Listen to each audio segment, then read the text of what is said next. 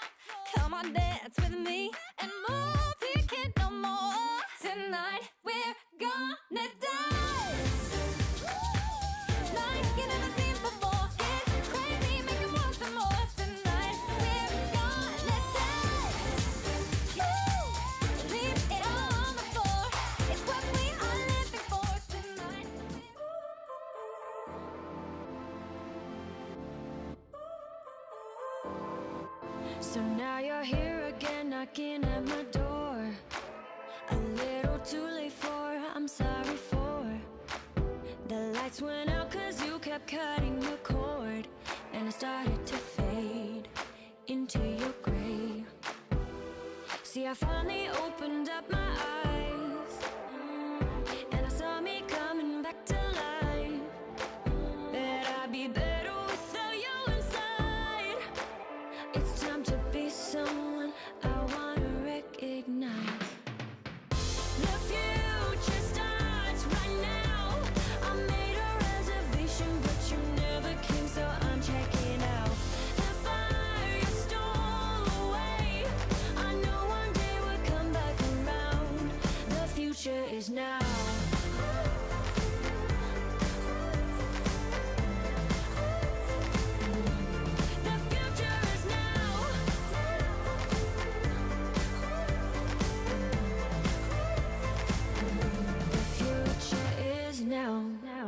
I waited for you in the passenger seat. There's only so far I can ride in your dreams.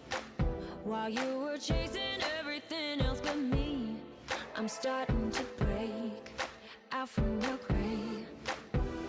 See, I finally opened up my eyes, and I saw me coming back to life. That I'd be better without you inside. It's time to be someone I wanna recognize. The future starts right now. I made a reservation, but you never came, so I'm checking out. The fire you stole away, I know one day we'll come back around. The future is now.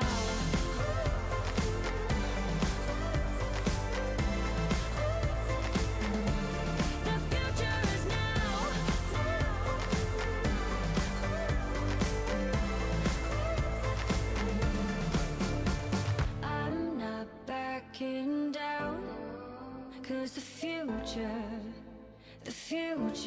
is now. Not backing down, cause the future is now.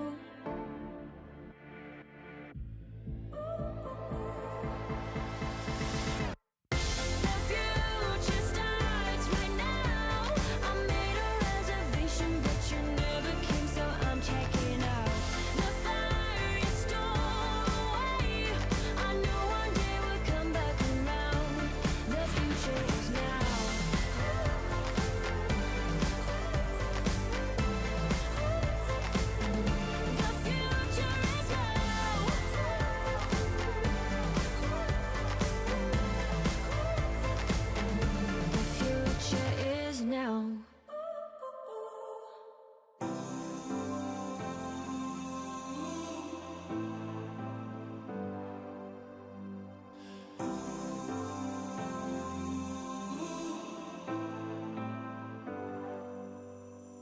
I've seen those faces, I've heard all the lies, but you ain't gazing on someone in denial.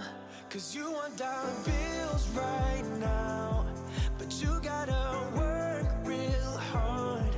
I know you want it to be easy, so let your guard down. And I said,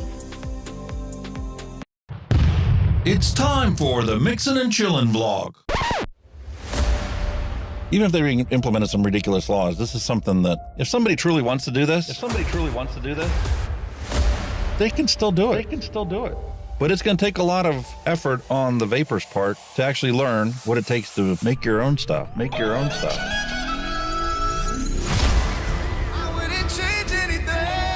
I don't know what the heck happened to the last hour of my life, but it certainly wasn't streamed on YouTube like I thought it was. Restrictive policies block progress towards smoke-free world. Many people incorrectly think that very little nicotine content cigarettes are less carcinogenic than current cigarettes. This risk misperception by people who smoke could reduce motivation to quit under a nicotine reduction policy. That's a bit of a problem. Someone who specialises in helping people kick the habit is Dr. Colin Mendelsohn. He joins me now. Look, vaping is a far less harmful alternative to smoking for adult smokers who just can't quit, and that's actually the majority of them. The road to quitting smoking is paved with candy. Double chocolate clear from TFA.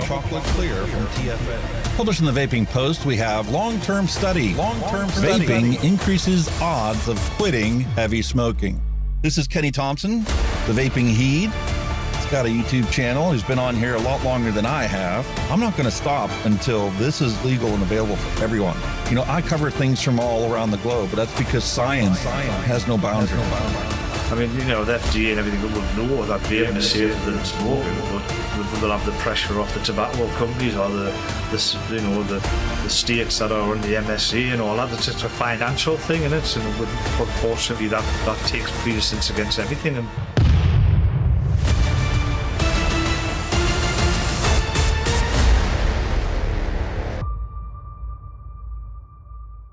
all of the things we went through. You just made my day. Just made my day. You made my day. You made my day. Grab your juice, grab your vape. It's time to get this party started. It's time for the Mixin and Chillin vlog. Long-term study. vaping is safer than smoking. Smoke-free world. Hello and welcome, everyone. It's another wonderful Tuesday of Mixin' and Chillin' with Hunky Vape and Kenny the Vaping Heed. Hi. Hello. Hope you're all doing well. Yes, hope you're all having a fantastic day. We've got so much lined up for you today. Once again, I'm going to be side-chaining the situation here and surprising Kenny with a bunch of stuff. Because I keep warning you guys in the UK that it is not 100% safe when it comes to vaping. You guys need to be proud advocates and get out there and tell people your story on how this empowered you to quit smoking. Because if you don't, people are going to forget about it and they're going to take away your rights like they did in Quebec. Quebec last week instituted a flavor ban. You're only going to be allowed to have tobacco or non-flavored vaping products. Have a nice day. What a load of bull.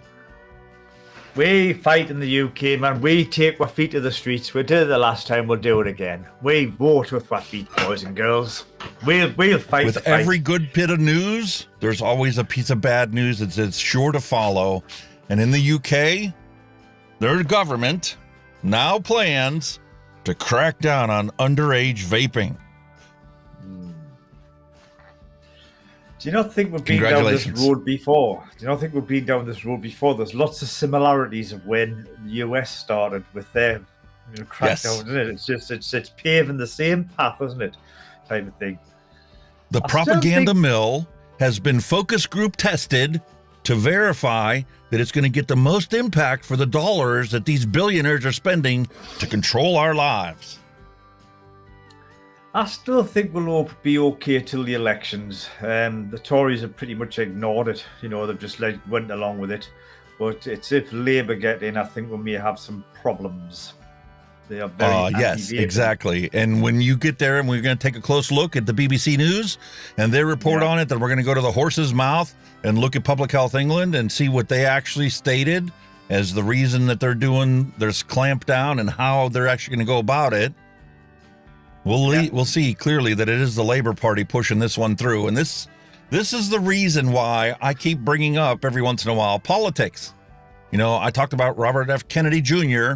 running for president against Biden and how it's not getting any media coverage. Well, guess what? Ron DeSantis last week finally announced that he's running as a Republican candidate in the primaries against Trump. And both Kennedy and DeSantis are polling in the 20s. This is pretty remarkable. And because we're nonpartisan here, I am also going to show you a bunch of stuff. And we're also going to revert back to the fact that Governor Ron DeSantis vetoed the bill in Florida that would have banned flavors and banned vaping.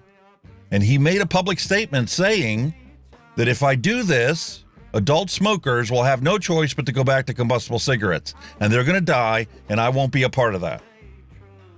Yeah. So we're going to be covering those two things in the news bits. As you see on the table before you, I have nicotine-free e-liquid because that is what the UK government is now going to prohibit youngsters in UK from ever tasting or trying. Have a nice day. Doesn't matter that it's not a tobacco product, has no tobacco derivatives in it, has no nicotine in it. Youth are not allowed to experience what that might taste like. Yeah, I can see where they're coming from, though. Everything's got an age limit on it. You've got to be legal. As a DJ, I got a big problem with that because I could pour that into my fog machine and have a beautiful tropical smelling fog filling up the dance floor that I can't use now because it's against the law. It's considered a vaping product, not an entertainment product. You'd have all the your discos would be very popular now if you've got a vape machine. All the people that kind of get the vapes up, you just go to your disco and keep hiding it in there. You just keep hiding it in there. We need a vape. It's the exact same thing. I used to DIY my own fog juice whenever I was DJing. Why am I going to pay $40 for a gallon of freaking commercial fog juice when I can make my own thing for $20? Cut out the middleman. There's always ways round it. There's other ways to do it. I mean, what's them? Them other tanks, man. They're like for vapors.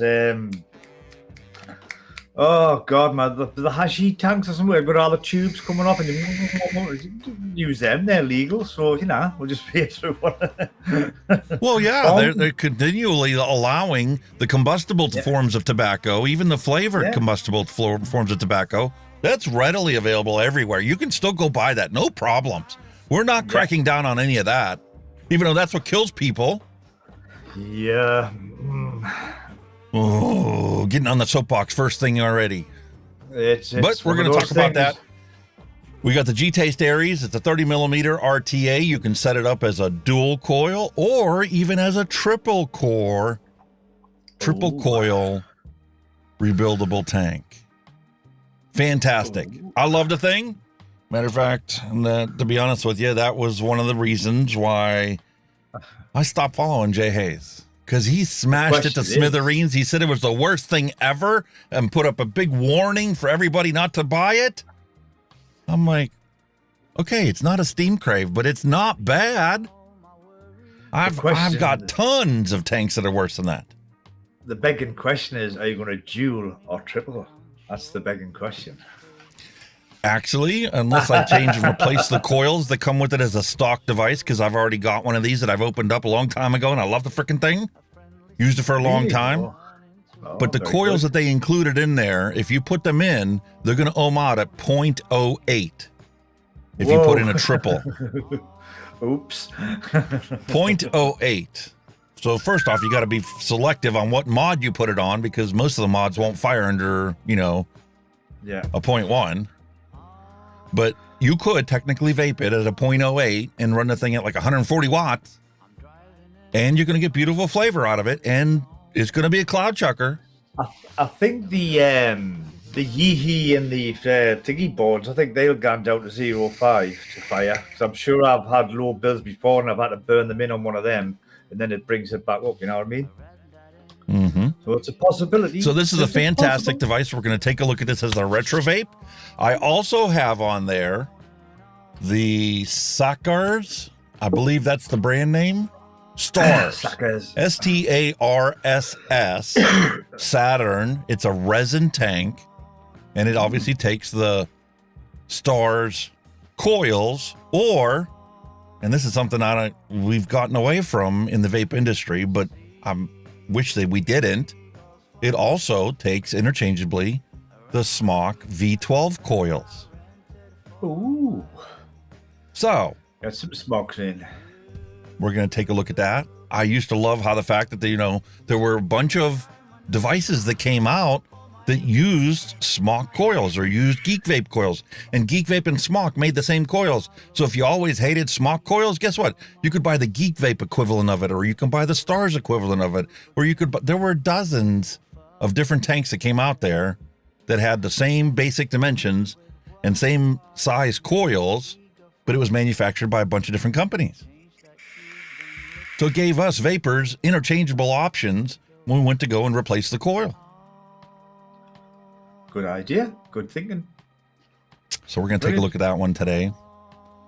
And like I said, we're talking about the news, and we've got a bunch of stuff that we're going to take a look at. And remember our conversation before about how I think that the next generation of devices should automatically have temperature control built into them so that you never get a dry hit? Yeah. They're pretty much getting that way, aren't they? You don't even need to know that it's happening. It just needs to be in there. Yeah. What if I told you that I was watching a bunch of other shows like I normally do every week, just to try and stay up on everything that's going on in the vaping sphere? And they talked about that on the Wednesday night vape show, and how Geek Vape in their next generation of products is going to have that built into it. Very interesting. So when your coil and your tank and your pod is empty, it's not going to dry burn the cotton. It's going to cut the power back to make sure you don't get in a dry hit, which is going to prolong the life of the pods that are out there and the coils that are out there. I like it. AI in the vaping world. AI is coming to the vaping world. This is a win-win for everybody. I like it. Because for those diehard people out there that got their mods and they're like, man, this is the only thing I need. This is the only thing I want. I don't need anything else. They have no excuse to go out and buy a new mod, no matter how good it is, because they're happy with what they got. But now, how about if you, as a long-time vapor, could go out and buy a product that guarantees you'll never get a dry hit? That's good enough reason to go, all right. And that Let's is a very strong statement. It's time to spend some cash. Yeah, that's a very strong statement. So let's just hope it works, eh? Yeah. Imagine the first person that gets a dry hit off that device. That's it. I mean, there's no reason for the technology to not already be integrated into our devices, other than the fact that PMTA just put a halt to all potential developments and releases in the United States. Fortunately, at the end of the day, it's an electronic device. It works off a printed circuit board, so and chips and all that stuff. So sure, they can do that. I think they can. And software. Yeah, they all run on software. I think they can do that, no problem. Easy. So we're going to take a look at the show, and the clip that they were talking about, LabWorks was the one that actually was talking about how he's testing a product for Geek Vape, and it's the 5th generation device, and now they've got that built into it. Talking of new products, did you see Bogan's video? The new Odin 2 is going to be released. No, I did see that. I have seen little hints about the new Odin 2. Maybe we'll take a jump and look at that too. It's getting released. It's got its own proprietary board at the moment, and they're going to release a DNA board later on and a single battery one later on. But it is getting released, the Odin 2. There you go, Single guys. battery or dual battery? They're going to be doing both. I think it's dual at the moment, but the rest of them are coming along down the line. So the Odin is version 2 across all the line is being released. If you haven't seen it, Bogan done his presentation video a few days ago, and it looks all right. Looks very nice. We'll look it up. We'll search it. We'll go and peruse through it. That's the whole point of this first half of the show, is for us to be able to talk about and get up to date on everything that's going on around us, and that's pretty pertinent information. See, this is a good thing now. Like, the vaping industry now is starting to like skip from the pods. We're now starting to get hardware coming out again. You know, like the Chillin 3. You know, that's a new tank that I'm just getting. I believe there's a new Falcon 3 tank coming out as well, I believe. So there's a bit more hardware coming out. Everybody's not on the pods again. So fingers crossed, more of it, please. So yeah. Hey, I just want to let you know you're in the doghouse with my wife. Oh, because of this Chillin 3. Because of this Chillin 3, I've been him-hawing around about it, and I told you, you know, I went back and I watched Steve's review, and I remember watching the review on it. I remember leaving a comment on it and saying how, well, maybe this was one of those ones that's just not for me. It's not for me. But you know what? The more you keep talking about it, the more you keep using it. I got to get this thing. I got to try for myself. So we coughed up a little cash and placed an order, and Element Vape was the only place that I was able to order it from here in the States. Now the question is, how many weeks is it going to take before I can get this thing? Because, you know, with the vape mail ban, it has to be sent by courier, because every single one of their transactions is built into a documented database. So whenever the FDA comes and goes, excuse me, we have a kid that said that they purchased a product from you, and they're like, bullshit. We have every single one of our orders documented here, and who signed for it. What's their name?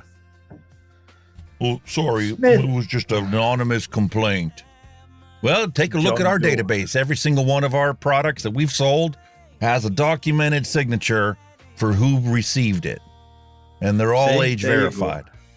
There you go. Regulation. It works. What can I say?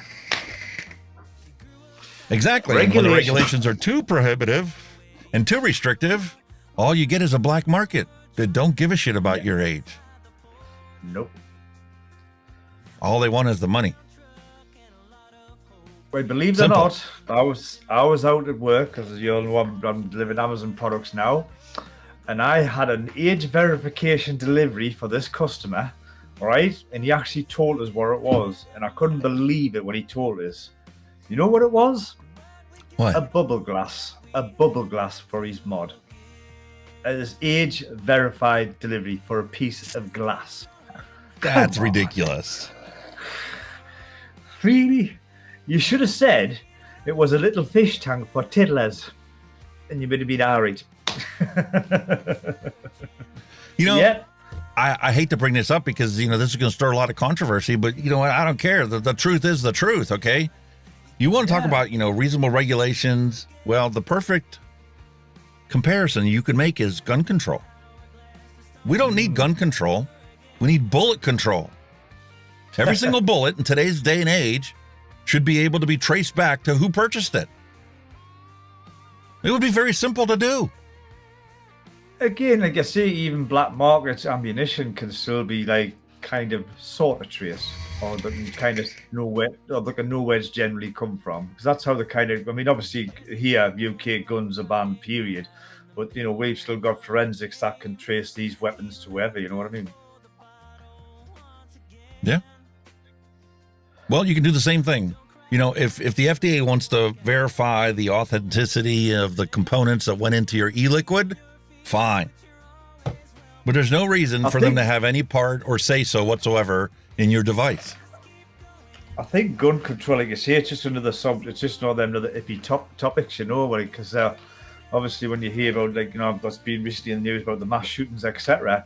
I think there was one where the guy, when he got his license, so, you know, he was a perfect, upstanding citizen and everything, and all of a sudden, ding, he just cracked, and you know what I mean? So when they go to like vetting and background checks and all that, I mean, if you've got a squeaky clean background, you know what I mean?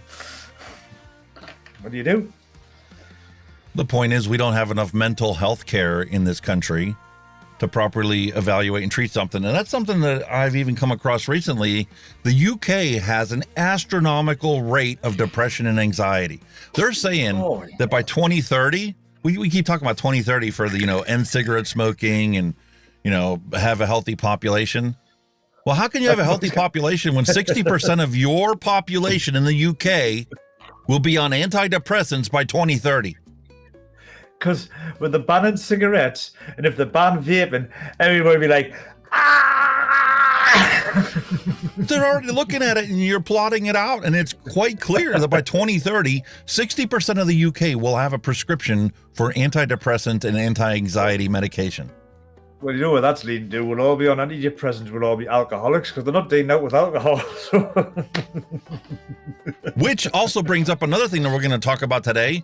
Brent Stafford put out a bunch of little snippets this past week about talking with the UK College of Physicians, right? Mm-hmm. And he was talking about the head guy from the tobacco arena in the College of Physicians. And he asked him a bunch of questions, you know, and one of the comparisons, and I got to applaud Brent for doing this because he's the only one I see talking about this. How is it possible for public health to have no issues whatsoever and don't bother to ask cannabis users, excuse me, did you actually smoke a joint before you were 18 so we can allow you to buy cannabis as an adult? Why is it that they only do that with vaping? Proven harm reduction, but you're not allowed to have benefit from harm reduction until you turn the legal age, 18 in your country, 21 in mine. Yeah. That's a load of crap. Yeah. Harm reduction is harm reduction. You want to have a minimum age to purchase? Fine. So be it. You want to make it the same as tobacco? Whatever. But I mean, like I said, like cannabis, you should be able to get a prescription for a teenager that has already picked up a combustible cigarette habit to be able to vape. So they don't do damage to their harm until they become a legal adult and they can actually purchase it legally. It's the same with drug users as well underage, you know, they'll prescribe the methadone. Yeah, we're not going to cure your drug, but we'll give you some methadone to keep you going. Yeah, okay. Listen, as long as it keeps them safe and keeps them alive, if the end goal is to keep people healthier and living longer, that's what you got to go do. This is the thing, man. Here's one for you. I've just had National Health England ring me up today, and they're doing a survey every 2 years now, where they're doing a questionnaire for ex-smokers to calculate their health risks of lung cancer, and I had my first call of the day, and guess what? I'm low risk. That's awesome. And I even told them I was vaping. You know what I mean? I even told them I was a vapor, and they said, keep it up. There you go. I see tons of people talking on Twitter, talking about their vape story and how, you know, they started vaping 8 or 10 or 12 years ago, and they had problems before. There's an author that, you know, posts on there, and she talks about how she was diagnosed with COPD, and that's what finally got her to say, okay, I need to give up this smoking habit. And she's been a vapor ever since. And now she's gone back to her doctors, and guess what? She's no longer eligible for the diagnosis of COPD because her respiratory symptoms have gotten to the point where they're recovered. Exactly. Yeah. So you are not destined to die simply because you have COPD. Nope. It is reversible. Like I say, I'm going to get another phone call in 2 years for the checkup. So there you go. Happy days. That's fantastic. What can I say? The health benefits of vaping. I did have a scare when I first stopped.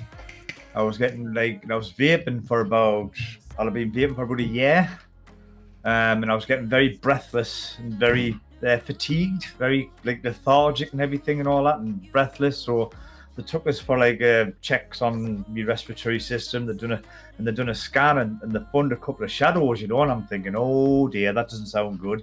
But apparently them shadows were scarring of cigarettes. So that panic was over. So there was Hey, something else that I came across that healing. Doing the research on vaping and on advocacy and on the tobacco and stuff and the harms of tobacco. Here's one of the harms of tobacco that they normally don't talk about.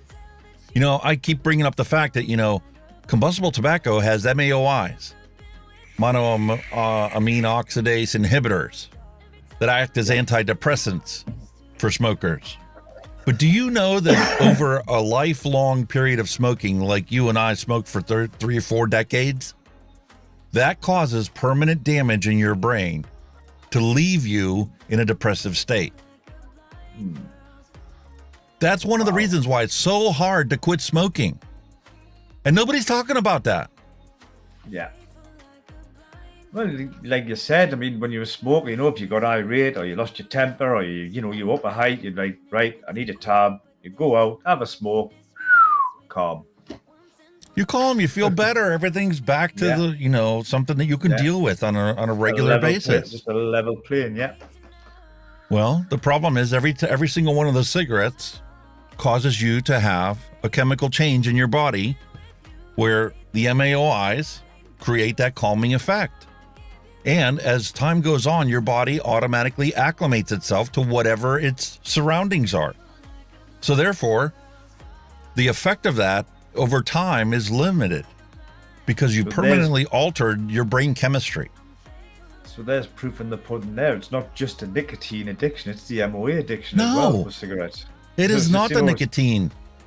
It's not. Yes, nicotine is a component, but it is not the primary component, and that's what everybody keeps drilling into our heads. And it's more bullshit, misinformation. And you wonder why you had to try 20, 30 times to quit smoking. It wasn't because they didn't give you enough nicotine. There's more to it than that. That's what I'm saying. It's not down to nicotine because yourself, people who quit smoking, they may take vaping. And they'll whittle their way down to 0 nicotine and then totally give up. So it's not, it's not just down to nicotine. You know what I mean? Nicotine is. I whittled myself down to 0 milligram. Yeah. And I was quite content with that 0 milligram for the most part, except when I got into a really, really stressful situation. Mm-hmm. I went and DJ'd one night, and it was one of those nights where everything just was going to crap. And I just didn't know how to deal with the stress. And I was ready to fucking grab a cigarette off of somebody else that was there. But fortunately, I still had a bottle of 3 milligram in the truck. I put it in the vape and sat back, took my normal break, calmed down, reevaluated, regrouped, and charged ahead. But that's what I'm saying. It kind of just shows it's easier to quit nicotine on its own through vaping rather than it is easier to quit cigarettes. You know what I mean? Oh yeah. I could probably quit nicotine if I wanted to, but I don't. You know what I mean? But I think it'd be easier to quit nicotine than what it was to quit smoking, without a doubt. And then you find out all of the beneficial effects of using nicotine, a low dose of nicotine. Yeah. I see no reason to quit. Nope. None. For the matter of fact, I feel so much better now that I'm back on using, the nicotine because my body is getting the beneficial effects out of it. Of course. And it's curious to see how long, Alzheimer's can be prolonged if you constantly continue to use this. Definitely. So, like I say, just that little hit, that does mean I'm a happy bunny. Absolutely happy bunny. Yep. And this fundamentally breaks everything down into the fact that we have human rights that are inalienable, should be inalienable human rights. And I should be able to choose what my health outcome is and what course of treatment I want to do to maintain my health. He says, a little bit of nicotine as he picks up his Titan. As I pick up my Titan with 0 milligram in it. Oh, so you're still going on the mesh, yeah? I love this now. Oh, can I put it down? Oh, yeah. And that sherbet flavor has finally come through on this.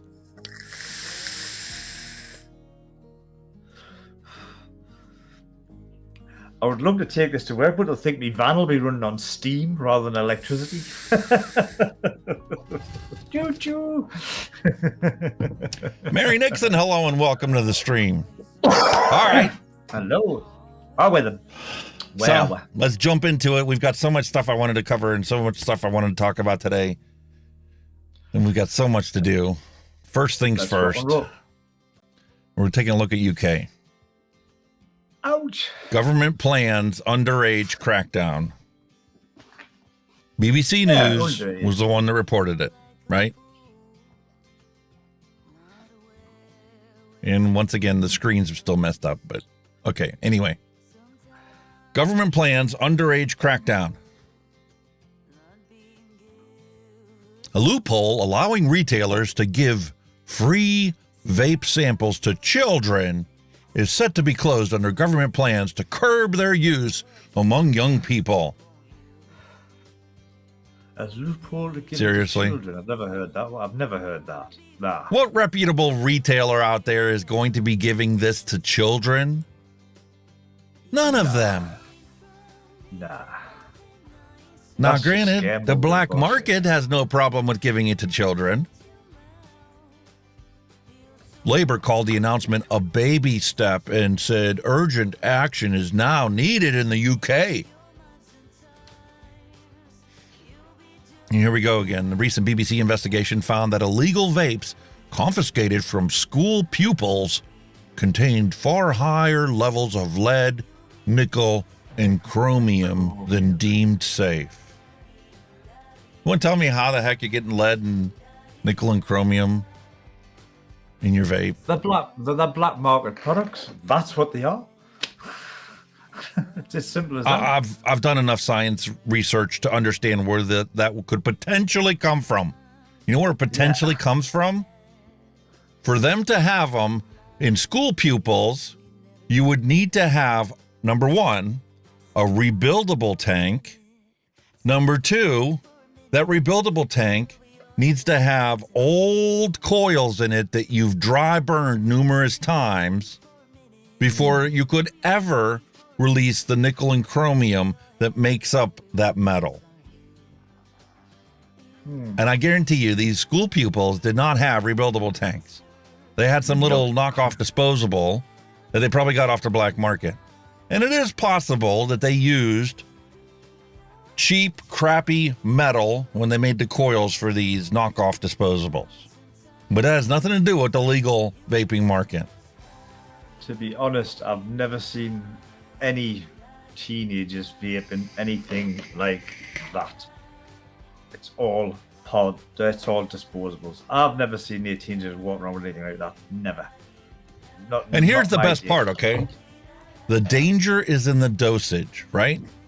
So here we have it saying that these illegal vapes confiscated from school pupils contained far higher levels of lead, nickel, and chromium than deemed safe. What are the levels that are deemed safe for consumption? Well, lead, probably 0, because like I said, it's lead poisoning. It kills you. You got to look at OSHA standards here in this country, occupational safety and health standards, and what is the maximum allowable concentration of consumption of these metals over an 8-hour period is how they evaluate it. Where is the link to the actual test results that they're deeply concerned about? I call bullshit. If you don't link it, I don't believe it. I've noticed that the BBC are getting very biased towards vaping. Because like I've told you in the past when I've watched some reporting on previous stories, you can see them that I kind of looking down on it and thinking, typically, no, they're getting very biased against the BBC. Honestly, they're absolutely awful. Here's a study that we need to have done. What percentage of the BBC's income comes from pharmaceutical companies? Because I know here in the United States, Fox News Network has anywhere from 70 to 80% of their income comes from pharmaceutical companies advertising their drugs to the public. I don't think it'll be a big amount, because technically it's like government run. It's UK run. It's the taxpayer. We pay a TV license, so it's us that kind of pay the bill. Well, they still collect money on advertising, don't they? Well, yeah, but that's more like the your local channels, like your type, like up here with Tyne Tees Television or your Channel 4s or all that. They're purely functioning on advertising, whilst the BBC is more a license fee, so their advertising isn't as much as other channels, if you know what I mean. Okay, so relatively speaking, you are less susceptible to that type of an influence. But why would these guys be shifting their position away from the government stance? See, the Beeb are the more influenced politically government. Classic case, the Boris Johnson scandal that we've just had, where the bloke who guaranteed him a loan suddenly became head of the BBC. There's a lot of fucking smokes and mirrors with politicians with the BBC. They're more political rather than grabbing funding from Tom, Dick or Harry, I think the politicians have got big influence, even though nobody will admit it, but it's very political, the BBC. Always has been. Yeah. And John Dunn points out once again that unless unscrupulous traders know that selling vapes to children is an endeavor which would be financially ruinous to them, they will continue to keep selling the vapes. We've talked about that before. They find somebody, trading standards, find somebody with, a bunch of vapes that they're selling and a bunch of black market tobacco products and loose tobacco that they're selling, and they give them a fine of $1,000. Well, guess what they're going to do as soon as they're allowed to start selling again? They're going to keep selling them because they can make that $1,000 in the first couple hours they're open instead of, worrying about it. Give them a real fine. But I think they're not doing too bad here, because I've got two local shops here that were rated by trading standards. One was round the corner here and they shut them down. They've been closed 3-4 months and they're now under new ownership. So whoever was running that ain't there anymore. And there's a one, I believe, further up, I think it's Sheriff Hillway. He got shut down for selling illegal vapes and alcohol, and he's actually doing a prison sentence at this moment. So there is some good stuff behind it. There is some. See, here in the United States, when they find a teenager that's vaping, they just put them on TV. That kid gets no punishment whatsoever. They use it to sit there and, beat the drum about how bad vaping is. Well, that kid's underage. Why did they get it? Who did they get it from? Go after the person they got it from. That's it. No, we're not going to do that. We're just going to put them and plaster them on TV and parade them around so that we can get more prohibition passed on the books. I mean, it is a rife thing here. I mean, underage vaping is a big thing, especially with the disposables and all that. And there is still a lot of black market stuff coming in as well, even though, as an adult vapor, you haven't really got much of a problem accessing the stuff. But obviously, underage this, underage that. That's because the politicians have dragged their feet. The point of, Brexit is supposed to be over. They were supposed to come out with a new set of standards to replace the TPD. They're still following the TPD rules, and they haven't released the new standard. If they would release the new standard and up the concentration from 20 to even 30, you're going to get less and less black market products out there because people will be able to go to the store and legally buy the products that they want to use. I think the problem we've got now with this underage vaping and obviously illegal products is I believe at the time the government were going to separate vaping from a tobacco product. So if they do that now, is that going to be easier access for underage, where it's not a tobacco product? No. Why can't we have it? You don't know where it's going to go. But you know what? I'm still under the firm belief that I would rather they have it at a young age and never touch combustible tobacco. Oh, there's that. there's pros and cons to both sides, isn't there? There was a scientific study I read that said that if everybody that isn't going to start up using combustible tobacco were to start up vaping instead, because for whatever reason they just didn't have access to combustible tobacco products. It's unrealistic to think that they can actually ban it altogether. But let's just say for a moment, hypothetically, that you could prevent anybody from starting combustible tobacco and you only gave them a vape.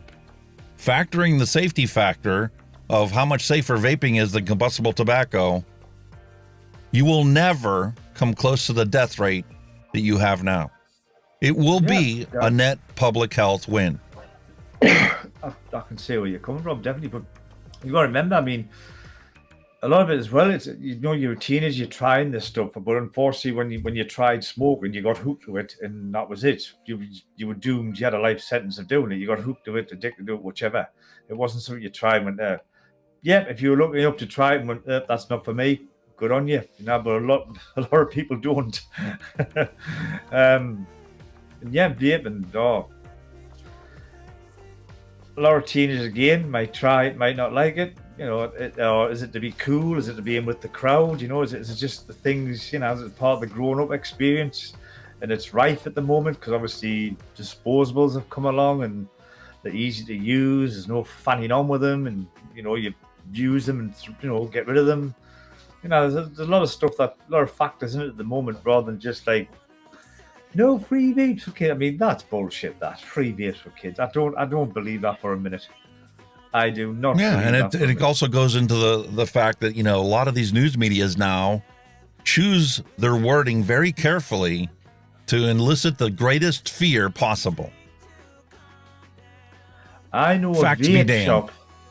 I used to go to a vape shop that used to have vapes you can try. Where you pick your tip up, put it on, and give it a try.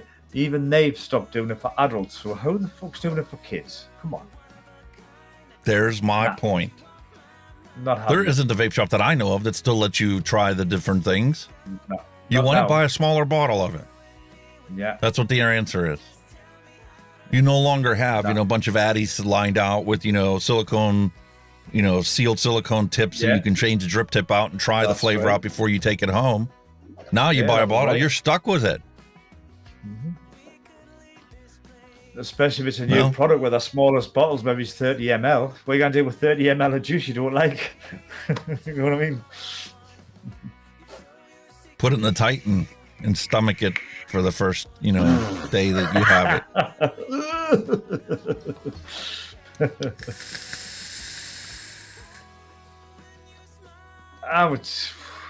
I would kind of take it with a pinch of salt, because I don't know that I've never heard of a loophole that allows you to give free samples to kids. Nah, I've never heard of that. I would take some of these stories with a pinch of salt. It's just scaremongering. Like I say, that's exactly what it is. Elections. And it upsets me to see that this actually came from the UK website. Yeah.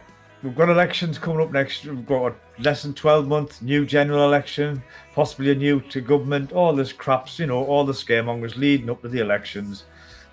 Just to scaremonger everybody, right? Yeah, and our lovely Prime Minister Rishi Sunak said, I'm deeply concerned about the sharp rise in kids vaping and shocked by reports of illicit vapes containing lead getting in the hands of school children. Our new illicit vape enforcement squad, backed by £3 million, is on the case. But clearly there is more to do. That's why I'm taking further action today to clamp down on rogue firms who unlawfully target our children with these products. There you go. There's the sentence that tells you rogue firms, unregulated companies, unregulated devices, black market, not regulated, because a regulated or a law-abiding shop will not give kids vapes. So, unlawfully targeting our children, which means it's already illegal. You wonder why your local vape shop no longer lets you try the flavors out? That's because it's already illegal. God almighty, honestly. You can see when they're kind of running out of what to say when they come out with shit like that. Critical thinking skills, oh my God. If more people had this, would we be in the shit that we're in today? No, it is. That's been wrote on AI. That it's not by a human. The marketing and illegal sales of vapes to children is completely unacceptable. Well, you know what? The illegal sellers don't really give a shit what's legal and what's not. They're just out there to make a buck. Yeah, and we agree with what he's saying. We, as vapers, we don't want that happening. So, you know. No, we don't want that to happen, but we are also smart enough to realize the kids will experiment. They will try whatever they can get their hands on, if for no other reason than the curiosity of going, well, why are they making such a big fuss about this? What's the big deal? And most of the kids that pick this up and try it go, I don't like this. I don't want anything to do with this. You do what you want. They don't go. They go.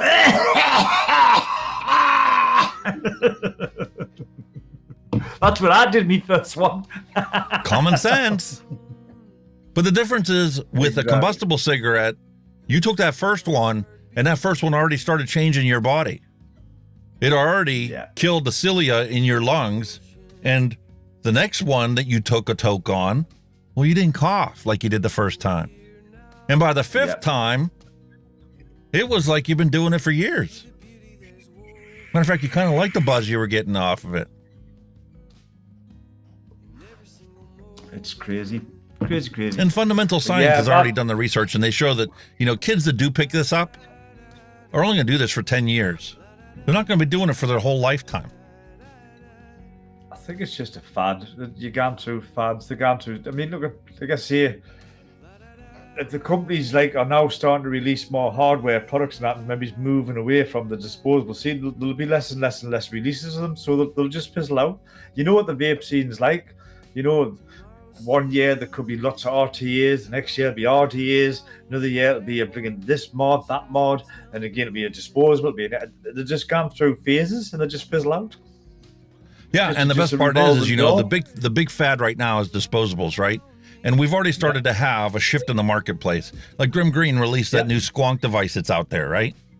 $150. I mean, that's prevents even diehard vapors from purchasing it because of the price being so high. But I guarantee you, no kid is going to switch from a disposable to a squonk mod. Nope. No kid is going to switch to a big heavy-duty squonking DOVPO Odin with the rebuildable tank on it. Yeah. They're going to give it up. It's not going to be of interest to them. Nah. Definitely not. I mean, luckily, like I say, we're only at 20 milligrams, so thankfully it's not 50. Like, you know, obviously that's probably a bit more of a buzz, but luckily 20 milligram, which the shop will go, right, I'm not getting a buzz of it no more. See ya. And that's it, you know what I mean? And that's why I even threw out the number 30 milligrams as a compromise, okay? Yeah. If you want to have a disposable with 30 milligrams in it, and then that even gets back to the fact that, you know, the mesh that goes into these devices now have gotten so good into fully translating whatever the content is inside this into actual vapor, you don't have the losses like you did a decade ago. You know, that's why they had 18 milligram, you know, e-liquid back then, and why I was able to quit with 6. The mesh tanks have gotten so good at actually vaporizing that without destroying it that you could get away with 30, and I guarantee you it's going to hit like a 50.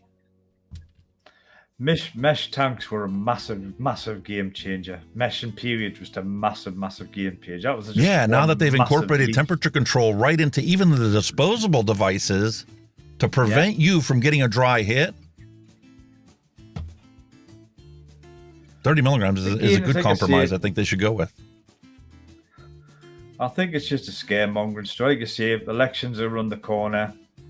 Labour are pretty much anti-vaping. They're just fueling the crap for them, aren't they, really? We've seen it all before. There's going to be a lot of people fanning the fuel because they know that this is what the moral panic is right now, that they can grasp a hold of and ride it to get the full effect out of it for their personal benefits. It's not about fact or science. I think, you know, we've done it before down the political route. It'll work again. It's just as simple as that. You know what I mean? Like I say, with us being such a small country, there's only like 2 major parties. So, you know,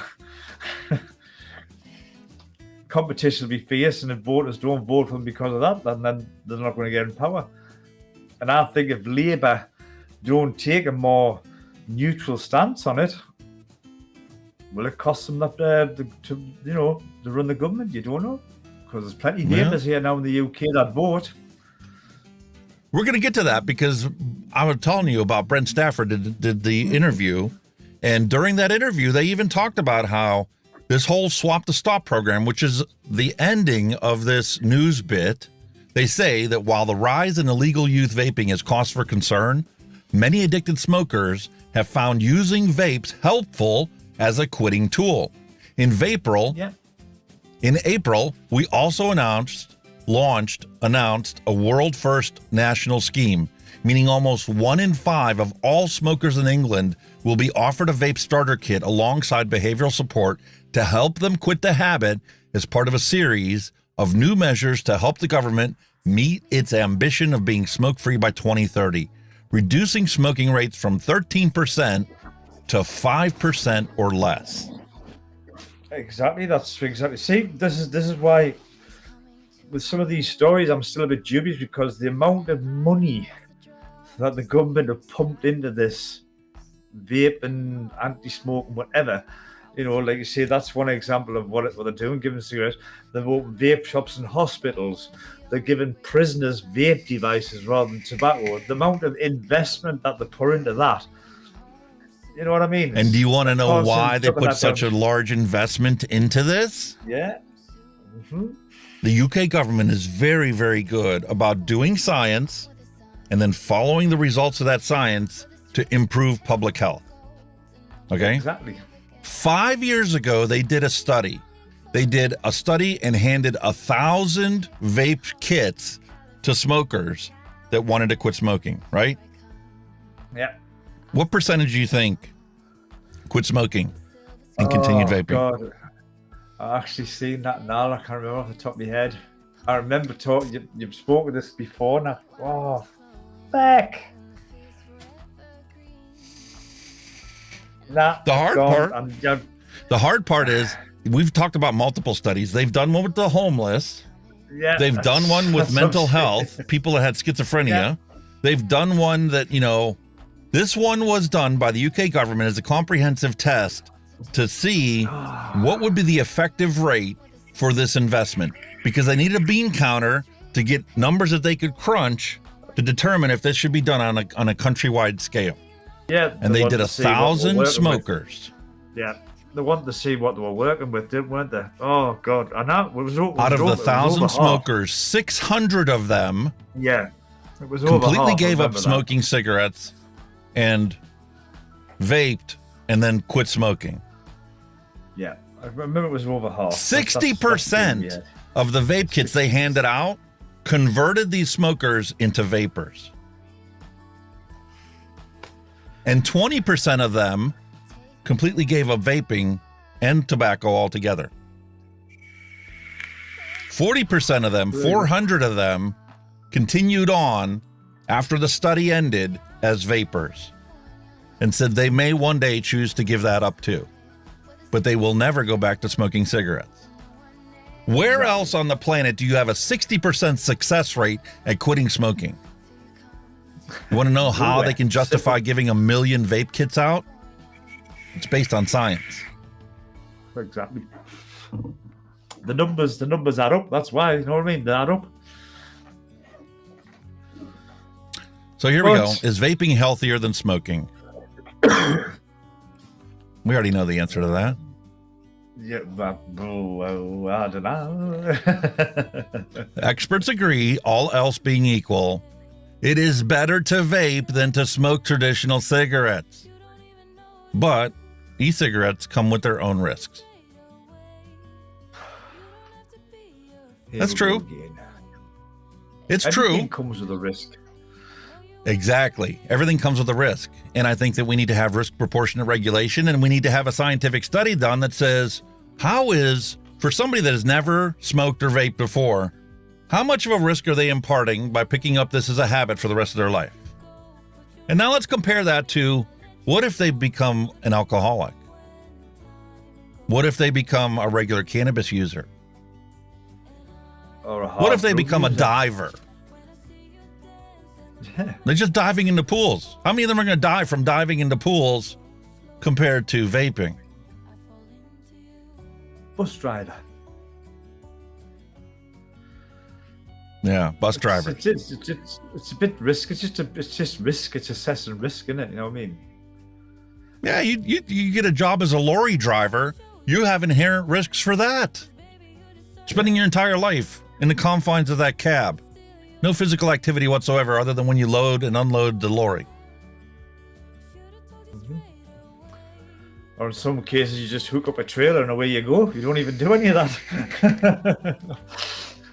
Right, but you're still limiting your physical activity by requiring you to sit in that truck 8, 10, 12, 16 hours a day, just driving the truck from one place to the next. Like I said, you're not just a risk to yourself, you're a risk to the public as well. You know what I mean? If you lose control of that truck, how many people you get killed? So there's lots of risk. And compare that to the non-existent secondhand vapor of vaping. You know, how many people are going to get sick or die from secondhand vapor? Zero. None. Fact, zero. Because the science already shows that it dissipates within 10 to 15 seconds max. Whereas cigarette smoke lingers in the air and floats around for sometimes up to an hour before it settles on the surfaces. That's what I'm saying. Vape clouds with a density just drop. They just come down, they're dense. While the smoke, like and they are like based on water, so therefore the higher levels of humidity actually dissipated faster. Exactly. So, nah. But come on, think about it, right? If you went, say, at the back door, right, where most smokers have a fag, right? You went to the back door, you had a couple of chups of your vape, right? And you went out there 10 minutes, you wouldn't be able to smell a thing. But if a smoker went out there, had a fag at the back door, you could go out there an hour later and you'd still smell the cigarettes. Yes. Perfect example. When you get a smoker go out there, light up a fag, and he comes back in, you not only get the whiff of smoke that he comes in with when he closes the door behind him, but you can smell it on him the whole time he's working there. Yep. And as a smoker, we never noticed that it was there. But I guarantee you every non-smoker noticed it. That's a fact. I noticed it when I was quitting. When I quit, I noticed it. Quit. Yeah. Matter of fact, I'm very susceptible to that scent now because, you know, I've had people that didn't smoke when I knew them that I haven't seen in a year or two. And, you know, they'll stop over, drop off a laptop or something. And I'm like, you started smoking, didn't you? How can you tell? I haven't even had one on the way over here. I can smell it. I didn't smell it when I was a smoker either. But that was the thing when obviously when I started smoking as a teenager, you know, and we used to try and fool my parents by sucking on mints or eating chewing gum. You know what my dad did? Come here. You've been smoking. Can you? Dead giveaway. It's on your clothes. It's on your clothes. No. I've been hanging about with people. No. With your hands? No. You can smell it. And he was an ex-smoker, so he knew. He was an ex-smoker, so he knew. Well, here's what it boils down to. Given both the lack of smoke and the lack of tobacco in electronic cigarettes, people who completely switch from smoking to vaping tend to have lower exposure to toxic substances than do individuals who use cigarettes. Exactly. And this comes from Dr. Elena Tackett, an assistant professor in the Division of Medical Oncology and the Center for Tobacco Research at the Ohio State University Wexner Medical Center. But the thing is, right, when you see all these reports and articles, they're kind of repeating themselves. We all know, you know, it's less harmful than that's common knowledge now, but it's just like a record they're playing over and over and over and over again. You know what I mean? It's like, yes, but you can read an actual, if you actually read the article from beginning to end, you can tell whether somebody actually bothered to look into it and tried to give an objective summary of what the findings are. And this is one of those rare articles that you have put out there that literally tells you 100% of the facts as I've been able to determine. Yeah. I didn't find anything in here that was that. super over exaggerated. You're going to get the one or two misnomers that, still slip in. But overall, this gives a consistent, concise report of the facts of vaping. Mm-hmm. And it says on here, most e-liquids consist of nicotine, flavorings, and solvents, which generate vapor and keep ingredients in suspension. Definitely. And it's going to vary based on what liquids you have and, who made them.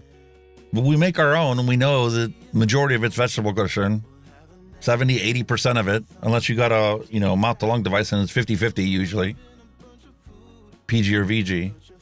The only thing that's in here that has been tested by the FDA and by OSHA for potential harms and potential toxic interactions are the flavorings. And basic chemistry will teach you that when you combine flavorings, they will create their own chemical reactions to form a new substance. So the questionable aspect of any flavoring is the only portion of vaping that could potentially hurt you. But every science study that I found says that it's much less than what you get out of lighting tobacco on fire and breathing that in.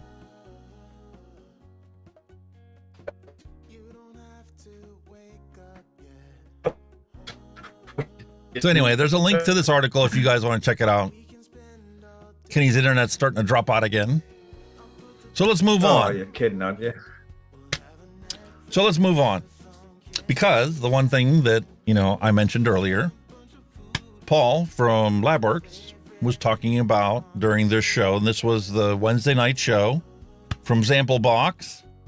They had a chat with Liza Katsiashvili. My apologies, Liza. I do not speak Croatian or what country is she from? I looked this up before.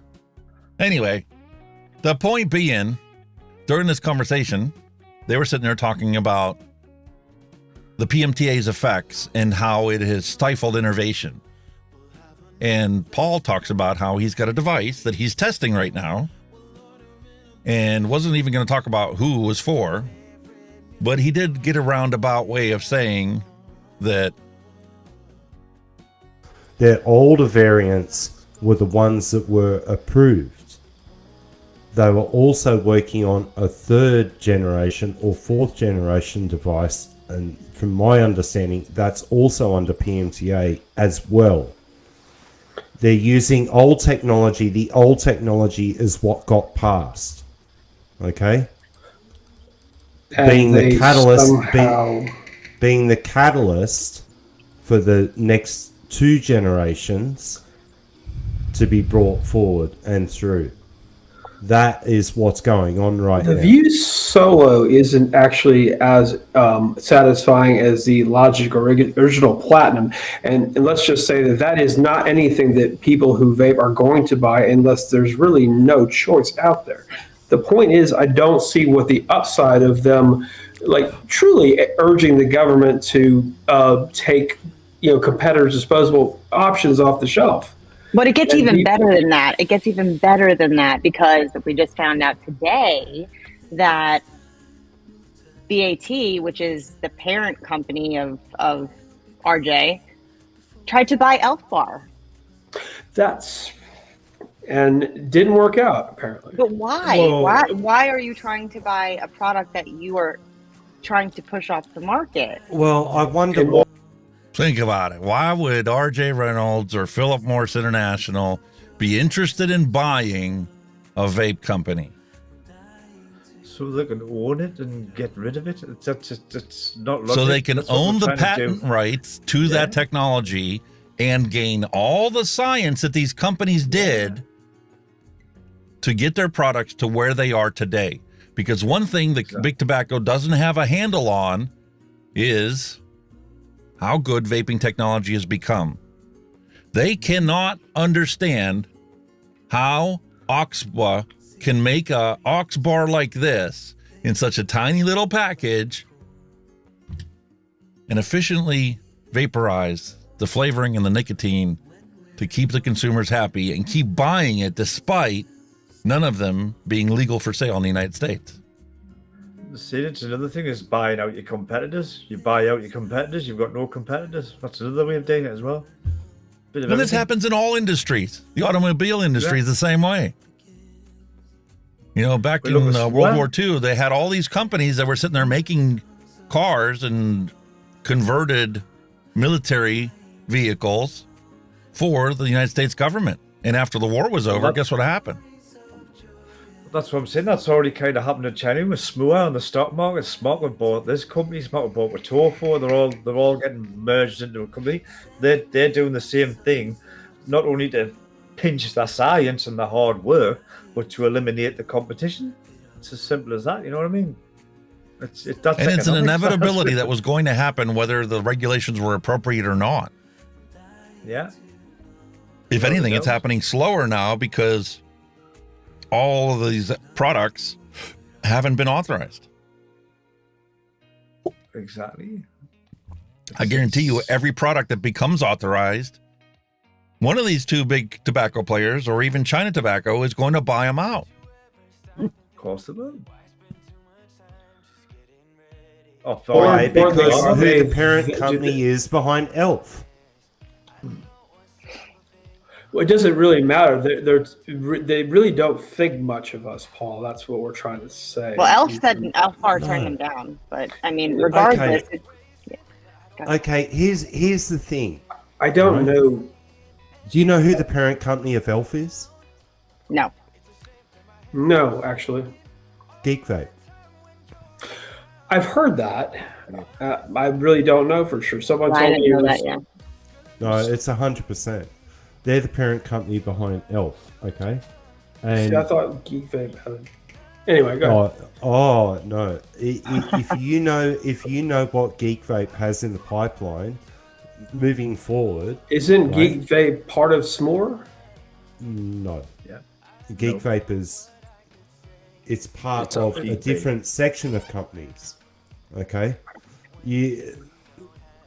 You've got to understand what's going on in China right now. There's a lot of things going on in the background. Geek Vape is still not owned by a tobacco company, correct? No. Okay. No. But BAT is the parent company of RJ in They Americas, right? They want the new technology, right, of what Geek Vape's been working on for quite some time. Okay? The as BAT, not as Reynolds. This is bizarre as hell. No, it's not. It's very, very interesting because I actually have a device here. Right? It looks like another device, but this is a pod device. Okay? This is the next generation of what Geek Vape's working on. Is it pre-filled by new pre-filled pods, or is it just a No, you can refill the pod. I have the one that you just showed me. It's decent. No, you don't. Impossible. Impossible that you have this. This is a pre-prototype sample. It might look the same, but it's not. This has no buttons, nothing. It has a USB, it has no lights, zero. Nothing. Data. Not only does it not have lights or buttons or anything like that, but it's got the next generation of software on the chip that's running on there. And the advantage of it is they have devices that are already set up and in the pipeline for release that are refillable pods that will sense when that pod is out of e-liquid, and it will prevent the coil from self-destructing like they normally do when you're out of e-liquid. So then you fill it back up, charge the device, and it automatically realizes that the resistance on your coil changed, and this coil can go and keep firing. And the also advantage is when you get that buildup on your coil of crud, it can completely disable that device from firing again until you put a new pod on there that has the correct resistance range for your coil. Good stuff. This is exactly where the vaping industry has been aiming for all along. To guarantee that the safety and effectiveness of this device will not introduce harms like combustible tobacco does. Wow. There's no way the FDA is going to be able to not authorize this device once they see all the science that led up to its creation and all the safety protocols that are built into it. And if you wanted to take it to the next level, there's already been companies that have done it. You can put fingerprint sensors in the device that will only work with the registered user of that device. That's correct. Yeah, I've seen them before. Fingerprint sensors. And you can create an entire supply chain that from manufacture through distribution, through the sale to the end user, that end user registers that product and it is only going to work for them. The technology's there. If regulation was actually concerned about public health and improving public health, they could institute that as a requirement for all devices that come, and are released starting next year. Mm-hmm. If it wasn't about corporate profits and protecting big pharma and big tobacco interests, they could put that out there very easily. And you wouldn't have any teen users because they wouldn't be able to use the device.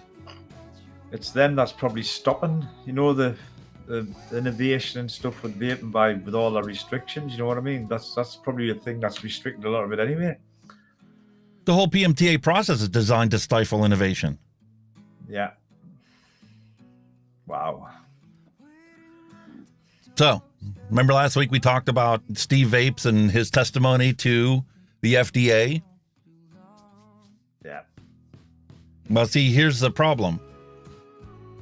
There isn't enough advocacy out there. We have CASAW out there that's supposed to tell us, when we should actually put forth our time and energy to rally against stuff that's out there, because it's already been scientifically proven, it's basic political science to understand that if you rally the troops too early, they fizzle out and you don't get the effect of it maximized in front of the politicians' eyes. So they pick and choose when they tell people about stuff, which I think is a load of bullshit. I think we should have a world united organization of advocates and all of us band together to fight for the device that we know is going to save people's lives. But that's not what is going on.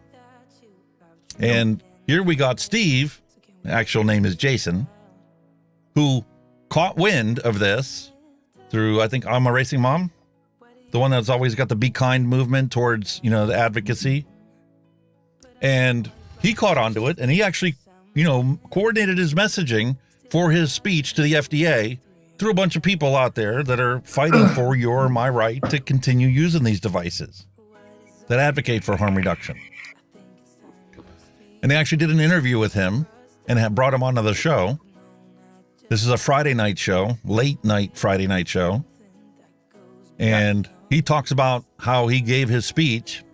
And I didn't even catch on to this last week, but because they went to the FDA's actual testimony database and downloaded the video files, he actually admitted the fact that, they cut him off at the 5-minute mark, right? So he sat around and he waited and watched other people testify, like our illustrious campaign for or Parents Against Vaping, Meredith, when she got on there and gave her testimony and stuff. They let her go past the 5 minutes and didn't cut her off until she finished her paragraph. But he got cut off. So what did he do? What did he do? He saw that it was opened up again for people that didn't get to speak, so he signed up to speak again. Do it again. And the only downfall is that he admitted, you didn't let me finish last time, so I want to finish my paragraph. If he would have just started off as, a new guy, they wouldn't have known the difference. Yeah. He could have had a whole nother 5 minutes to talk. I actually left my office and at work and came back and found out they were opening up for people that didn't speak, that actually signed up that didn't speak. Yeah, you sort of ninja'd there. I did, and they kind of caught on to it. They went ahead and let me speak for another whatever. I wanted to finish what I had written. And so, behind the scenes, I had AVM help coaching me as a vaping user to help them get a few words in, and also Dr. Gardner provided some input. Alley Vapes, she proofread what I had written. Everybody had some edits in on this, so I was reaching out to Twitter, and 3 or 4 people. I had the AVM lobbyist in Washington call me, and so it kind of took a life of its own, and I was pretty excited about it. I knew it was very important that for someone as a vapor or just a user, speak about the tobacco product. If you want to call them a tobacco product, I don't think they're a tobacco product at all, but you'll hear that. FDA says they are. Congress says they are. Of course they do. Not for long. Not for long. But so I'm gonna throw some mud right now. Not at you though, Jason/Steve. Yeah. I was. Anyway, they go on to talk about, his testimony and stuff, and they actually played it in its entirety, and then actually watched Meredith's testimony and a bunch of other people's testimony on there.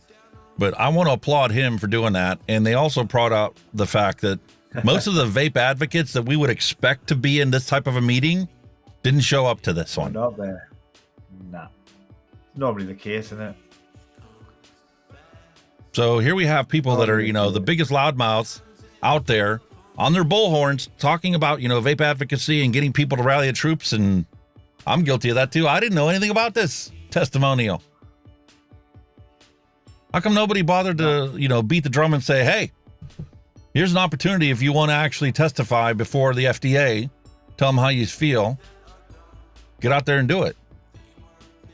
He had to find out from I'm a Racing Mom, and if you didn't happen to catch that tweet on Twitter, well, guess what? You didn't even know that this was going on.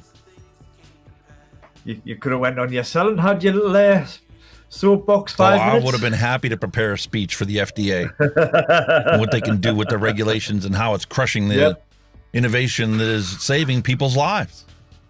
Yeah. But anyway, then Mallory sent me this. This really got me fired up. We got home from camp, and I'm like all chilling and sitting here watching movies, and I was watching SWAT on TV, and Mallory sent me this message in Discord. Hey, check this out. Here's a video on YouTube that shows you exactly how to DIY a mini vape pen. Holy shit. No way. Yeah. Silica tube. 118,000 views posted 2 years ago. Fucking hell. It's essentially a mech mod, even though they solder the connections instead of being pure mechanical. But they legit show you in this video how you take this plastic container that he got from pencil lead. Wow. This LiPo, a push button, some nichrome wire, silica tube for the wicking, and a micro USB port to charge the battery.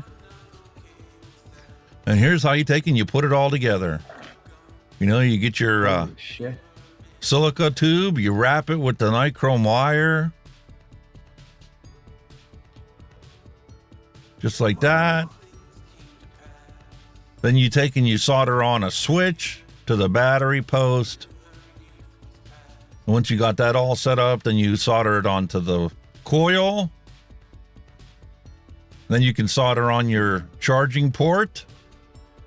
And you stuff it inside the tube. And there you have an active vape device.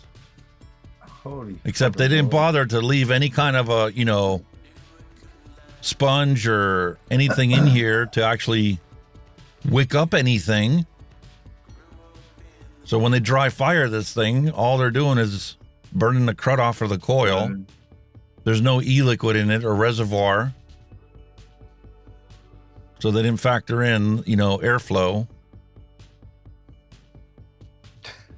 That's what big fucking hole of it is, airflow. You can see the whole fucking Well, yeah, that's the airflow hole.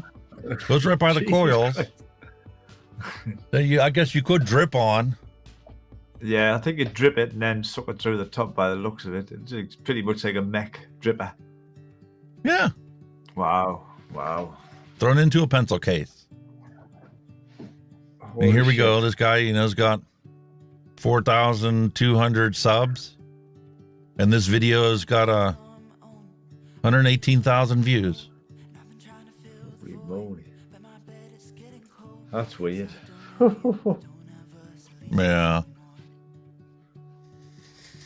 That's all scary. right, changing topic. I wonder how many people tried it.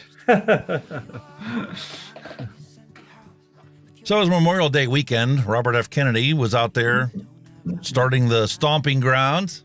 He was in San Diego and gave his speech.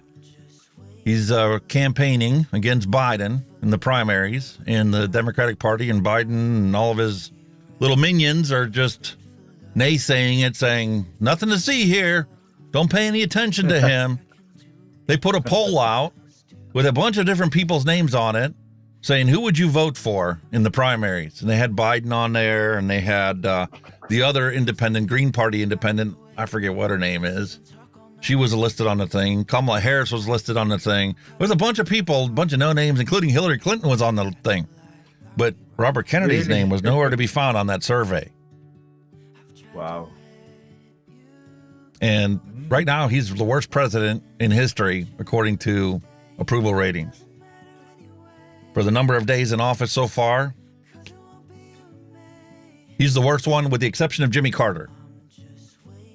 The Peanut Man. His respects to our fallen service members on a campaign stop here in San Diego. Democratic candidate Robert F. Kennedy Jr. made an appearance at Humphreys on Shelter Island. As CBS 8's Richard Allen reports, Kennedy also addressed the state of the country, speaking about the need to focus on the middle class. And hundreds of supporters came out this Memorial Day to hear Democratic presidential candidate Robert F. Kennedy Jr. speak, where he touched on everything from COVID lockdowns to Russia's invasion of Ukraine to his concern that America's middle class is in danger of collapse. Taking the stage at Humphreys on Shelter Island, RFK Jr. paid tribute to all fallen service members by quoting his uncle, John F. Kennedy. The most important way for us to honor the men and women who gave their lives for our country is to protect the rights that they died to give us. Rights that he's worried Americans are in danger of losing. I feel like I'm losing my... We're not in danger of losing. We've already lost it because most people don't give a shit about politics anymore.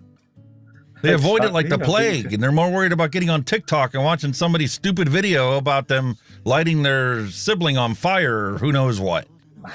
My country, I feel like my party has gone off the rails. It's become the party of war. When the Democratic Party was always skeptical about war, it's become the party of censorship, which is it's antithetical to the entire definition and tradition of liberalism. Garnering headlines over the years as a staunch anti-vaccine activist. And staunch anti-vaccine activist? That's a load of horse shit. Another anchor bias statement. He's not against vaccines. He's vaccinated. His kids are vaccinated. He's not against vaccines. He's against the fact that vaccines don't have to be tested. And if they do prove to be harmful to you, it's impossible to sue them because it's against the law.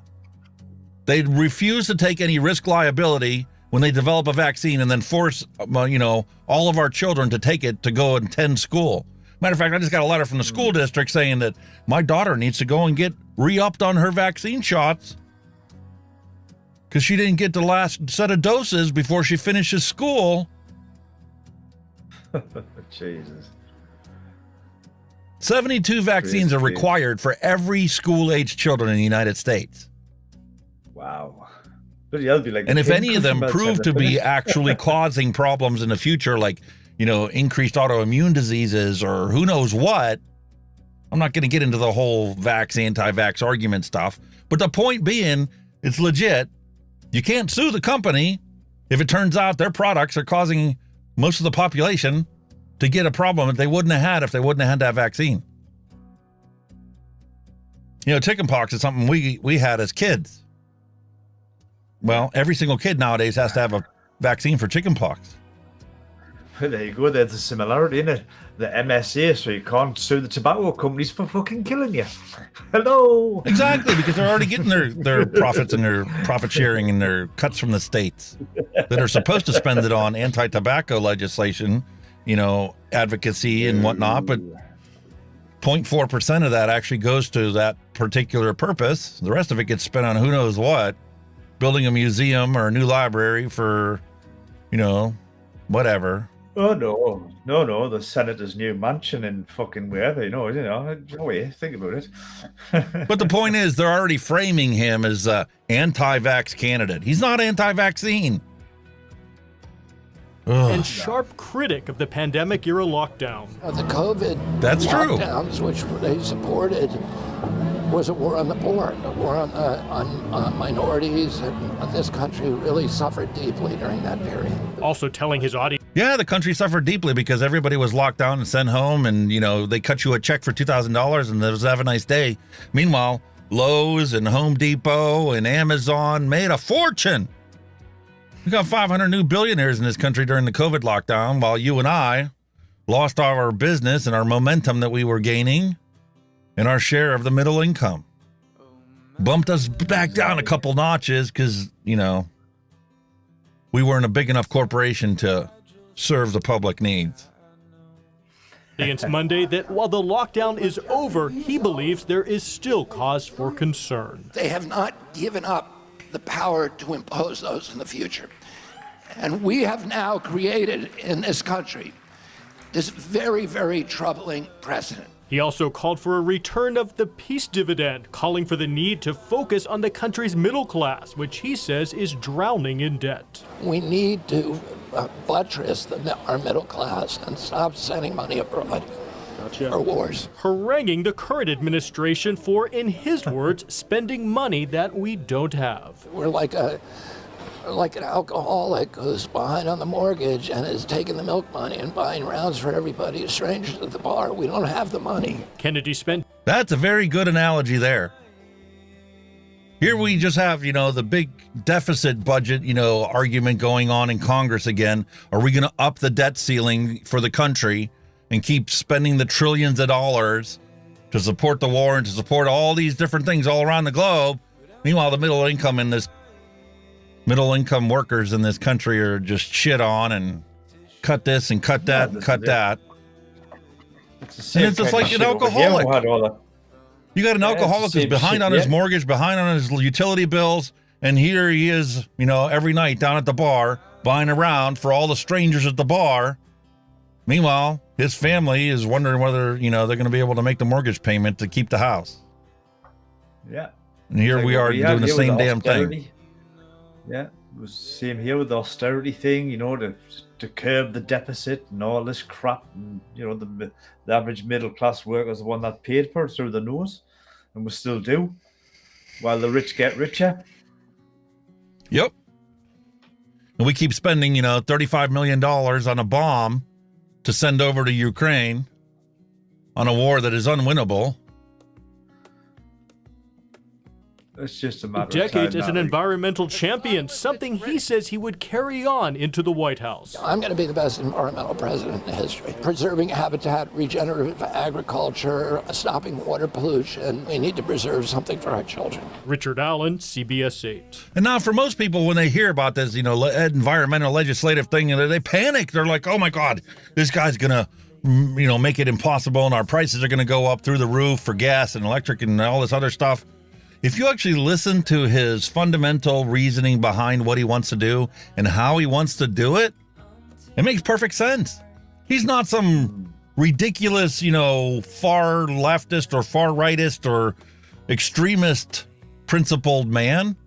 He says it's very simple. Free market economics is all that you need to solve the solution. It's like this whole vaping situation.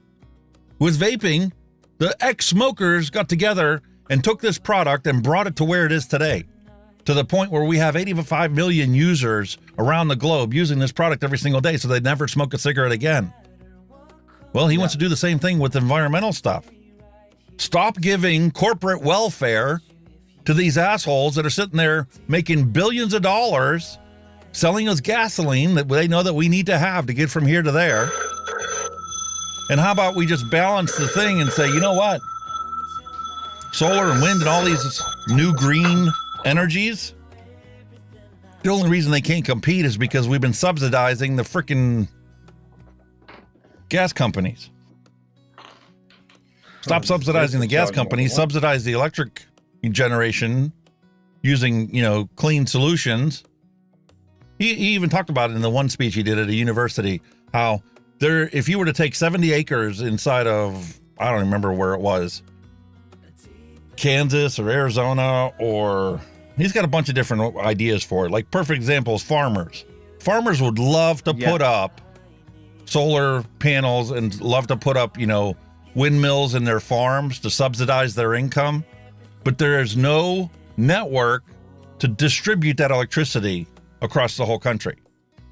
So what he wants to do is he wants to create a new grid, a smart grid that can react to changes and can store energy and build that grid the same way that they built the highway system. Truman did the highways. And if you build that grid, anybody that wants to can put up a freaking solar panel on their house and windmills and tie into the thing, and whatever they don't use will go in for sale to the grid, and you can make money off of it and eventually recoup your cost of investing in green energy. It's totally possible. All that's missing is the infrastructure. Green energy is very expensive. That's the thing at the moment. That's why nobody's like vaping, it's come down in price. Yeah. The cost of a solar panel today compared to when my dad built the house and wanted to put solar up is 600% less than it was when my dad was considering solar. And the more it's incorporated, the more it's adopted, the cheaper it's going to get. Oh, no doubt. I mean, that was my argument like a few months ago, right? Like our councils and governments, they're doing all this funding for insulating your home, put new off loft insulation, put cavity wall insulation. They all these budget things to do with your house. I thought, well, why did they never do that for solar panels? They could, but you don't have a distribution system, a smart grid that can cope with the fact that they've got, all of a sudden now, we've got hundreds of thousands of people that decided to put a solar panel up on their roof, and a certain percentage of them are going to be on vacation. They're not using any electricity whatsoever, other than maybe the refrigerator, right? So they're generating more electricity than what they're using. They don't know how to cope with that by having a energy sink that can feed off of the grid, buy the electricity from you, the homeowner, and then later on resell it when the grid needs that power. I think we've got something in place where you can sell it back to the grid, or you get discount on your bill or something. But I mean, it's a minuscule amount. It's not that we're like a big, huge power plant, But there is something in place. But that's what I mean. But the reason, one of the main reasons I think is obviously the power companies be thinking, hang on a minute, we're going to be losing a fortune here. You know what I mean? Another financial friggin' influence in it. Yeah. Well, the power companies have always made money, and that's like what they did about, when they separated the power company from the transmission company, and there's a separate charge on your electric bill, how much it costs to make your electricity and how much it costs to bring it to your house. So he wants to get a new infrastructure built where the electric company still gets to make money using that infrastructure, but now that infrastructure, you could actually generate electricity for the whole country. If you want to spend the money to invest in it and put it up on your house. Yeah, power station in your back garden. Love it.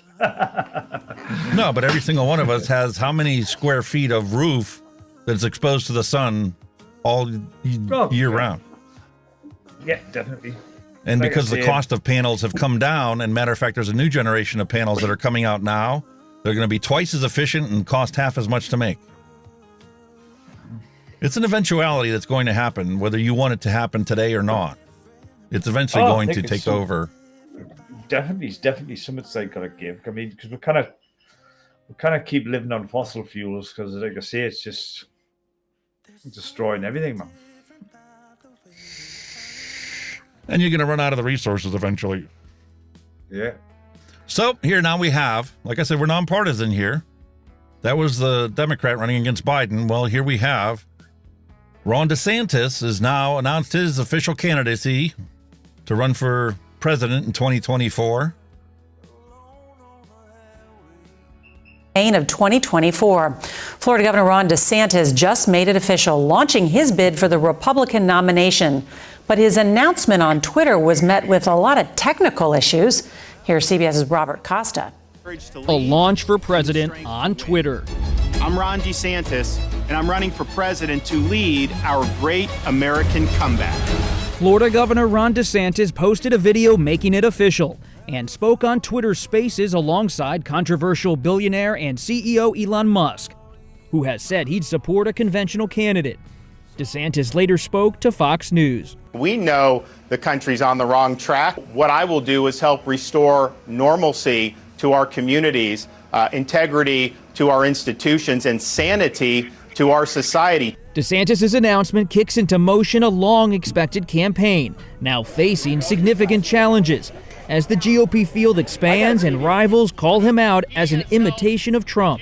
The way he speaks, the way his hand gestures are, the fact that he's moved his policies, whether it's Ukraine and Russia, to entitlement reform, he's done a total 180.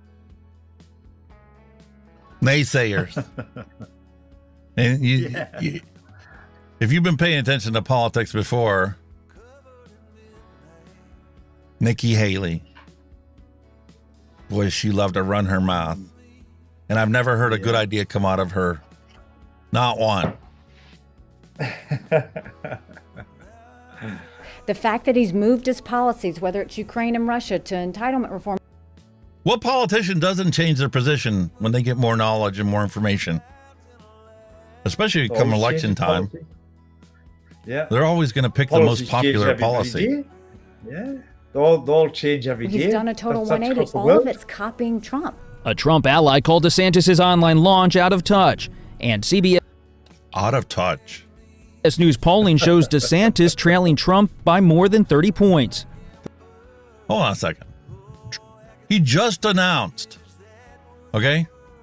He just announced his candidacy for president. He's going for president. He's already at 22%. Yeah. He's already at 22%. Who else? Just like Robert Kennedy. He announced, they did a poll. He's at 20%. He hasn't even been campaigning. Most people don't even know his name or who he is other than, what his history is. And he's already got 20% of the people willing to vote for him. Does that not tell you something like? That means to tell me that the American public is sick and tired of the same old bullshit politicians telling us what we want to hear. Then when they get in office, it's nothing but church mice creaking away. You don't hear anything. Hey, God. The Democrats said we're all going to get free health care and blah, blah, blah, blah, blah. And then guess what happens? Everybody voted in a Democratic president, Democratic House, and a Democratic Senate. You know what they did? Fuck all. Nothing. Exactly. Nothing that they said that they were going to do. So it's all propaganda bullshit just to get them in office, man. You know what I mean? That's all it was the whole time they were there. Crickets. By more than 30 points. The problem with Ron DeSanctimonious is that he needs a personality transplant, and those are not yet available.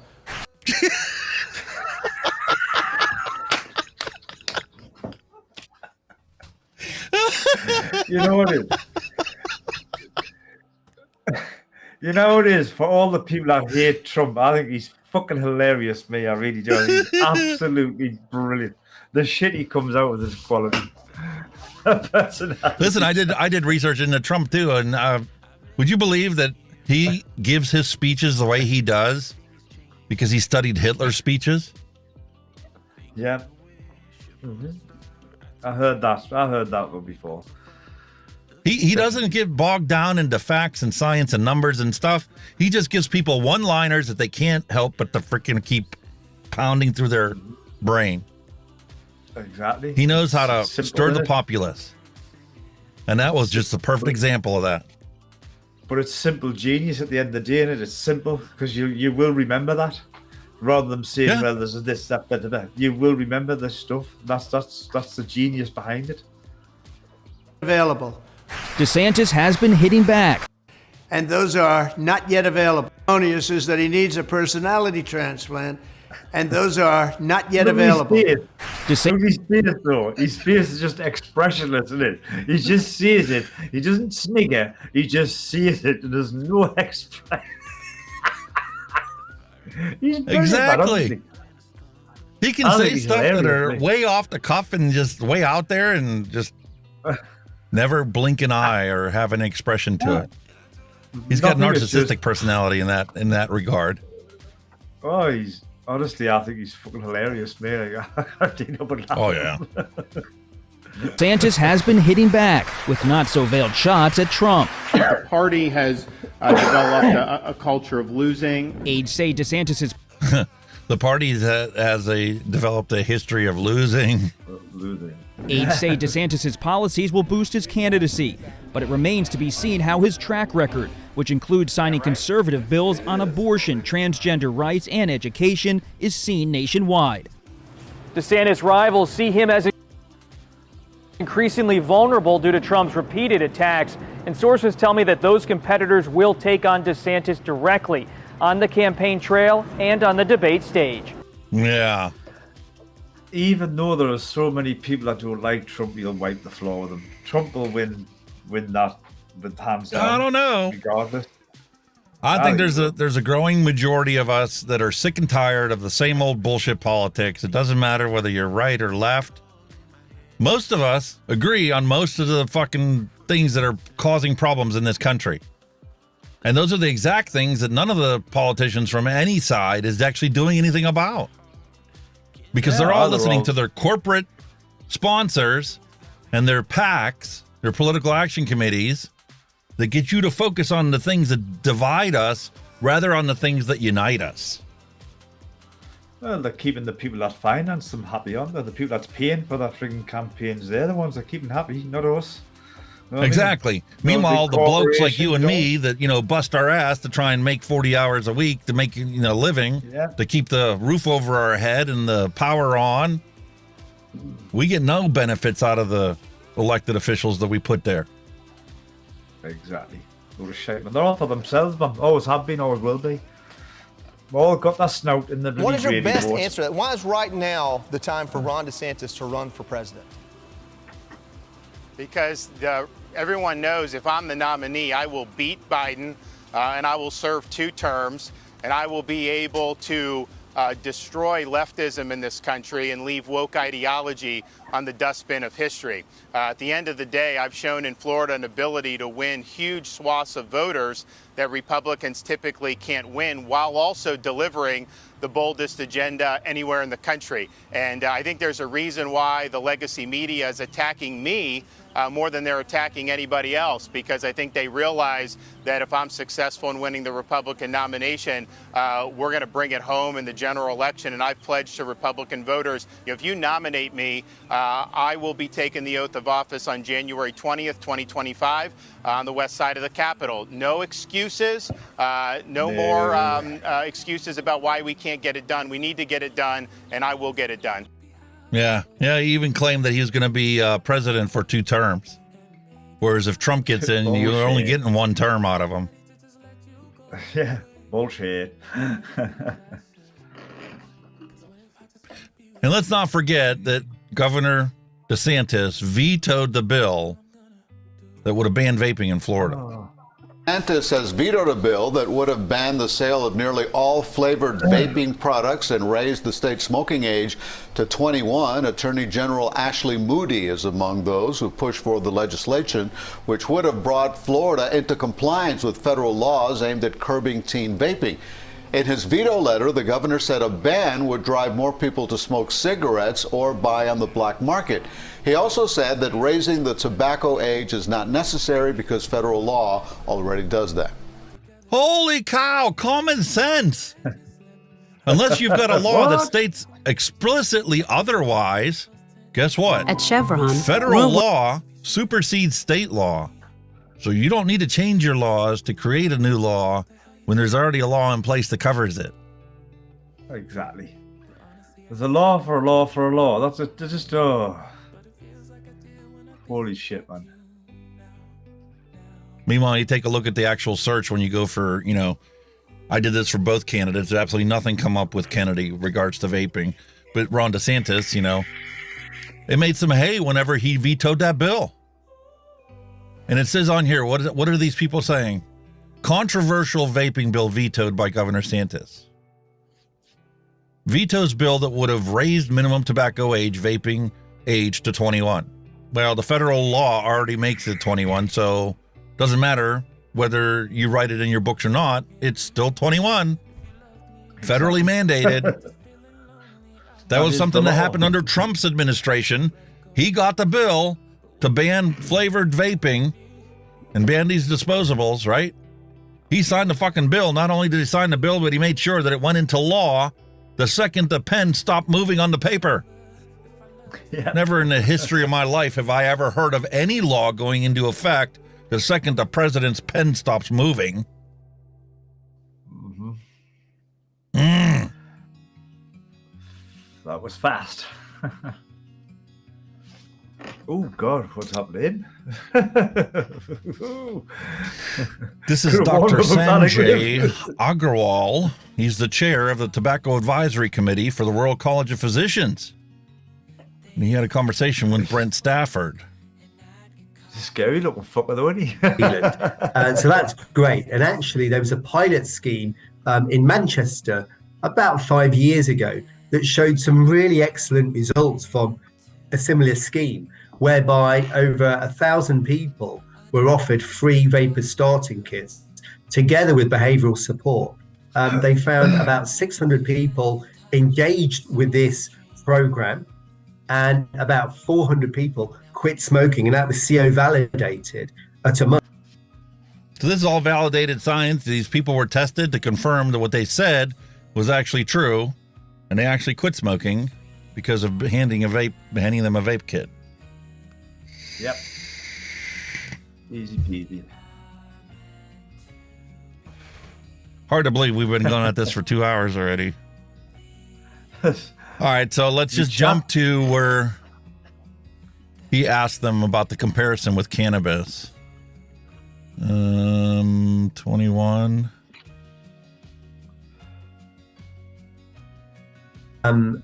Some of them may be specialists in tobacco control all their lives and still not like the role that vapes play. And there's definitely a cohort of those people. But there's lots of armchair viewers who know nothing about tobacco control who also have a view. And look, that's human nature. Now, your point there was a really good one. So can I, as a tobacco control advocate who say that vaping is should only ever be used with people who quit smoking and want to quit smoking, I would love to have that power, but I don't. In society, I have no influence over consumer products. There's lots of consumer products. I probably would say, why are we using this as a society? It's pointless, it's wasteless, it has no role, but they're still there. And then we get into the commercial determinants of health. And there's lots of those. So why do people smoke? Because tobacco industry make profit. Why do people eat foods heavy in salt and fat? It's because of it tastes good. So corporations why do people gamble? in the UK, there's an epidemic of gambling advertising, and the number of people now gambling and addicted to gambling is off the scale. There are lots of things, commercial products, that are harmful, and I would say the role of vaping is I only advocate them for people who want to stop smoking. That's crazy. Exactly. That's crazy. What it's for.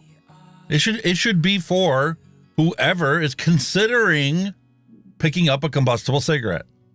If you're not going to ban combustible cigarettes, you need to put out there a safer alternative for users to pick and choose when they choose to do this. No, but the object behind it is if you've never smoked or never vaped, you never need to, do you? Really, when you think about it. I mean, that's if true. Never smoke, why would? No, that's. But if you ban it, can you regulate it? Can you stop 16-year-olds from vaping? if it's completely banned for them to have it. I get where they come from with that, like, but You are going to primarily- inherently create more harm by prohibiting something than if you simply made it available to them and you put safety guards into place that prevent them from misusing it. Oh yeah, but that's easier said than done, isn't it? That's for anything. I mean, We talked about the recycling problem and how easy it is to fix. And I just Yeah, talked but about I'm in the saying- beginning of the thing how easy it would be to make disposable vapes that require you to register the product and then register your fingerprint so that only you can use the device. yeah, but there's always going to be somebody or a group that will find a way to abuse it. No, that's the downfall. Yeah, but you know what? This of isn't most things. 1963. This is 2023. Oh, There's no reason why we don't have the technology means to limit this product to those that are allowed to use it. And if you want to limit it to 18 and older, fine. Definitely, but that's what I'm saying. The governments and people want to invest in that kind of stuff. You know what I mean? Just for the sake of somebody who wants to vape. That's like the thing that, like I say. I mean, you like you see that one we've just spoke about, that geek vape, where you can do that, and you could have like a fingerprint thing and all that stuff. But who's going to actually invest in that apart from the guy who's making it? And obviously, with restrictions, laws, whatever, why would they want to invest in it if they're just going to be not allowed to do it? You know what I mean? That's the thing at the minute, isn't it? It's crazy shit. What investment do they need? The technology's already been out there. Yeah. Oh, definitely. But that was then. But like I said, now there's more restrictions in place. So people do not think some of the companies are holding back their investments on, Oh, sure. producing new stuff. That's my point. I mean, like I say, when vape was in its heyday, companies were plowing money into it. They'll bring out new devices. Look at SMOK. We'll bring out new tanks every week. New this every week. New that. Now, since the restrictions have come in, especially the American market, China kind of get nowhere near us now, really. You know what I mean? The PMTA is the worst decision and law ever enacted for public health. Well, that's because it what- slammed the that's what- brakes on development. Yeah, and it killed vaping. It just killed vaping in one hit. That was it. It just killed it. Simple. That's But because the everybody United shops States was out of the business. majority purchaser of these products as they came out. Yeah, yeah, And the more that they made, the more we bought. yep. Massive market. Huge market. No And longer India that- banned that- vaping no longer completely. exists. You're allowed to smoke all the hashish you want, all the loose leaf tobacco, and all the cigarettes you want. Because India kinda Tobacco's got to say- make some money. Yeah, I kind of say just by the numbers over there. You know, there's just millions and millions of people that smoke, so the tobacco companies are going to make a killing on them. If Maybe part you of the are right. Maybe it is population control in India. Yeah, possibly. You know what I mean? You don't know. Most do you? densely populated country on the planet. Yeah. We'll kill your smoke and keep the numbers down. And the government gets to collect taxes the whole way throughout your entire life. Yeah, they make money out of you dying. Win-win-win situation for the minute. Unbelievable. It's not about public health. Unbelievable. If they wanted to make it about public health, here's the solution right here. Yep. Put a fingerprint reader right on this device. I can use it. I hand it to anybody else they can't. And there you go. There's another one. The technology's over there. Fingerprint on your phone. Bump. Same thing, innit? Yeah. Your fingerprint on your phone. Bump. Face recognition. Face recognition. However, you've got a fucking vape with a Bluetooth speaker on, so you can put a camera on one for face recognition. Yeah. And it doesn't even need to be a big, massive sensor. This one's built right into the button. Yeah. It's out there, but like I say, with all the restrictions in place, our company's holding back on the investment. That's probably, something. Yeah, that but could be that's so happening. easy to change. Oh God, without a doubt. All we need to do is get some honest politicians that actually want to improve public health, save people's lives, and you get rid of this ridiculous PMTA application. Just like you said, UK is supposed to be putting out separate regulations for vaping to separate it from combustible tobacco. Yeah. You get Well, rid of the that's bullshit plan. 60, 70% freaking wholesale price tax on vaping products. Just sell them as a consumer item with just sales tax. People are going to buy them rather than buy a pack of cigarettes every single day. Yeah. Or like when I was smoking 3 packs a day. I mean, like I said, they've done that UK, and you know that you're paying tax on buying, your VAT. You'll be raking taxes on anyway on whichever way they go with it. So, you know what I mean? Yep. And if the FDA wants to cry the blues about losing money because they're not going to get, the excise taxes that they get off of combustible cigarettes, well, then every single one of these devices and every single bottle gets a $1 tax on it. And that'll pay for the scientific testing to verify the fact that these things don't have anything besides what the companies registered when they submitted the products for sale in the country. It should just be a database. If I want to make an e-liquid, I want to make a commercial e-liquid, and I want to sell Hunky Vape OG Blue, I should be able to get onto a government website, type in my name, address, all the legal information for the company that I'm going to be making this as, what ingredients went into this, Blah, blah, blah, blah. and blah. once I file that, I get a license number that gets put onto the box or onto the label, and you put on the label, the phone number to call in case there's any problems with this thing, and I should be able to start selling it tomorrow. Exactly. And then if I make something that, kills somebody, well, then that person should be able to sue me for making something that killed them. William Dobson's got their license for vape shops, same as alcohol license. Yeah, just something. You know what I mean? There we go. I was wondering when you were going to refresh that. Well, I have it listed above, so it's like front and center, but Google now has incorporated this energy saving crap that Bing is doing. Oh, yeah. Where if you don't actually click on it and make it the selected in focus item. But simple as that. Licensed vape shop, same as alcohol sales. Require age verification. All the ones in this country I know already do that. You literally have to swipe your driver's license into their database to show who purchased the item. Exactly. Ooh.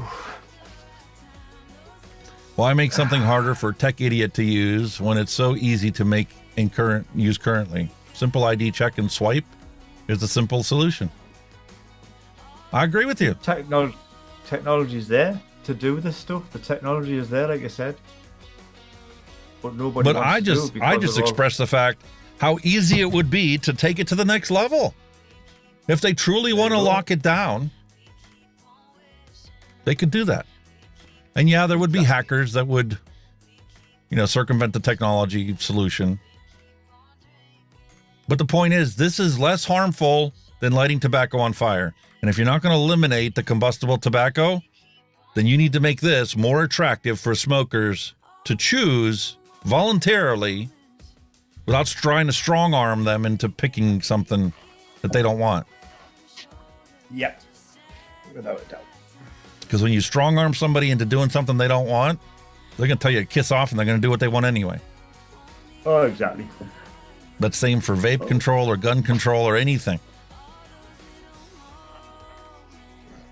It's a bloody funny and the solutions are there. Nobody wants to take them on. Yep. Makes you wonder. Anyway, I'm parched. Are we going to have a flavor explosion or what? Yeah.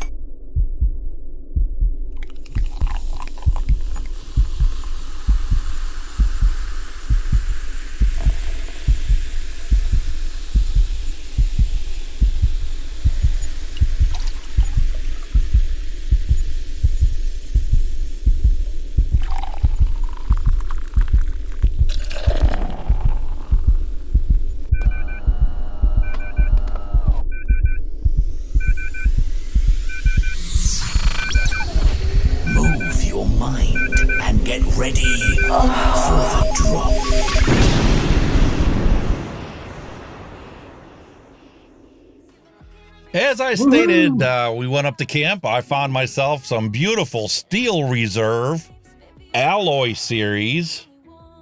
Come on, camera. Focus. There we go. Steel Reserve Alloy Series Spiked Blackberry. 8% alcohol by volume. Available in a beautiful 24 fluid ounce pounder. Ooh, very nice. Very nice. Way more than a pound.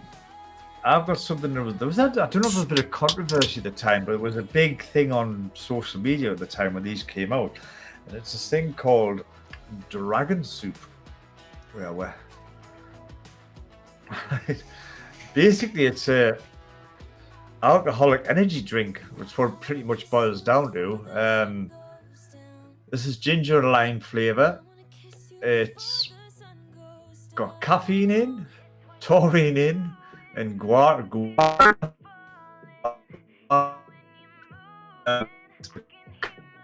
Uh-oh. Kenny's dropping out. I don't know if you can still hear us. Ah, you're back. Sorta. Still in the red. I'm back. Sort of. But yeah, it's there was a bit of an outrage with this when it came out as being an alcoholic energy drink. 500 ml, it's 7.5% volume. I think there were some stronger versions came out. I think it was something like 15% or something if you got like a bigger can of it, but I'm not sure if there's any truth in that. But I've got a couple of the range. It's ginger and lime on this one. We've got dark fruit punch on that one. And we've got black currant and apple on that one. And finally we've got, what's this one? Traditional strawberry and lime on that one. So that's it, guys. We've got a range of dragon soups. And if it's full of taurine, caffeine, and guarana, I'm going to be up all night by the looks of it. That's because they have an upper and a downer in the same beverage. They made a big stink about that here in this country too, about, you know, people doing cherry bombs because you're consuming an energy drink with a shot of alcohol in it, and you get both the upper and the downer at the same time, so you don't even feel the effects of the alcohol.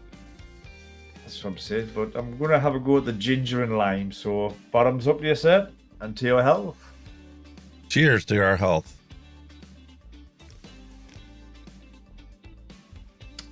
Oh, what is going on here? Whoops, OBS crashed. Oh. Okay, we should be back online. Just running a speed test. My speed is still pretty good. Okay. Yes. YouTube is happy. We've continued the stream. My apologies, ladies and gentlemen. OBS just crashed on us. Just hit the refresh on YouTube. So we should be back. There we go.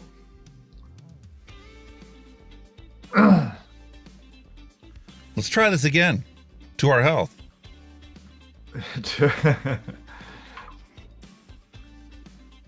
To our health, sir. I haven't got a picture of you yet, like, but away.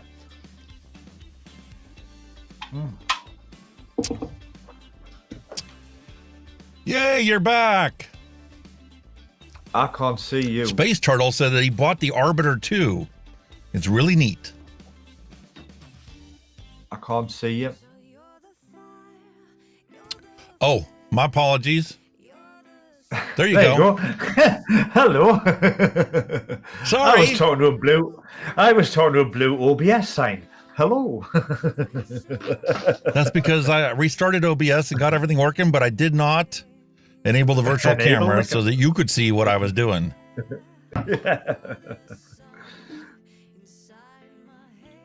Okay, all the audio settings are good.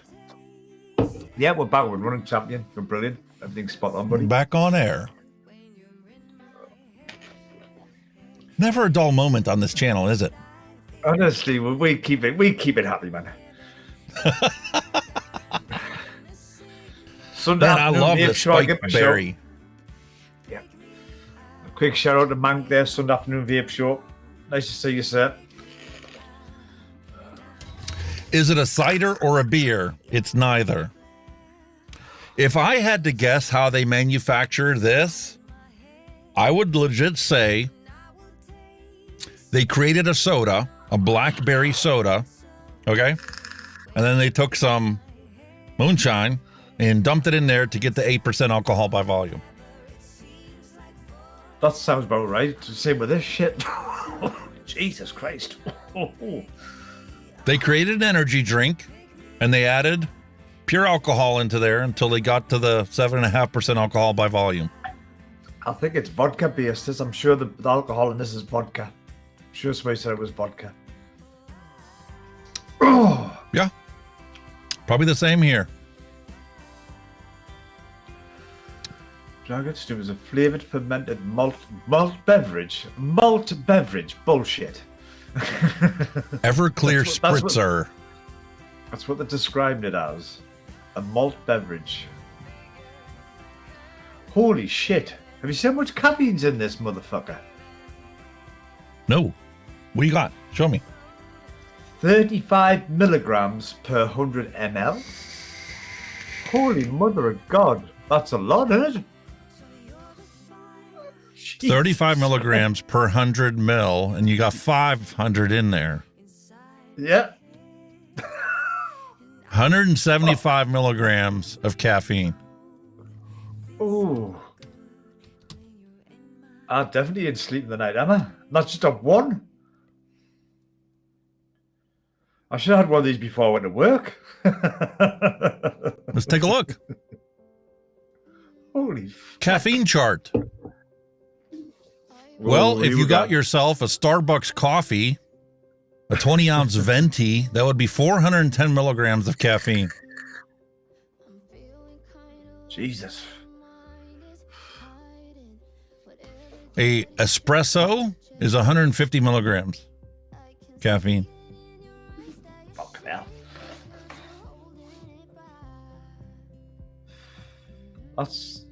That's quite surprising at how much there's in there. Something we never thought of, it. Wow. Fucking hell. Woohoo. What about the taurine and you got in there? Oh, I know. Oh, didn't say much on that one. Hang on. I'm just going to fucking... It's not giving you... It's just giving you the big caffeine thing. But it's not giving you the actual amounts of anything else. Nope. Nothing else on it. It's just seeing the caffeine. What's that other one? Guarana. G-U-R-E. That one there. Guarana. Is it Guarana?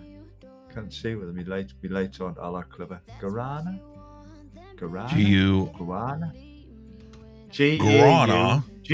Guarana. What the fuck's that? I've never heard of that. It's a plant native to the Amazon regions, and it's a common ingredient in energy drinks. Oh, so it's more of an ingredient rather than a... And can be unsafe in large quantities. Oh, shit. Because guarana also contains caffeine. And caffeine works by stimulating the central nervous system, the heart, and the muscles. Just like nicotine. Guarana also contains theophylline and theobromine, which are chemicals similar to caffeine. Theophylline is actually used for people that have asthma attacks to eliminate the allergic reaction that causes the inflammation that starts asthma attacks. Holy mother of God. And like I was saying about taurine being really bad for you, well, that's because it's a agonist for the inhibitory gamma aminobutyric acid receptors in your body. Kind of like how the MAOIs combined with the nicotine in a cigarette enhances the nicotine effects and delays it being metabolized in your body. Well, there goes the fucking heart then. Holy moly. That's why I said that nobody wants to compare vaping with these energy drinks and these sodas that we purchase and alcoholic beverages. I don't think I'll be having 4 of these tonight. I'll be wide awake. I know at 8% I can't have 4 of these either. Oh no. I gotta cut the grass today. The UK is saying the chief medical officers recommend adults do not regularly drink more than 14 units per week. There's Per week. Per week. There's 3.75 units just in there.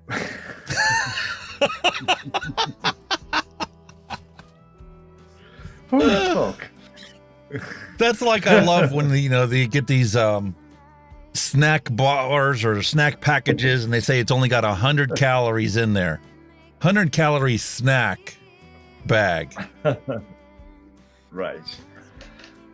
Then you read the fine print on the package and it says 2.5 servings per bag. Serves 4. Bullshit.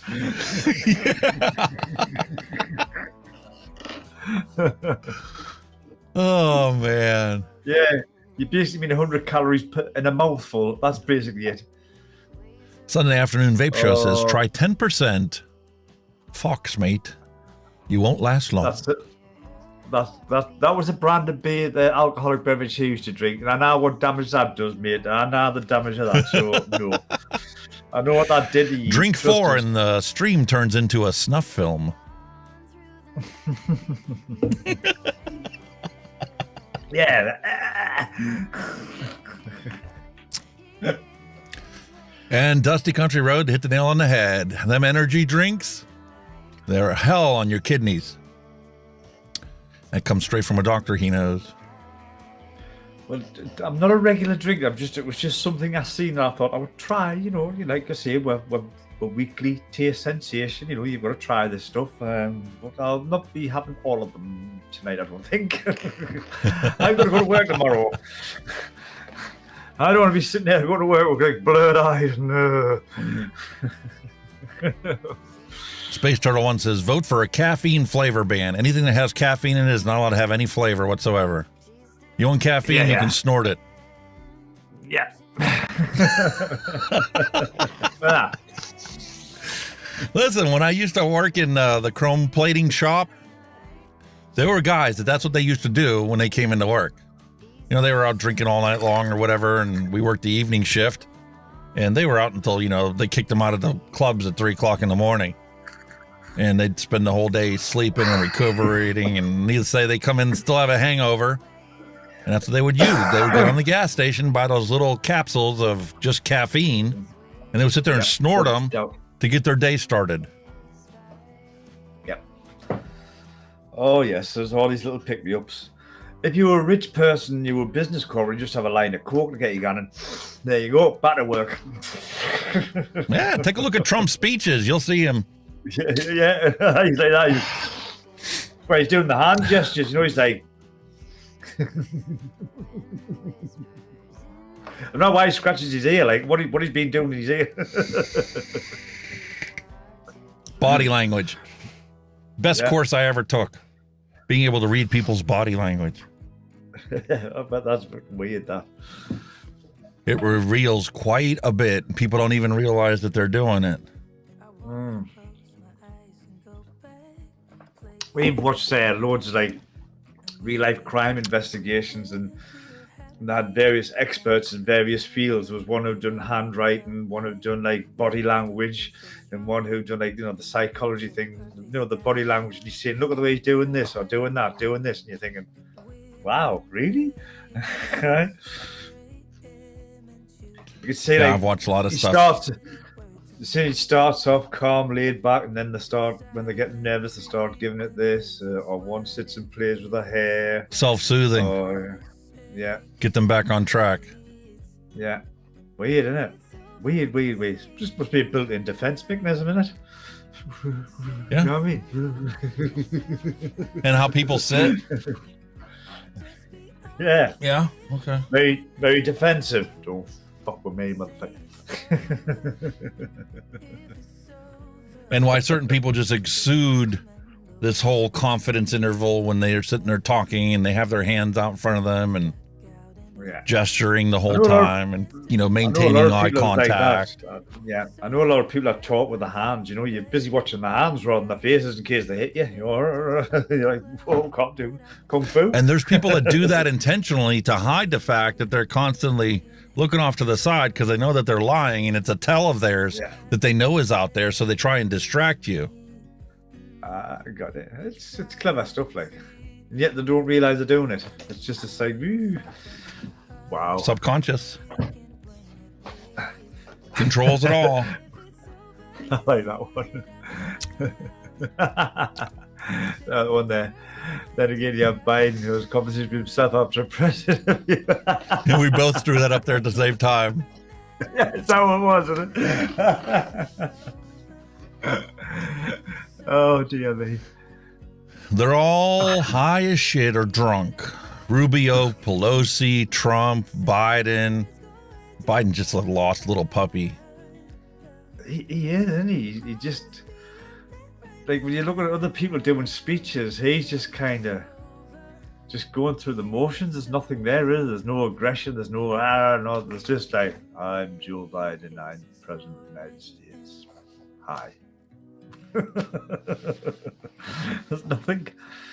I mean, I don't even know how he can even implement any kind of stand, like not like the G7 and that. Oh, quick, it's President of America. No, it's not. It's just Joe Biden.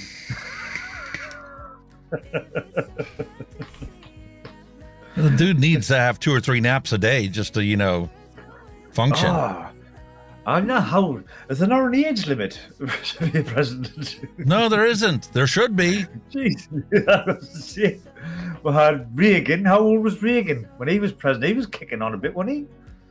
Ronald Reagan? Reagan was young enough as president to be Biden's grandchild. True. And he was old. My God. And I hate to tell you, but Trump's up there too. Just because he does enough coke to keep himself, vibrant and energetic doesn't mean that he's actually got more faculties than coke and these other candidates that we got running. I'd really like to see DeSantis go up against Trump and see the two of them debate. You want to see mental acuity tested? That's how you're going to do it. I think Trump will piss all over him because he's emotionless. He doesn't care. He doesn't give a toss what he says. That's why he'll do it. I know. He's got no remorse, no guilt. He'll just say what he says and then take or leave it. And but then you come to see how much of a politician both of these guys are. When they get asked a question directly, how many questions are you going to have in the debate they're never going to answer? I've never seen Trump as a politician. I've seen him as a businessman. He's a businessman turned politician. He's not a politician. He's a businessman. To be a good businessman, you got to be a politician. You got to be willing to shit on people, to rape them of their money, and walk away from the deal with all the benefits and none of the cost. Which he's done all his life. Perfect for the job. Yeah. That's how how many buildings did he build that he used the company to declare bankruptcy, and then his other company bought out the company that declared bankruptcy after all the employees and workers didn't get a paycheck or paid for their services? Oh, yeah, of course. That's how they do it. It's like the gas and oil companies right now, raking in the billions of dollars. Meanwhile, we keep paying more and more at the pump. They throw us a little, bone once in a while and drop the price 5 cents before 2 weeks later jumping it up 14 cents. That's very controversial at the moment because actually the actual wholesale cost of gas and electric or gas or whatever has dropped and it's still not getting passed on to us. We're still paying the same high prices. And I think they announced something going on where government cap or something, they've capped it again, so we're going to get a £400 a year saving. £400. That's only 1 month's fucking bill, man, you pricks. You know what I mean? £400. What's that? Nothing. And that's dependent on usage. So if you use fucking more, oh wait, man. It's all shit, man. And here we've got BP, Shell, that made the biggest profits they've ever had in 20, 30 years of being in the business. Of course, because we're paying through the fucking nose for it. You know what I mean? Yep. Same with oil prices. I used to work in the gas and oil industry, right? When I was engineering, we used to make stuff for the gas and oil industry, you know, fucking valves, fucking knows what, right? And you could tell when the fucking price of oil fucking dropped on the barrel, we'd have no fucking work. We'd be out. We'd be ticking over. As soon as it went up, overtime, lads, do this, lads, plenty work in, lads. You know, it's bullshit, man. It's absolute crap. They know how to rape man, you. Honestly. Of course they do. And that off gem and all that crap, man, they're just in their pockets anyway. You know what I mean? They're supposed to be the ones that are regulating it. No, they're not. They're encouraging it. Making a mint on our suffering. OPEC, they're supposed to be the ones that, you know, the people that keep an eye on all the oil prices and all that shit. Where are they with all this crap, like? There's nowhere to be seen, are there?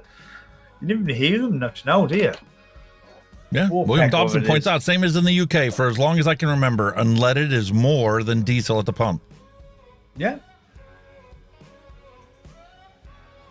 Right, diesel at the moment is more than petrol by 10 pence a litre.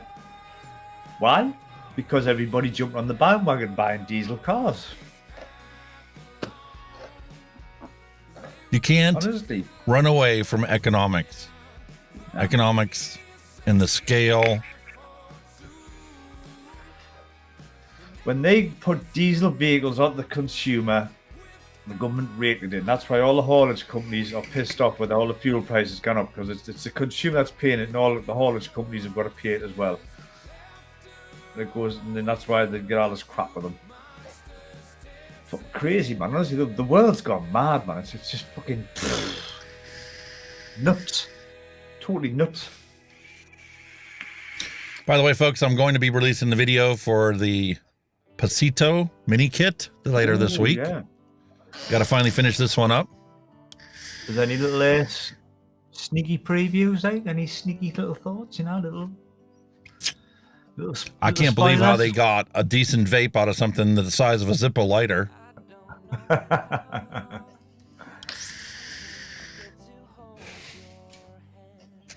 You can change the coil in it, put whatever liquid you want into it,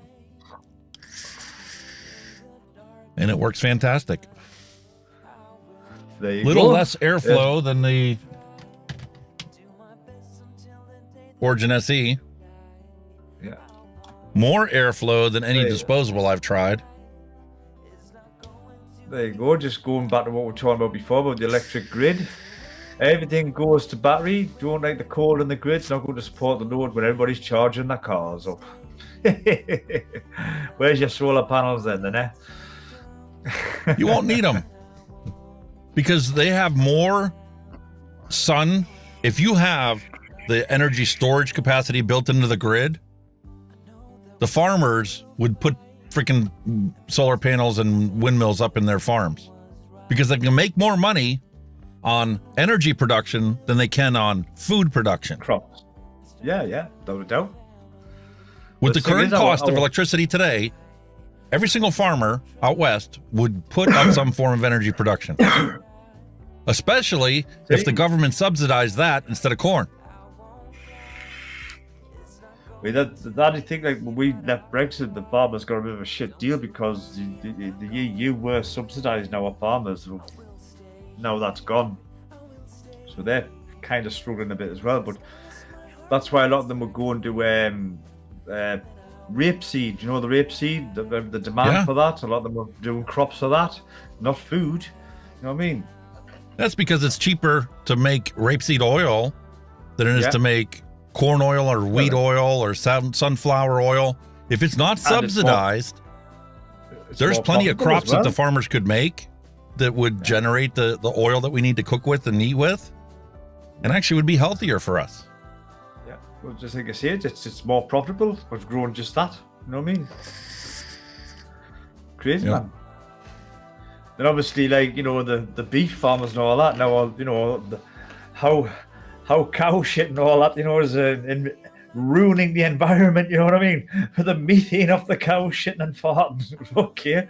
They've been on the planet for how long? Yeah, but they've never been in the quantities that we have them in nowadays.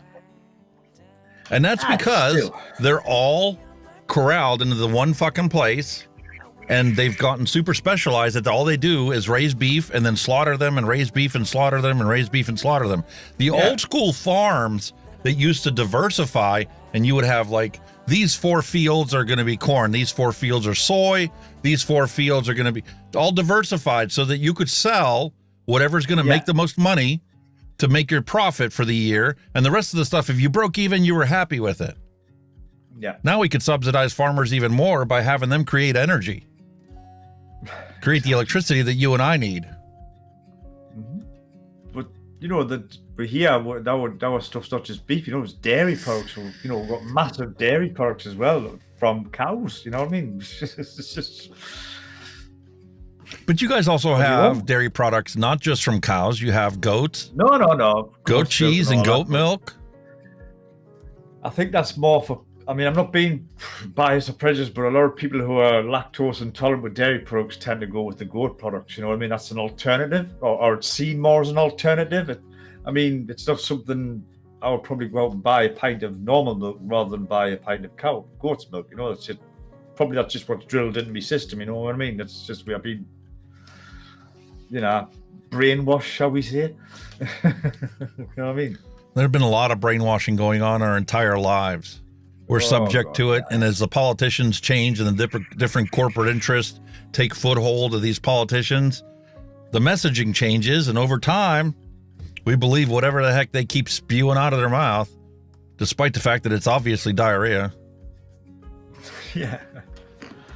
It's like recycling, you know, I mean, they're going on that our generations kind of ruined the planet type of thing, you know, with all industrialization and bullshit, you know, but we were recycling long before recycling became a thing. You know, you used to get your fish and chips in a newspaper. We used to get milk in bottles that you washed out and returned to the milkman, and they were filled up again. You know what I mean? We had electric milk floats long before the electric car come along. We had all this shit then. So, you know, Vegans say, why are you eating the beef? I say, if you didn't eat the cow's food, I wouldn't need to eat the cow. True. Yeah. You know, I don't know what it is here, what it's like over in the UK, but here in the United States, you know, cows don't, you know, grow up on a farm grazing grass and land and, you know, whatever. They're all herded and kettled together. Bacon's the worst. You ever see some of the pig farms down in Georgia and stuff? I think we're, I know what you mean, but I think we're more open because obviously they put standards and regulations in, you know what I mean, especially with chickens, you know, like the battery hens, when you used to have millions and millions of them stuck inside factories, and that's all that they've ever done. They just bred them, fed them, killed them. That was it. But now you've got like free range where they actually. That's exactly what they do here in the States. Yeah. Pigs are corralled into, you know, multiple warehouses where they literally have all the sewage from all the droppings of these pigs that literally go into these ponds that are like 1-2 acres in size, that literally have to put in a treatment plant for all the sewage created by the pigs that they raise. Because it's all done on an industrial scale now. But I think it's like obviously a numbers game, you know.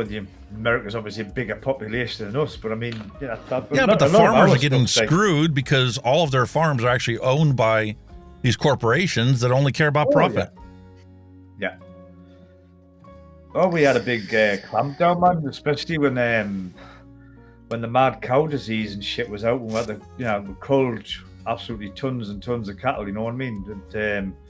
But they've always kind of like, you know, the typical view of the English countryside is sheep's in a field or cows in a field, you know, they're all out roaming, you know what I mean? There's very little. I think it was more the hens, the chickens at the time, that was a big thing, that were a big hoo-ha about seeing them all in these, just packed into these warehouses and, you know, just laying eggs or getting fattened up to be killed, you know. And then they come in with the free range stuff where, you know, they let them out and they wander about and do their own thing, you know what I mean?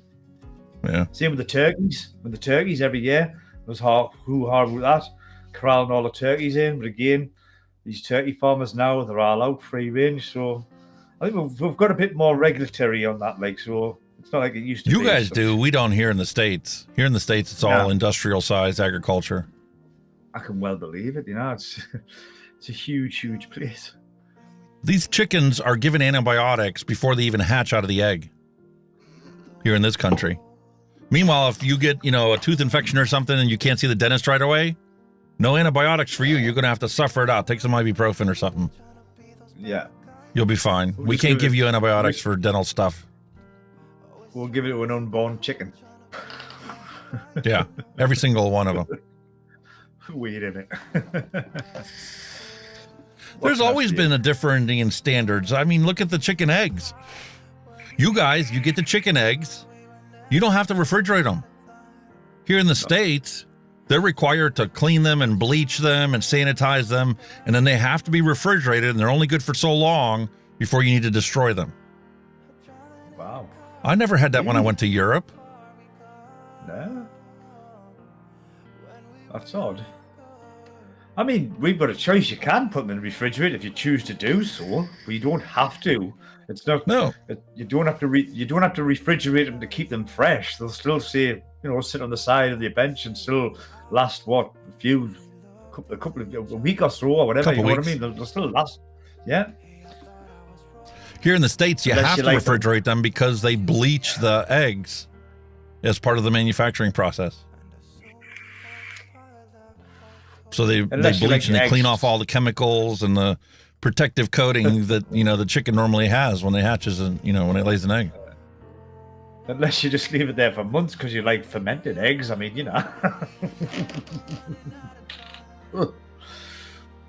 Battery chickens was the one that started people to sit up and take notice of where your food is coming from. Yeah, that's where it was, the battery chickens thing, when they were all crammed in and they were just living in horrendous circumstances. Again, William's spot on. We've got standards now, regulation. Ooh, blue sushi. Yeah, so the question from Dusty Country Road is, he's vaping on blue slushy from flavors.au.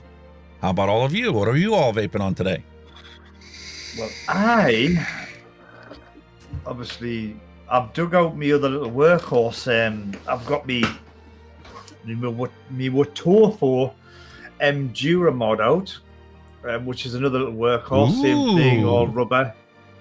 I've got my Arbiter 2 on that, and in that I've got gingerbread from Flavors, favorite of yours.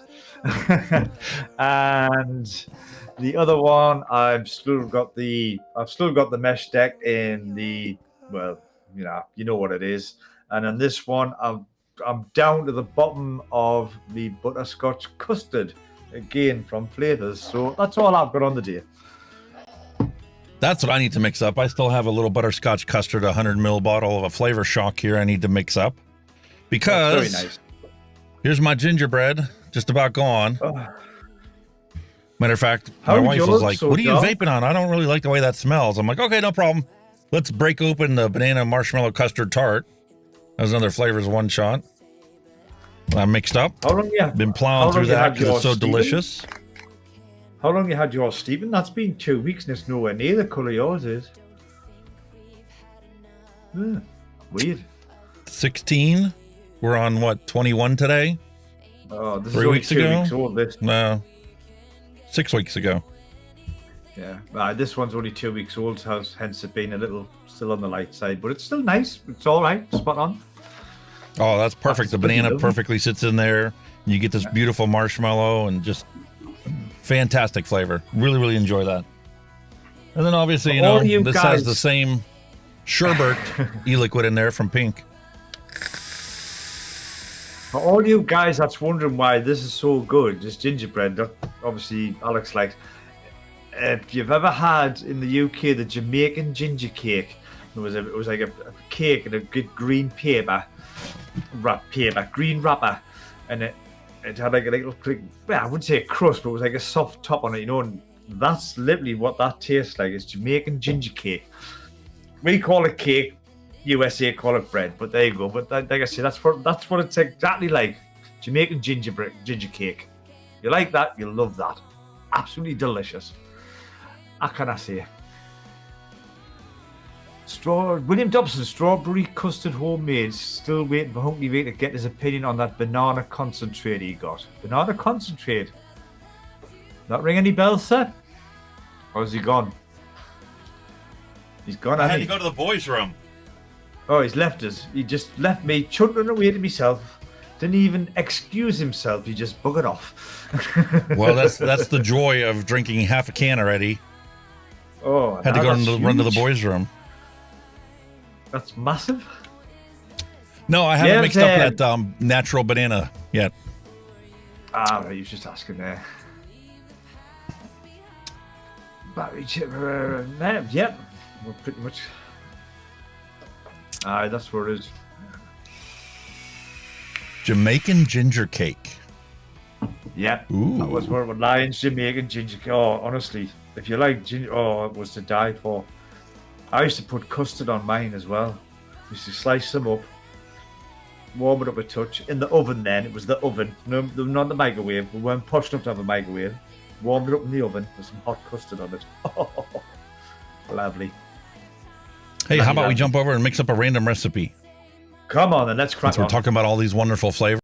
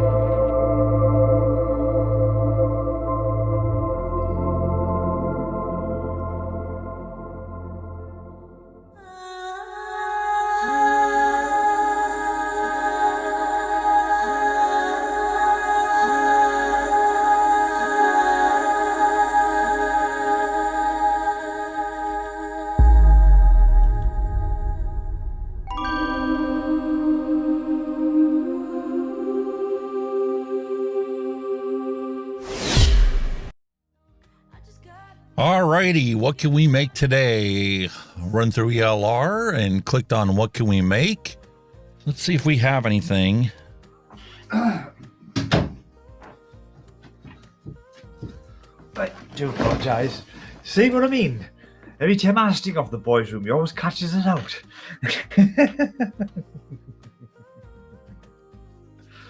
Swine. Sweet banana.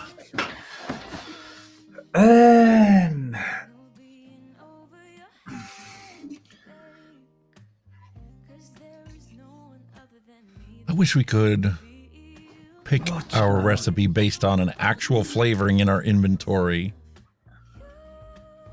A specific flavoring on our inventory. Can you not do that thing where you just ask you to pick a recipe when you? I did that, and these are all the recipes I can make, but I can't pick it based on a specific banana. Ah, got you. So all these ones are recipes with Capella's banana. Oh, me. Banana donut. Banana donut. Ooh. French apple banana. Space total banana clotted milk. Ooh. That sounds real good.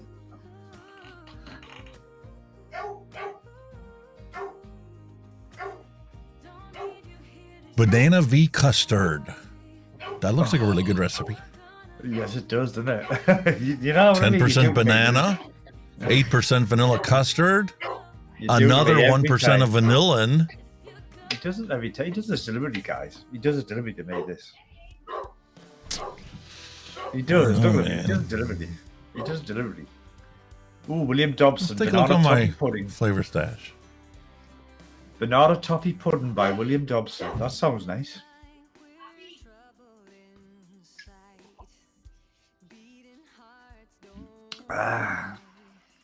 Recipes. There's only 2 recipes that use this banana real ripe from SSA. Wow. The Donkey Kong clone. What the hell? Hey, listen. The only thing missing in this one is TPA or TFA's Bavarian cream. And I know I have Bavarian cream in Capella. That's buttercream.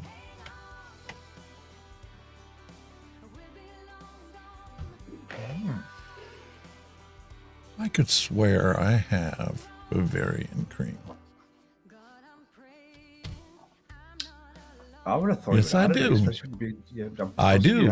I have it in Capella, and I also have it in TFA, but I didn't. The recipe didn't say DX, so it's diacetyl free. Got yeah.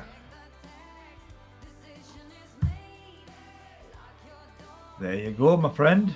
So it's just the updated version of that. So that's what we're gonna make right there. You're a man of many resources, my friend. Many resources. That's what we're gonna make. Go for Adapt it. this. Rock and roll.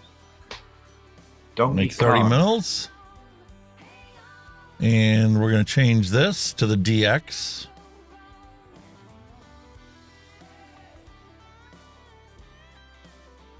Come on. Go back. You were there a second ago.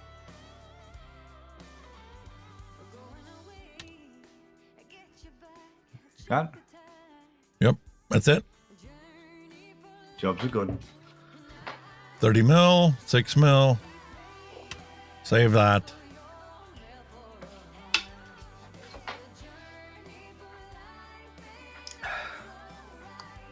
I'll tell you what it is like. I forgot to tell you. As a parent, this gingerbread is going very nice with this ginger and lime. Oh, I'll bet. Wow.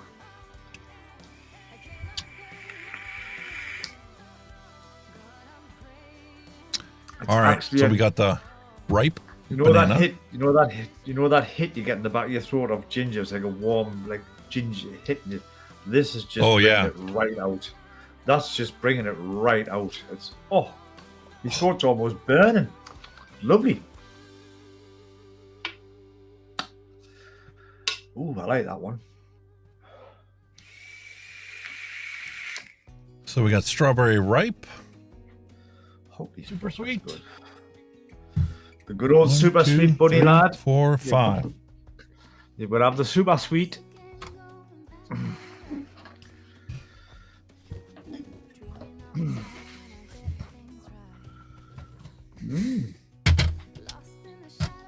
There's the scale.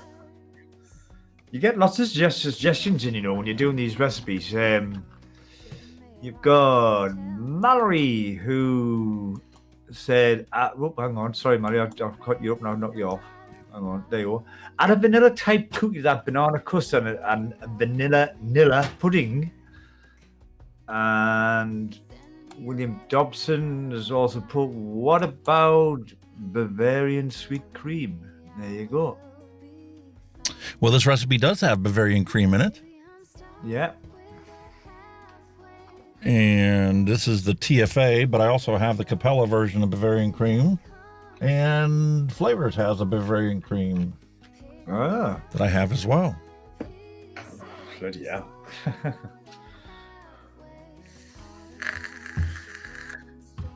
The real test is to sit there and make it and then swap out different ingredients to see which one tastes the best. Yeah.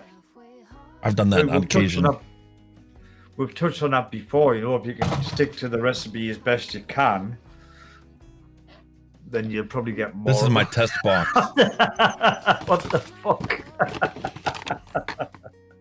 Single flavor testing and making, 15 mil batches of stuff.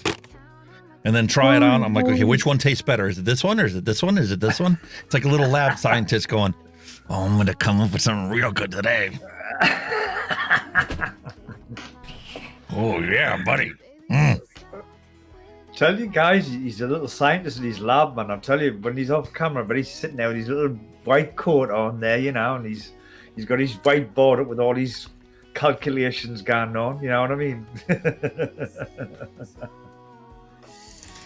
I need to finally turn on the subscriptions for this channel so I can do this full time, because I really want to be able to test all this stuff and come up with fantastic recipes for everybody to be able to mix their own.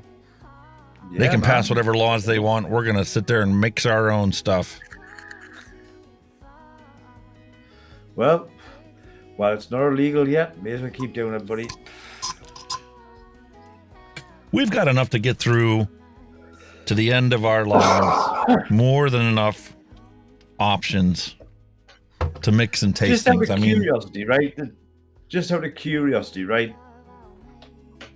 With the way things are going, right?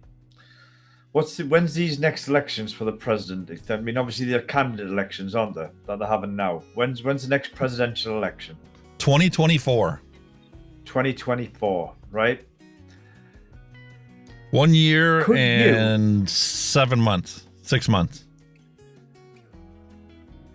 Could you see the American government doing a 180 on vaping?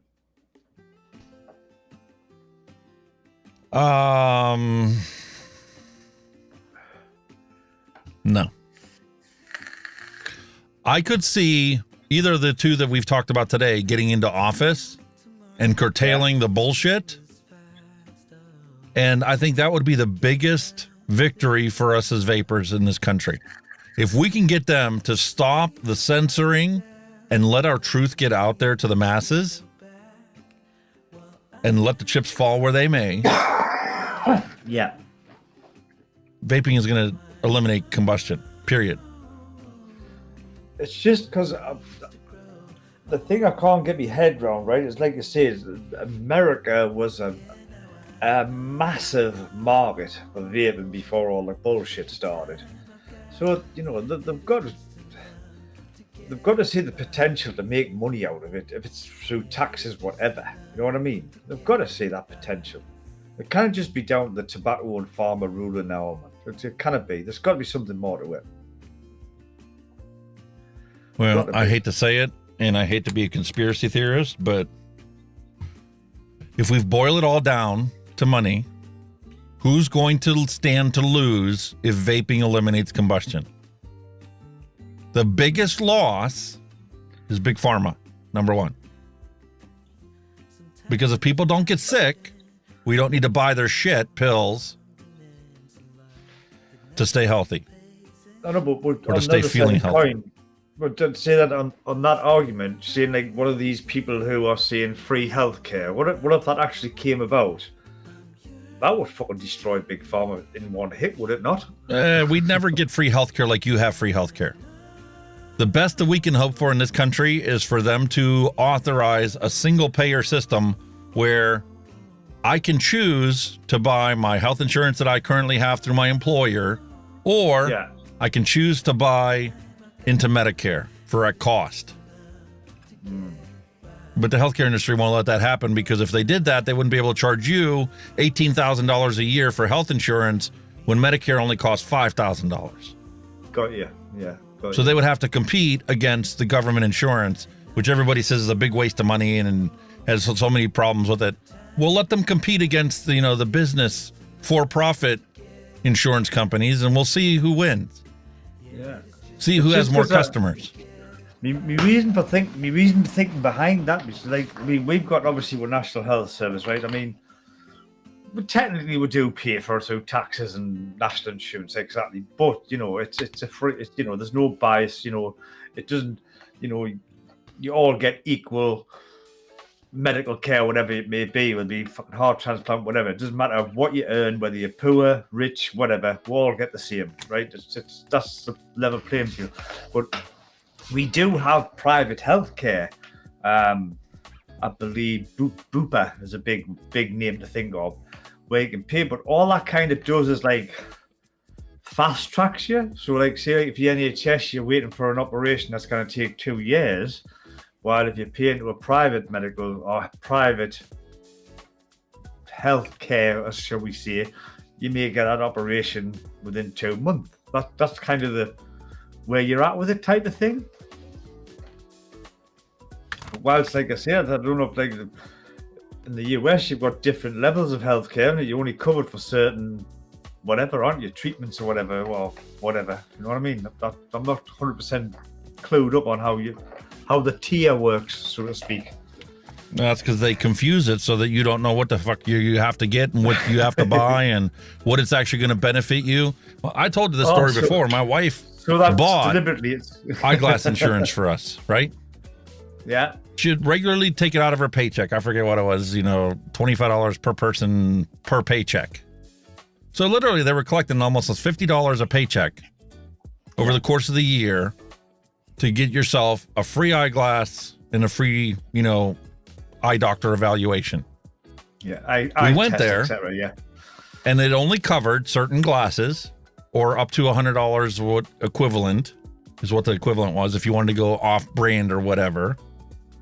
And it only covered your basic lenses. So, like, we sit here and work in front of our computer, we need to have coatings put on our glasses, anti-glare, and stuff like that. Yeah. Anti-scratch resistant. That's all extra. Yeah. That's all extra. Anti-glare. Yeah. So she had $50 a week taken out of her paycheck for her and I to have eyeglass coverage, eye insurance. We went and we got our eyeglasses done. We got the exact same coatings and prescriptions we did the last time, and we paid cash for it. It cost us over $300 for her and I to get each one pair of glasses. Wow. When we paid out of pocket without having any insurance whatsoever, both of us went in on a special, and for $300, we each got 2 pair of glasses. Holy shit. With the same coatings and same everything on them. So the insurance actually cost us more than it did if we just paid cash for it. Wow. That's and we got 2 pair of glasses, so if one broke, you just go to your shelf and pull out the new one and had 2 of them. I mean, we do have, it's like you said, we have what you call NHS glasses. They're a limited budget glass. You get your eye tests and all that to a certain extent free. But I think it's one of those ones where if you're on benefits, you'll get certain things free, like an eye test. If you're working and you're employed, you've got to pay for them. It's the same kind of thing with dentists as well. If you're on benefits, you might get NHS treatment free. If not, you've got to pay for it if you're working. Same with prescriptions. If you're on benefits or you've got a sickness permit, you'll get your prescriptions free. But if you're working, you've got to pay for your prescription. So it's like a balance, for working and not working, though. But there's still parts of the NHS where you do have to pay for the treatment. I mean, glasses, even on the NHS with glasses, you only get a certain amount of money put towards them. That's just for your lenses, but you may have to pay for your frames. It's a weird fucking setup. Here's how corrupt the insurance industry is here in the United States, all right? My brother-in-law works for a local steel mill, all right? And it's obviously a subsidiary of a bigger name steel mill that is nowhere to be found on the paperwork because, if they ever got busted or violated, laws, federal laws for safety, they need to, as a corporation, protect the shareholders and say, well, we didn't know anything about those safety violations. It wasn't U.S. Steel that caused all that. That's that local company, steel company, that's responsible. Yeah. Long story short, he has the best insurance that you can possibly buy, right? Goes to the hospital. He's got a knee pain or something. He strained his knee or whatever. He was out hunting, tripped or on his ankle or whatever. Goes there. Oh, yeah, we take your insurance. We take your insurance. No problem. Well, technically, the ER is out of network because you're supposed to go to a university hospital in order to get properly treated under full coverage for your insurance. So, the emergency room visit is covered. Emergency doctor is out of network. The X-ray facility where he got the X-rays at out of network. The lab work, the company that processes the lab work for this hospital, out of network. So here he is, has the best insurance in the world, and he went to what he thought was, an emergency room visit.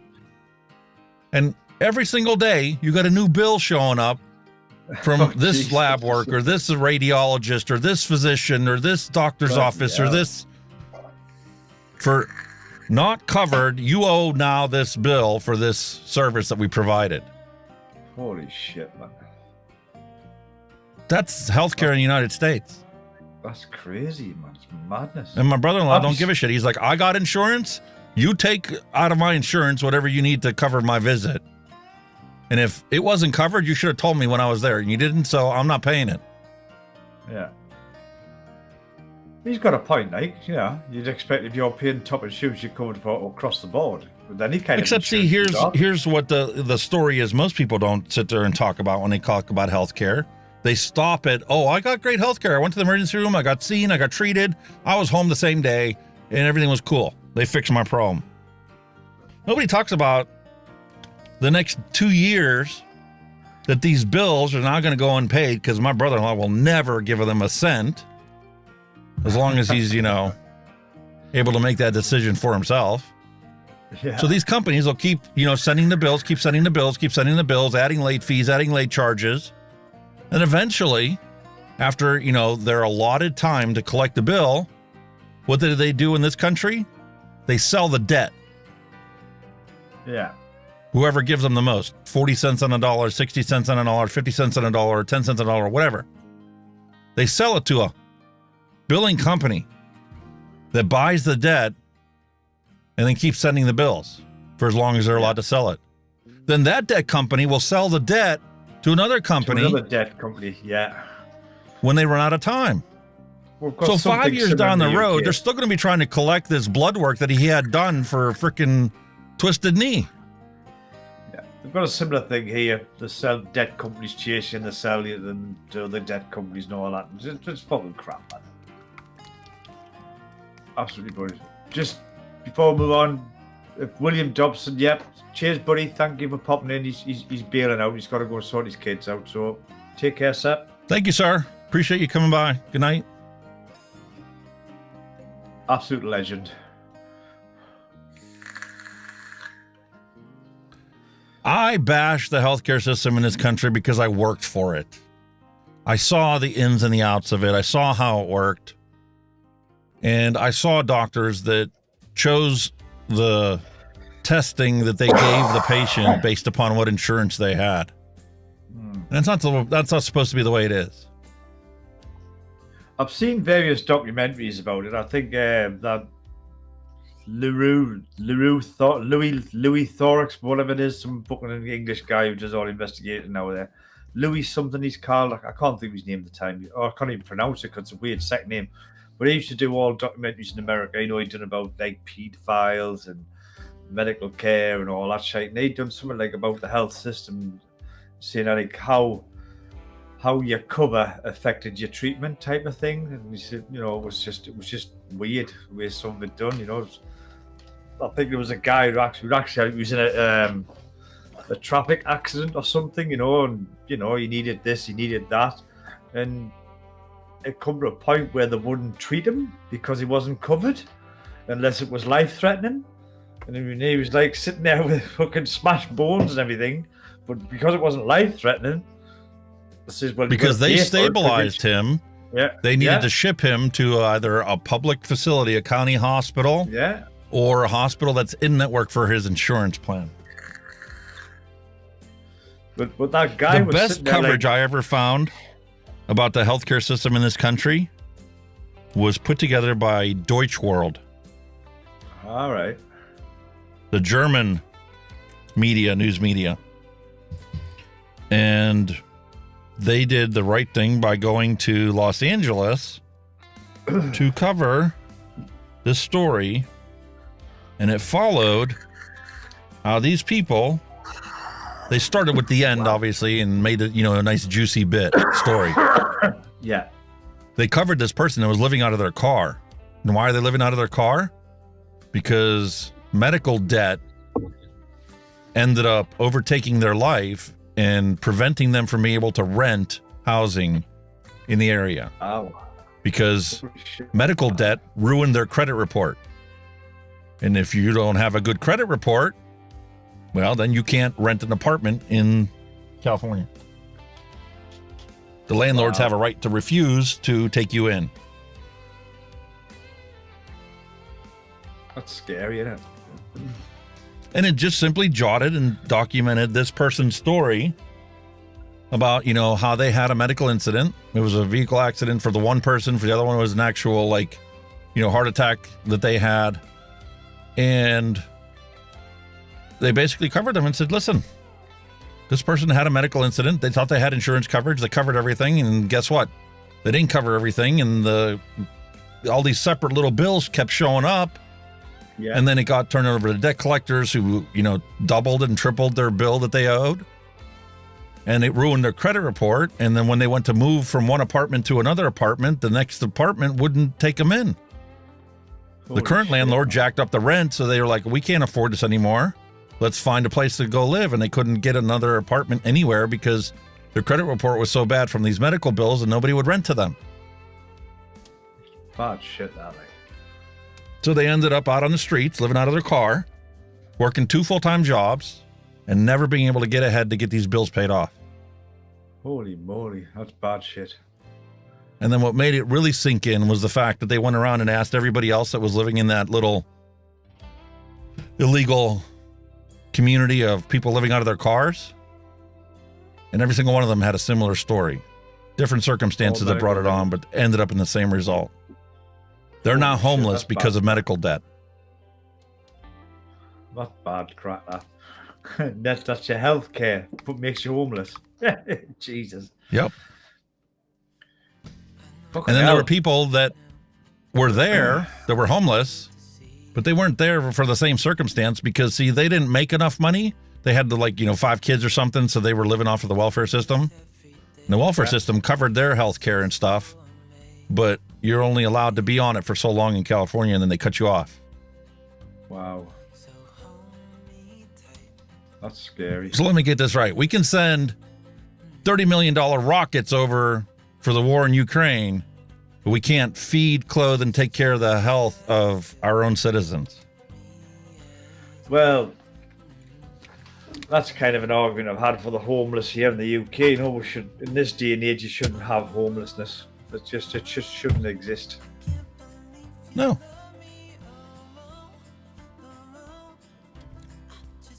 It just should not exist. Especially for people like veterans.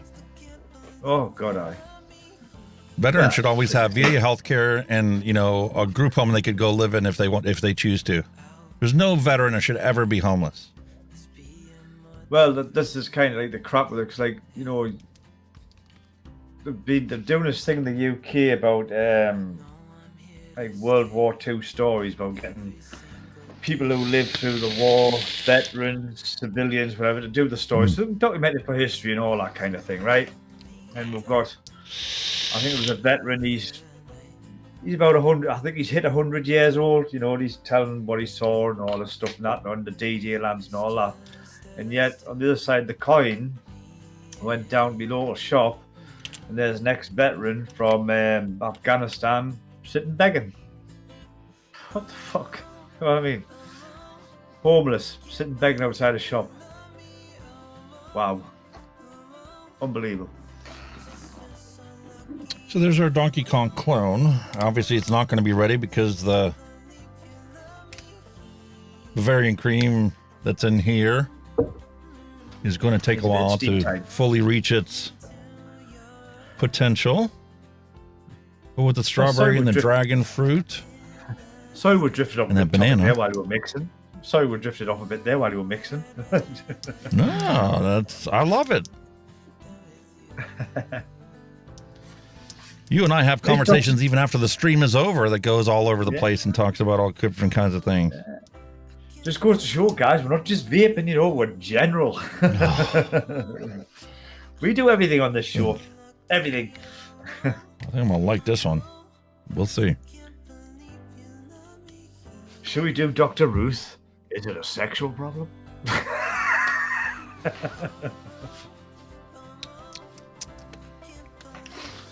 Mmm. Oh, that sounds promising. Oh, that banana. It's got the candy-ish aspect to it, but it's more than that. It's got the full smell of a ripe banana. You know that stickiness on a banana that's actually starting to get little brown spots on it once in a while? Yeah. Mmm.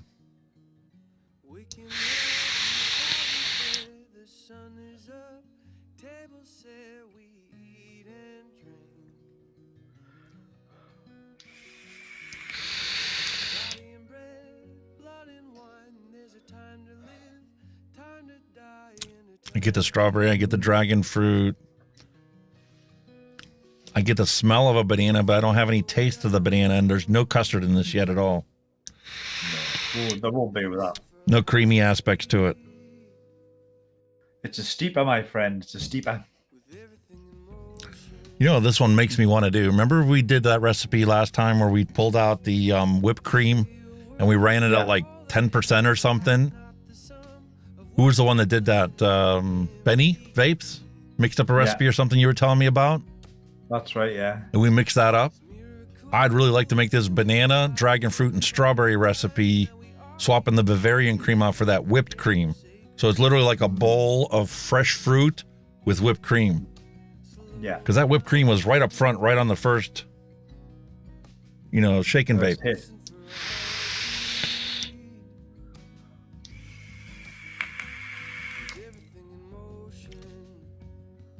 And the strawberry needs some help too. A single strawberry ripe by itself isn't enough, I think, in this. The dragon fruit helps that strawberry, but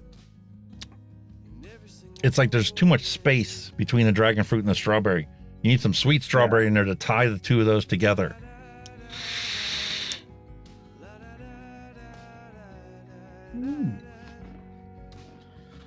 I'm gonna have to let this one sit in a while and see what it tastes like. I think it sounds Because like that banana it's a bit ripe, like- holy crap! On the knuckle test, it tasted fantastic, but vaping it, Not quite there yet, no. no, I'm getting this funky banana flavor to it.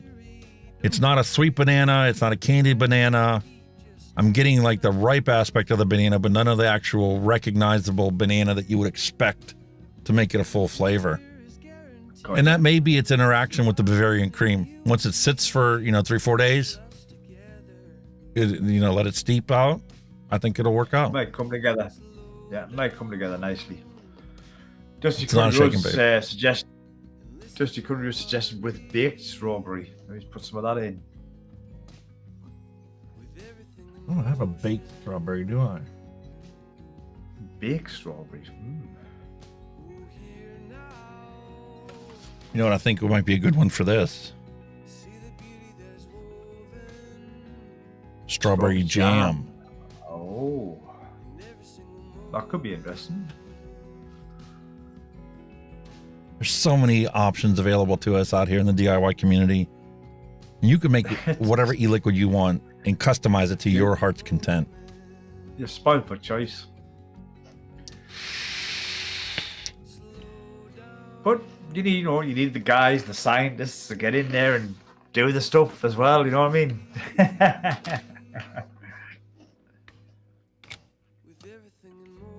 Hopefully the FDA gets around to regulating these products so that our kids, when they decide to quit smoking, know the safety of each flavoring that they put into their recipes.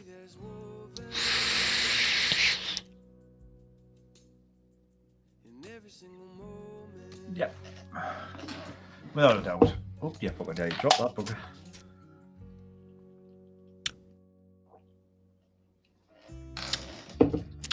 That berry just floods the flavor in.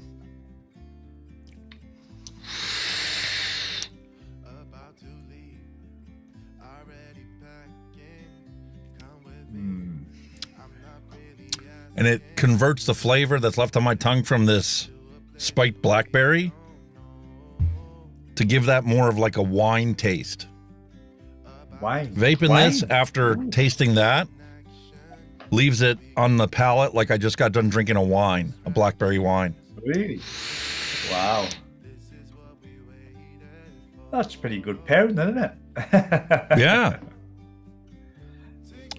If I ran out of, DIY e-liquid, which I won't because I got dozens of bottles out here ready to go. That's never going to happen, is it? But if it did, I'd be able to shake and vape this and get through the first 3 or 4 days that was actually ripening.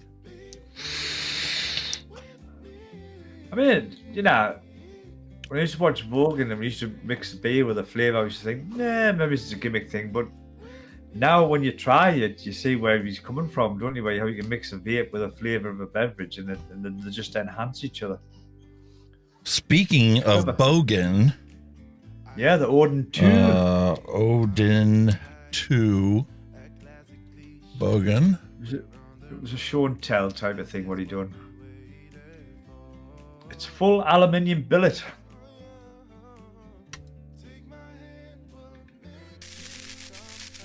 Nobody likes a Bogan. He's classy. He likes his punk.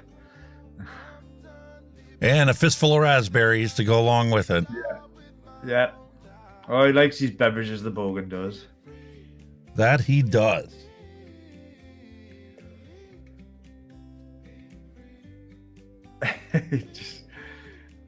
He's right into it. So there's the old one and there's the new one. The new one's on the left. Slightly smaller. And it had, for starters, a zinc alloy top and bottom plate. The middle was anodized aluminium, but the top and bottom plate was zinc alloy. On the DNA version, it was all aluminium, so it was a bit lighter and a bit nicer. But on the non-DNA one, like we've got here, it was a lot heavier because you had that zinc alloy top and bottom plate. So it's heaps lighter because we don't have any zinc on the new one, and it's also lighter because we've cut so much out of the body, which I think looks awesome, but also reduces weight. Now, wait a minute here. He said that top and the bottom was zinc alloy, right? Yeah. Where's my tank?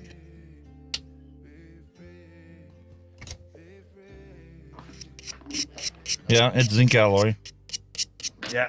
But the guts underneath this thing are plastic that separate the spring from the center pin. Because I had this thing, I had to tear it apart before because there was a bad solder joint on that center pin. And I was getting erroneous readings on here. And I had to take this whole thing apart and resolder that center pin on there and upgrade the screws that hold those plastic pieces together to give you the compression on that 510 pin.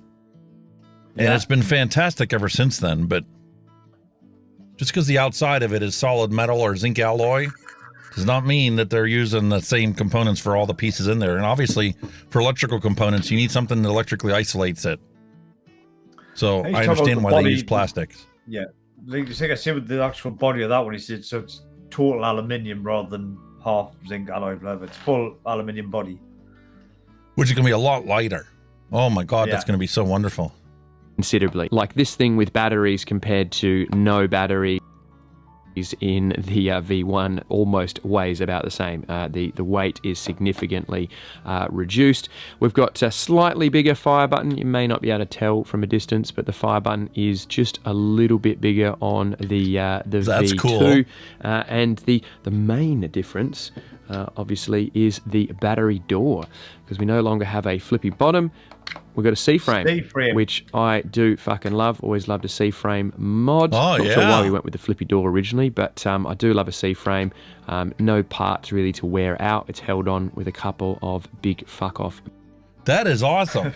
Now on mine, Fuck off.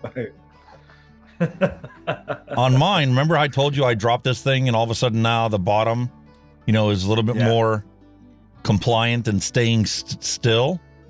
Here, what I found out is if you bend it right here and give this thing a little bit of a downward force, that causes this to grab a lot more.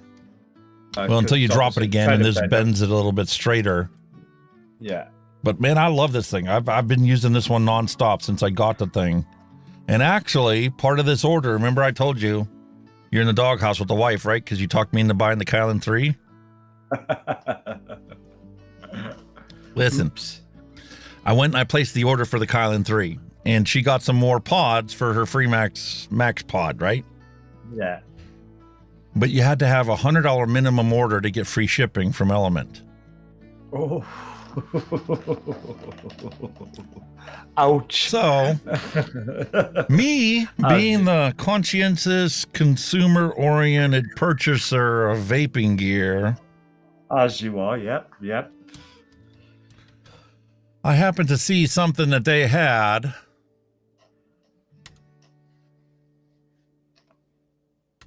Shinies. So I had to pick it up. Oh. The Riva box. There she is. That's nice. That's nice. That's still a good price, though, $50. The DOVPO Riva.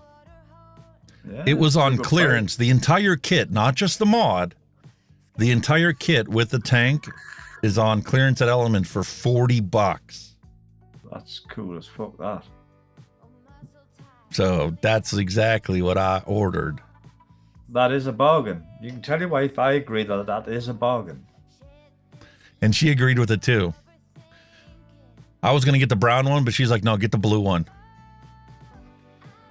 It'll match up better with your other tanks and stuff. So, you know, sometimes the sweetener is, you know what the final sweetener is, to show you what it originally cost. That is the fucking sweetener, you know? Yeah, because they actually had a DNA version of this Riva box mod, and it was $142 when it first came out. That's right, yeah. And here, just the mod is $53. That's a bargain. So I got the whole kit for $40. So I take it that will be appearing on Retro Vapes eventually? Oh, yeah.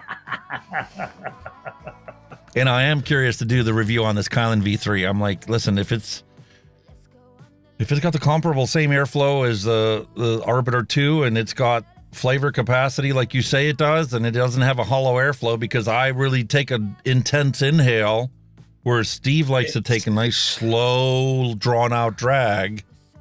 I would say it's in between the 1 and the 2. That's how I would describe the airflow. It's kind of in between. It's not as restrictive as the 2, but it's not as open as the 1. I mean, I've never owned the 1, but I've had a go of 1, you know, the 1.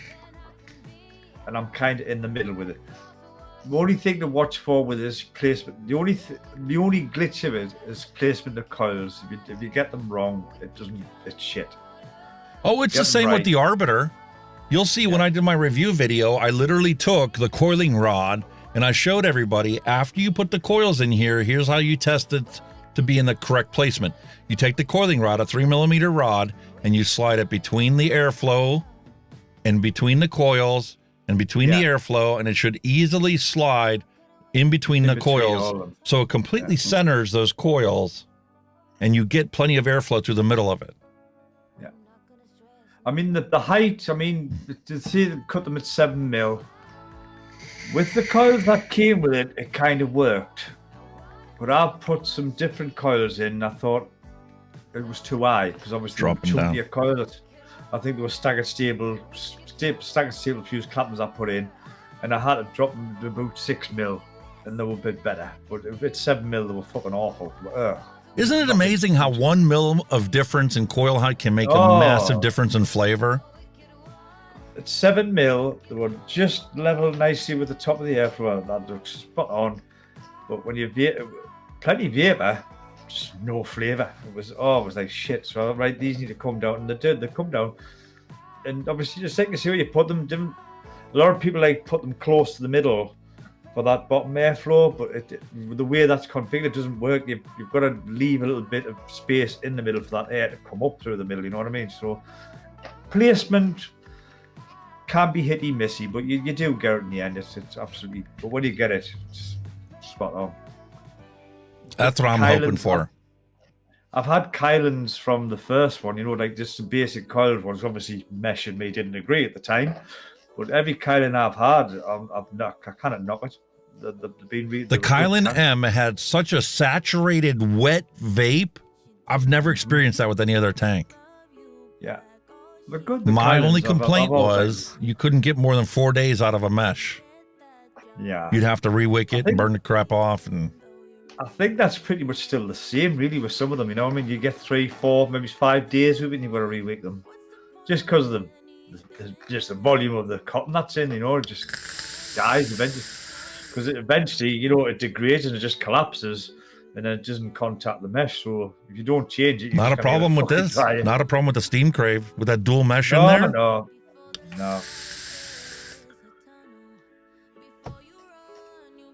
It's I think it's just down to the demise of the cotton, you know, when you want to change it like every other time, you know what I mean? It does eventually collapse on itself, doesn't it? Pretty much. Yeah. But yeah, it's honestly, I love them. I like the Kyle. I've never had a bad word with the Kyles. I've always liked them. The first. So one, I had to find out: is the Kylan going to give me better flavor than the airflow that's I have on here without completely cutting the airflow off?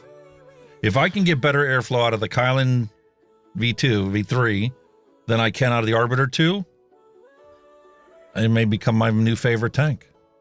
I think it'll be close. Be close. I think we'd have to toss a coin. It'd be close. Well, we'll find out when it gets here. It'll be close. But either way, even if you do prefer your Arbiter, you'll still like that tank. It's just still a good tank. You still like it.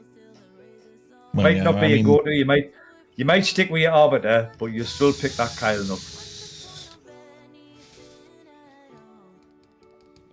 Because the thing is, that Arbiter, you see, that Arbiter, you're so set in your ways now with that Arbiter. There's nothing new that comes on to compete with it yet. So the Kylan could be the one. Could be.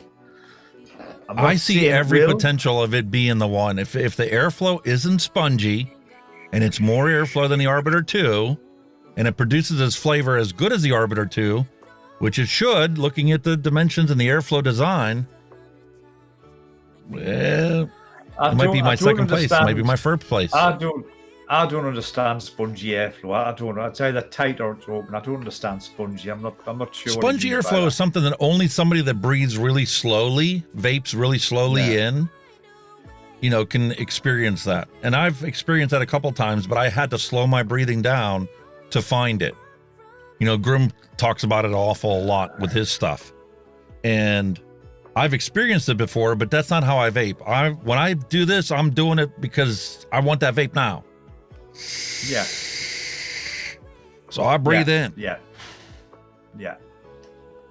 So it's harder for me to find a spongy airflow. I have to test for it. It's something I've never come across. Like I say, even on a long drag, I mean, like I say, I'm not really a long dragger anyway. You know what I mean? It's just like, that's it. You know what I mean? With me. This Donkey Kong is so weird.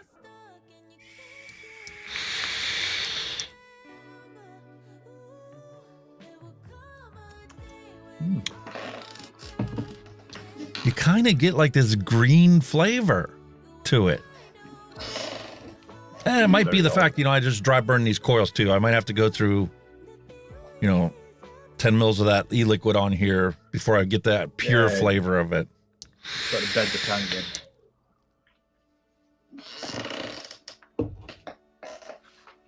And the cotton, because I was using that or Muji organic cotton in here. I've really started using that more and more. Yeah.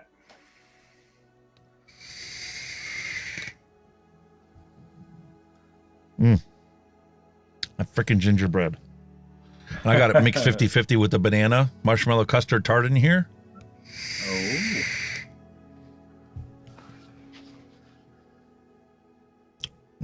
Just delicious. Oh, Mary Gates, yeah, I've got one of them. That was my gold one. Remember that gold one I had with the monkey on? The MBV. Yeah. A cracking mod. $20 you can get them for now, man. Fucking hell. They're I'll have to look for mod, that. You know, they're brilliant. They're absolutely awesome little mod. Really good little mod. There are so many good mods in the clearance section nowadays. Yeah.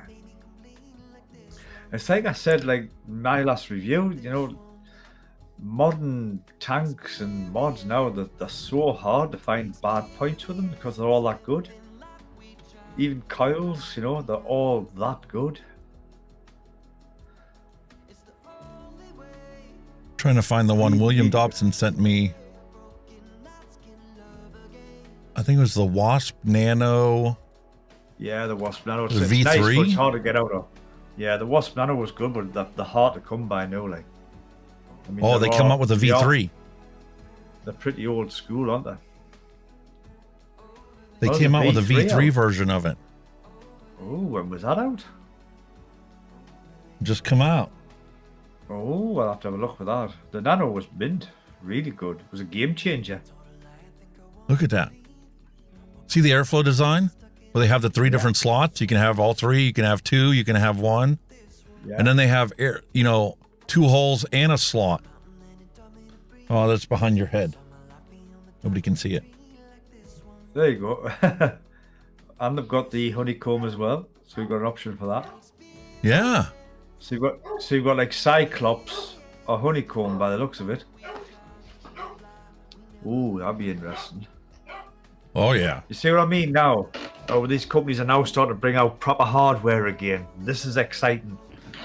It is exciting. I'm finally getting excited to, you know, be able to review some new stuff. This is what I used to like about vaping, the new stuff that used to come out that wasn't, you know, disposed or anything. This is the, you know, this is the safe. Everybody said how good the far Wasp things come Nano out. is for flavor. Oh, That's the perfect one for fucking DIY. amazing. It was amazing. The Wasp Nano. It was amazing tank. That's going to be fantastic. They're the V3 version of the Wasp Nano. Yeah, if you can get hold of an original Wasp Nano now, you'd be lucky because they're hard to come by now. Oh, everybody's out of stock. Even the V2's out of stock. Yeah, yeah. But the V3 could be my next review, folks. I'm so As well as jealous. the You one have we so sent. many different options available to you that we don't have here in the States anymore. With My V Pro gone and, you know, Yeah. little by little, the shops are just disappearing one by one. It's a shame. It is a shame. That's what I'm saying. It's already just like ordering. You could, like I say, you could order outside the US, but the shipping costs and how long it fucking takes and all that bullshit. It's fucking just getting ridiculous, man. I might as well order from China. Yeah. But the only problem with China is you have to do these like third-party payment systems because Visa and MasterCard won't allow you to buy vape stuff. Yeah. And PayPal won't allow you to buy vape stuff either. PayPal's the same. PayPal's gone down that road now, haven't they? Yeah, so now you got to play some second-hand party fiddle game where you PayPal somebody in China money that has nothing to do with the company, and then you send that authorization code to the manufacturer for the website so you can order it. It's crazy, isn't it? Absolutely nuts. Everything's freaking under the table now.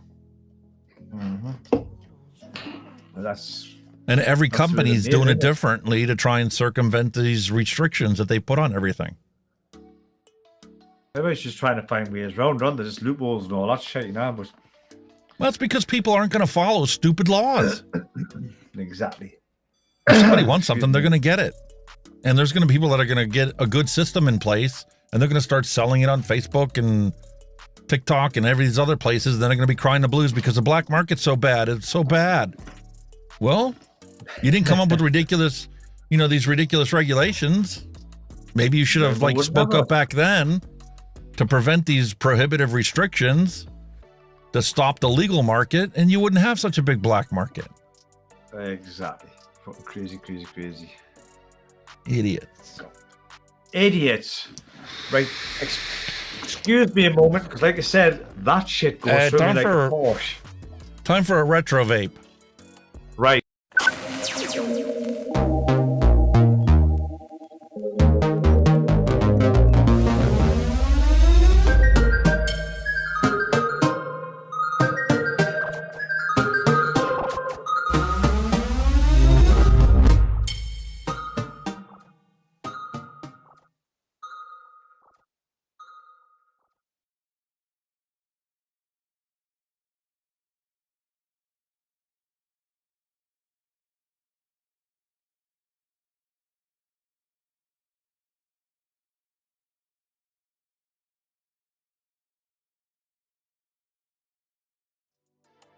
Never a dull moment.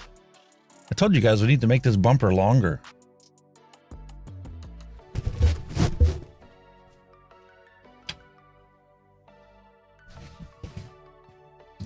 All right, so up for a retro vape today from a galaxy not so far away. We have the G-Taste Aries 30mm RTA. And this allows you to set it up in either dual coil or triple coil mode. And to keep things interesting, in a basis of comparison, there's the Stars Saturn Resin tank. 6 milliliters of capacity.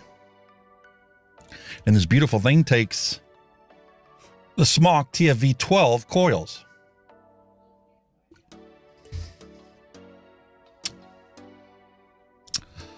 So, I think first off, we're going to jump into this one. I just love the packaging on this one.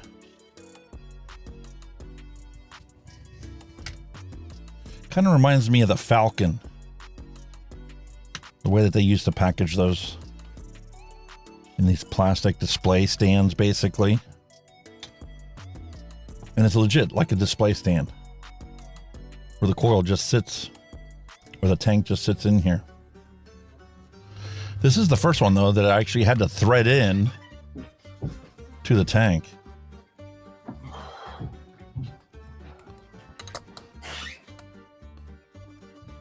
That's pretty weird. Legit threads in there.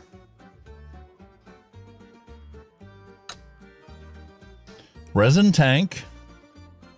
Tapered drip tip on the top. 510 connection. And we have O-rings on the actual drip tip.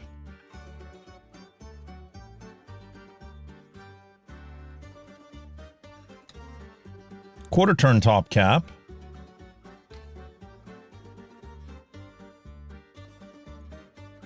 That's pretty tight. But considering it's been sitting in this package for, I don't know, 3 years now. The fact that it actually came open is pretty nice. Here's our airflow on the bottom. 1, 2, 3 openings for slots. And that 510 pin stands out pretty proud of the bottom. Not too bad. Let's see if we can get this opened up. Or is it so tight in here, like the rest of the SMOK stuff, that you're not going to actually be able to get it open without using a pair of needle nose pliers?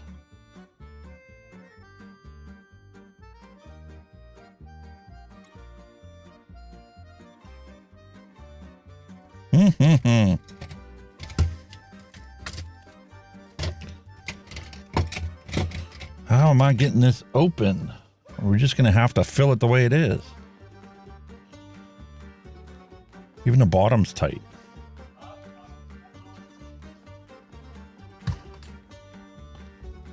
Get a little e-liquid in there.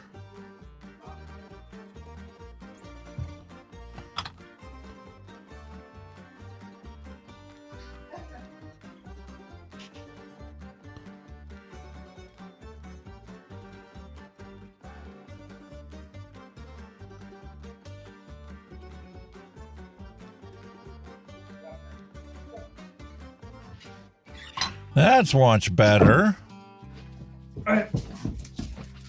So sorry, people. That took a bit longer. Both of us did. I need to get a longer retro vape bumper, or do retro vape earlier and do flavor shots later. With you being an ex-medical professional, why is it if you drink 500 ml of liquid, you pee about a gallon? Why does that work? Where does it come from?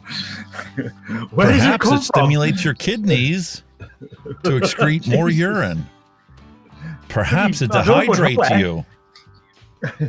There's only so much liquid in you, surely to God. Well, you know, your blood is mostly made up of fluid, so there's plenty of reserve for you to excrete more than you take in. Without a doubt. All right, so this bottom airflow for this Stars tank was really tight. Had to close it off, throw some e-liquid on here. Now it's beautifully adjustable. Quarter turn top cap for this. But this coil is tightened on here so much so that I cannot get it out. Wow.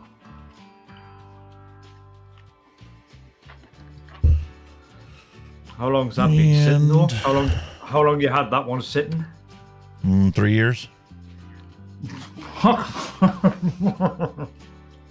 bought it from My Freedom Smokes,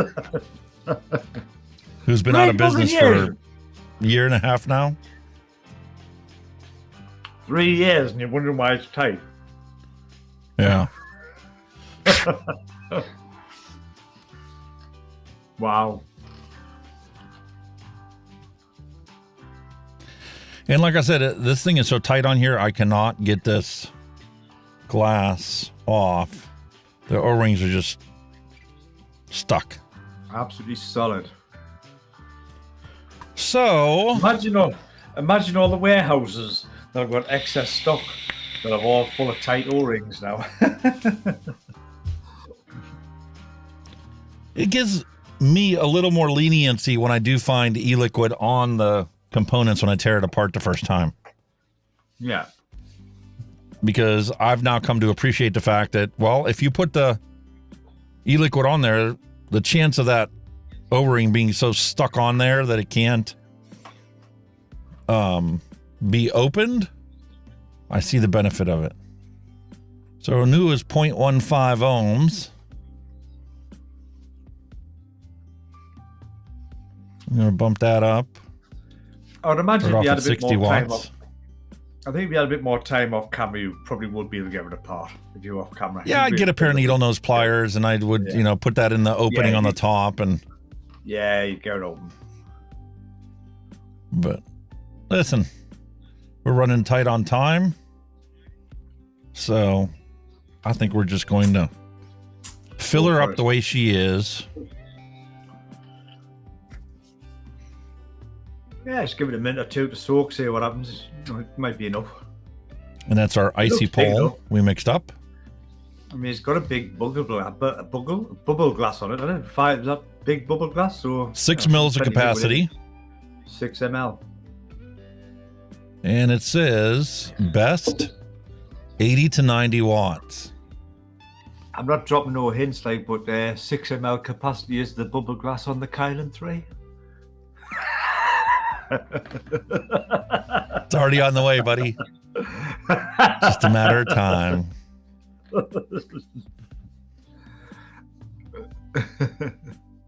Interesting. 80 to 90 watts is the best for this tank. What ohm coil is it? 0.15. 0.15. I can see that. For me, that would be like 65, 70 watts. Maybe 75. Possibly. But this one says 40 to 100 watts, 0.15 ohms. Best 80 to 90. Coil? I think I said, I'm sorry I missed the beginning. Was mesh coil in it, yeah? Lovely. Yeah, it's just probably doable. Yep, you can see the mesh in there. Just start low and see where you are. Let it get saturated. Saturated? Fucking hell.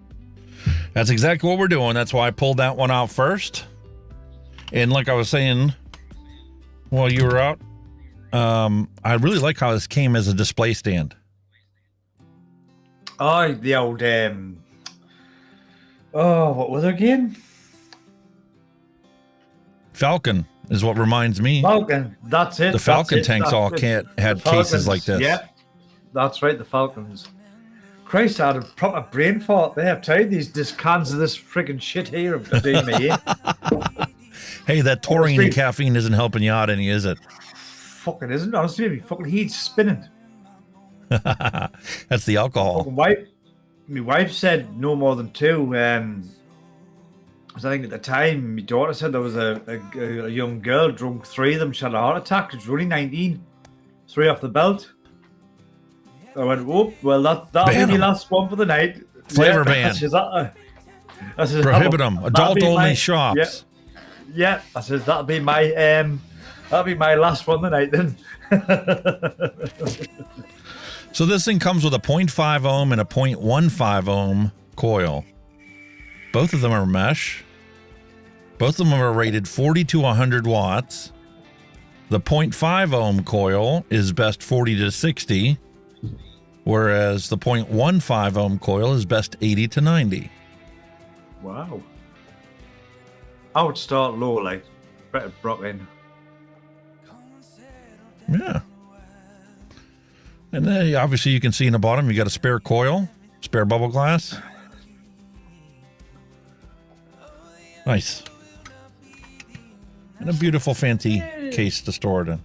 A stock coil, you know, you expect something decent, half decent, wouldn't you? Yeah. And now, as I was saying, the G-Taste Aries. I thought this was a fantastic device. It kind of reminded me, had hints of design characteristics from Steam Crave, and the simple layout and the ability for you to do double coil or triple coil. I mean, where is it? When we close shop, there we go. It was there the whole time. So let me jump over to, here is, I like the box. Mike Vape's doing a review on it, right? Okay. He's got the 3 coils in, yeah. And he put the 3 coils in it, so you could clearly see it. Once we get this tank open up, you're going to see why 3 coils at 3 millimeters is too much for this tank. There isn't enough room in the wicking wells to stuff 3 millimeters worth of cotton into this coil. Can you do it? Sure. You just got to thin it out, and not just a little. Like on the Arbiter, sometimes you need to thin it out. That's the first thing that came to my head is, will the Wiccan keep up with 3 coils? That's what just instantly Yes, popped it into can. my head there. But look at how Mike has to cut this thing back Holy shit. and wick it out and comb it out and then cut it back some more, because you can't choke out where these juice wells are. Well, that's what it says. A lot To of get all this cotton stuff to got fit gone in. them. Yeah, they've got a lot of cotton. Yeah, and look how going much he into cuts off whatever at the size. end. He does that bow tie cut on the ends deal. Yeah. Look how much cotton is not going to be in this wicking well. So Is that probably is that probably the downside of it? The wicking well isn't as big as it should be, you would think. yes, if you were to cut it back 1 millimeter on the inside of it to make the deck just 1 millimeter skinnier on this end and skinnier on this end, Yeah. it would have made a hell of a difference on here. It still works. I've put 3 coils in it, and I vaped the thing at 140 watts, and it keeps up with it. But you gotta spend the time and actually focus on getting this wicking properly in here to get that to sit in there and then put the tank top on. You know what I mean? I bet it drinks fucking juice. 3 coils, Jesus. It does. I bet it loves a drink. But there's the deck. Oh, it's nice. I like that poster style deck. It's spot on.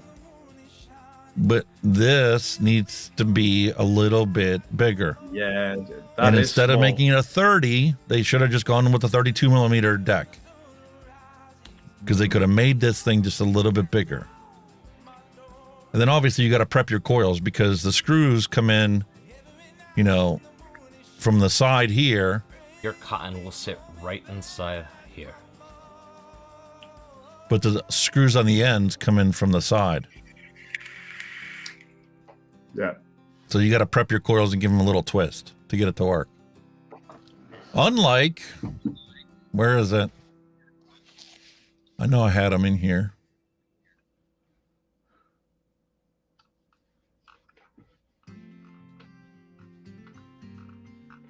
Jay Hayes. There's his video. Oh, he hammered it, didn't he? Jesus Christ already. G-Taste Aries 30mm RTA. Warning. Warning. So when I bought this one, I'm like, do I really want to buy this one? And then I watched Mike Vapes do the review on it, and I'm like, yeah, I want to buy this one. I was picking it up on clearance for $20. Shipped from China for $20. And because it was not selling, they included a bag of cotton with it. Wow. For $20. That's for nothing, innit? And I honestly think it was because he ripped it to shreds, and everybody that watched his reviews said, oh, I'm not buying that. Jason is bad. So we're just not going to get it. Next time you see this plant in your backyard, don't cut it down, because this is the commercials. Frickin' commercials. Anyway. Now they're paying the fucking tits, aren't they? I watched Mike Vapes do the review on it, and I'm like, I can deal with this. It looks good. For $20, it's worth the risk. It's worth the gamble, and find out how good is this thing for myself. Because there was another one, wasn't it? The triple RTA by Vandy Vape, wasn't it? And Twisted Mess. Yeah, Twisted 420 did a thing with Vandy Vape for a triple coil. They did a triple coil thing. I don't know. I didn't, like I say, I've never ever had one, so I wouldn't know how well it worked or didn't work. Well, I wanted to find out what it would be like to do a triple coil. The whole idea that fascinated me. I'm like, I've got Steam Crave. I like their double coil. What, could it be even more? Because I was searching for more. It was before I got the Titan.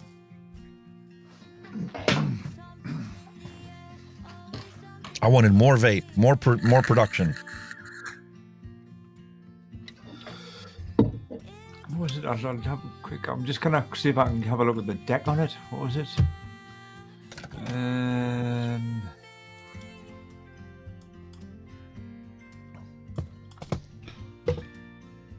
So here's the G-Taste Aries 30mm. Nice packaging.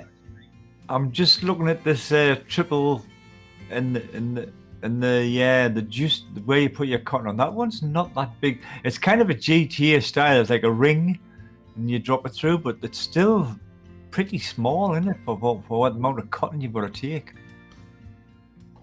And the other thing that, Jay ripped this thing apart for is because it's like the Dead Rabbit.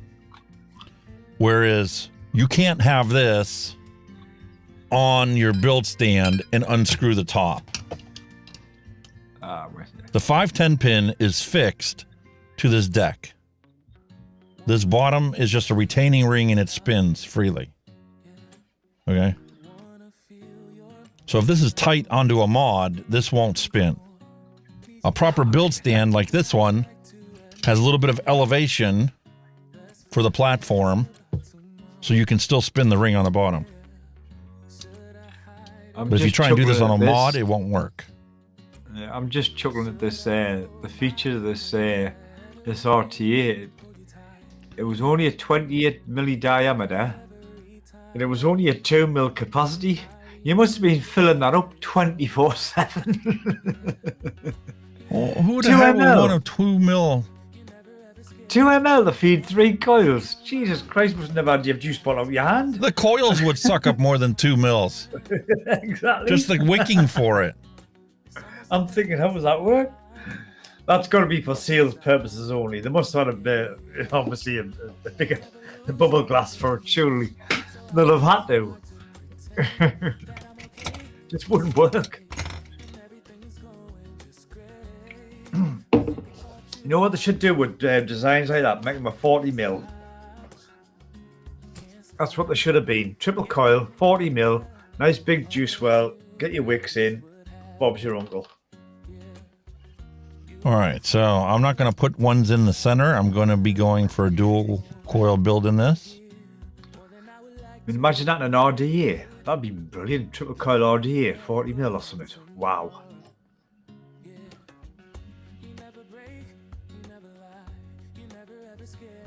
tolerances on the threads are pretty tight, but it's not unreasonably tight.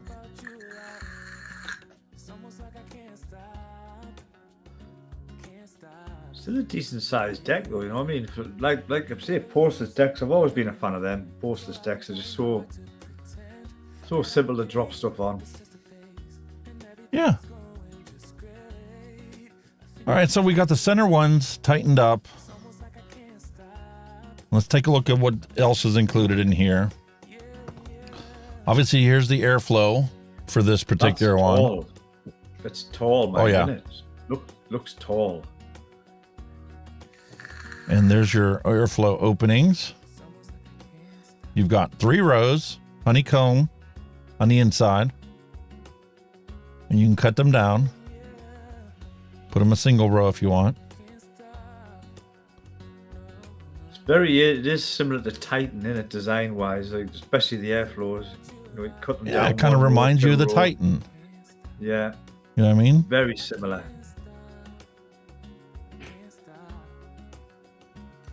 So your juice comes down through the side, right there. And your airflow honeycombs are right there. And you can cut this back. You can take out this super tall chimney, and this bottom one screws onto this top piece, and you can shorten it down if you want a smaller glass on the top. Very, very, very steam creamy. Jesus Christ, I'm surprised I'm put a lawsuit against them. It's that similar. And here's the coils that they included in there. 0.6 ohms. Okay. 28 gauge times 2 wrapped in 38 gauge. So 0.6 would be dual. So dual would be 0.3. So if it was triple, how would you go down again? 0.2. What? 0.2. 0.2. 0.2, 0.2, 0.2. So they did change the coils that they included in there from when Mike Vapes did the review on it. Yeah. So we'll see how they go. But look at that, 4 coils. 4 coils. In cotton. Just standard Muji, innit? The good old T driver. Look at the T screw driver, the T hex driver. Sorry, the T hex driver. Yep. Ultimate drip tip. I bet you got a drawer full of them and all, haven't you? Yep. You got spare grub screws, and you have a tool so that you can remove the top, Take the top off. if you want to take it apart. Because this thing was really tight when I opened it up the first time. And the problem is these clear O-rings don't have as much give as like the black O-rings that we've seen before, or like SMOK's orange O-rings. Yeah. These ones like to stretch out a lot. Just really cheap silicone O-rings. Yeah, they're not, But it they're does not work good for what it ones. is. And then a threaded top piece. It's not quarter turn. So one thing you want to make sure you do when you have a tank like this is do not fill it all the way up with the e-liquid. Because as soon as you go to tighten this down, you're going to pressurize the thing and flood your deck. Yeah. So you leave a little bit of air on the top, and this thing works fantastic. And it does have stops on the bottom. Doesn't stop you from completely closing it off, though. See? They didn't put the stops in the right place. No, but you're not going to vape in one air, are you? Nah, I'm going to be vaping it on all 3. But I couldn't believe I was able to pick this thing up for $20. And that included shipping from China. Because they were that desperate to sell them. You know, they made so many of them, and, well. On looking at it, it looks half decent, but like I said, they would downsize them friggin' juice wells. I mean, Christ. Feeding 3. Yeah, to feed 3, you're gonna have to thin the wicks out quite a bit to get enough wicking in here. It's doable. But it doesn't need to be that finicky. It's an improvement over, look at that, shoelace cotton.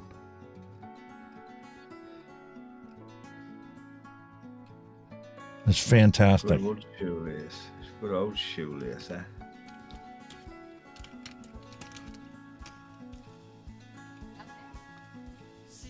And here's the coils that came with it. Simple. All right. Pull out the old So what's tool. recommending your leg? What's your recommending your leg length on them then? What's your recommendation? What did I do on this one before? 7, I think.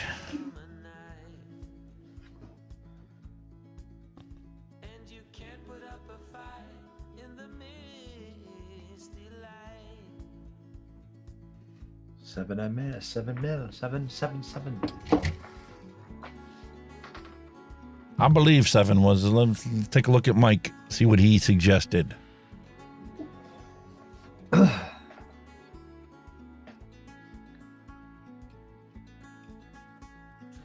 cutting out there. He's cutting it at 5. 5. But he's also putting 3 of them in there. Yeah. I'm putting 2 of them in, and I'm going to be pulling them towards the center. Yeah. So we'll try the 7. Bit of length so you can pull and push them a bit. Gives you room to tweak them.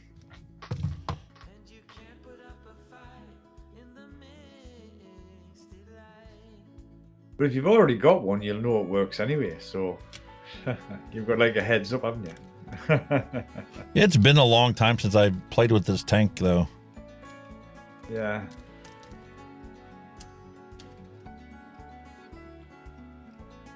Looks mint. No, on paper it looks good.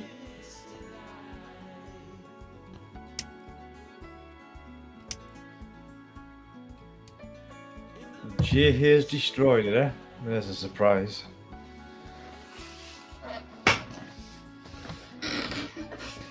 That doesn't surprise me at all.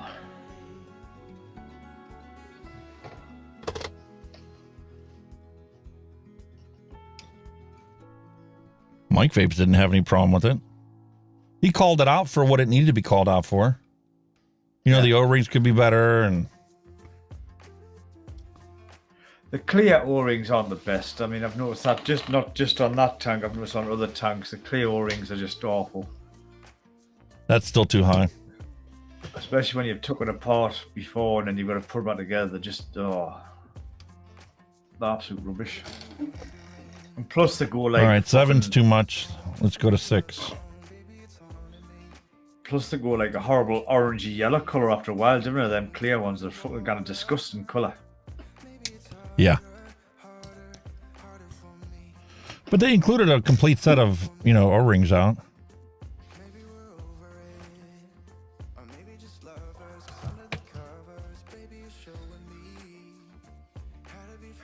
All right, 6 mil. Let's take a look and see what these look like. I'm feeling my toe and I'm thinking there's a bit of gout coming on this way back again. Bloody thing. Yeah, that's better. By the time we straighten it out and pull it down, I think that'll work out just nice. Hey, Bastard is back in the house. Welcome, sir.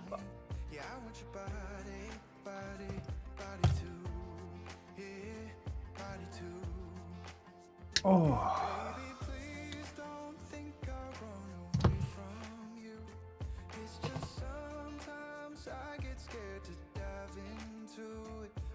Space Turtle saying the airflow looks dodgy to him. Really? Well, we'll sort of find out. The airflow controls could have been done better. They could have put the stops in the right place.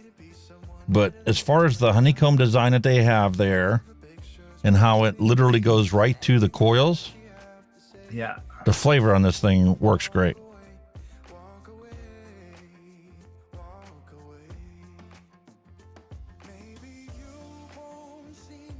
Gotcha.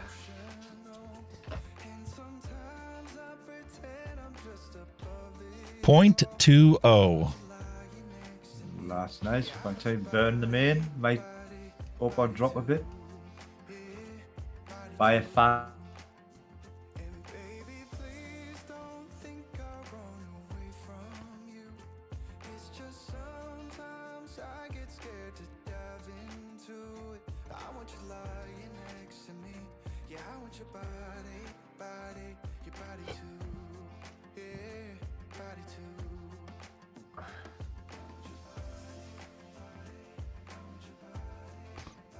Ooh.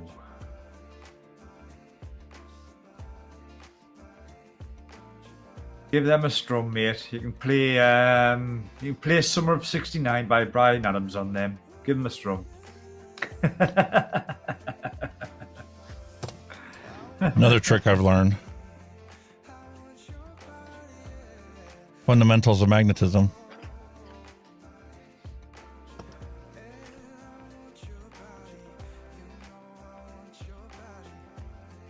Boom, boom, boom, Liza, yeah. Well, in the camp. Lovely. Beautiful. Lovely jubbly set. And the thing is, with the dual coil, you don't have to worry about combing them out as bad, because look at, for two 3mm coils, this is perfect. There's loads in there. Yeah, you've got plenty. There's loads of room for it. Now, when you put 3 coils in here, you really got to comb it out to get it to fit in here without choking it out, because your fluid coming in is coming in through that slot. That's what lines up with the juice flow slot right there. Yeah, got ya. Right there. But airflow wise, I really like that. And the other thing they could have done differently is they could have channeled this slot, because they did put the stops all the way here. Is they could have had this be a dual row, you know what I mean? And then go to a single row. Yeah. So what's the option? You've got 3. You've got 3 fully open. Where you can start closing them down and leaving the center open. So you basically cut from 3 to 1. But it would be better if you maybe just cut down 3, 2, then 1. Would have been a better option, yeah? That would have been better for the end user. Yeah. But overall, I mean, that's not bad.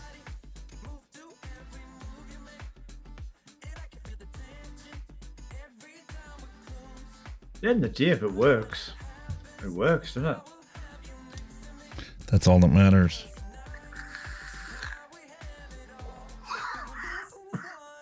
Oh, lovely. God, I'm gonna have to make some more of that up. Oh, butterscotch is really That nice. is too loose for my taste. Oh, you're way too loose there.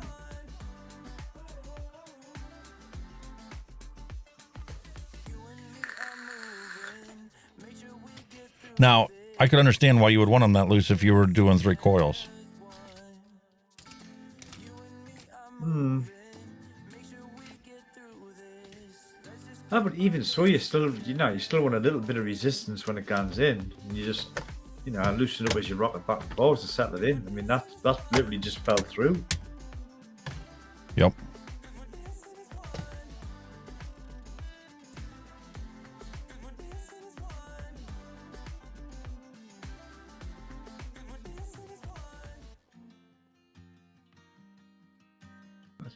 Looks a bit better because it's moving the coil a bit. And you can feel the tension is there. Yeah. Have you ever had that with them shoelaces, right? You struggle like heck to get the actual shoelace through, and then when you get the cotton in, it just fucking falls out. Falls right out. What happened there?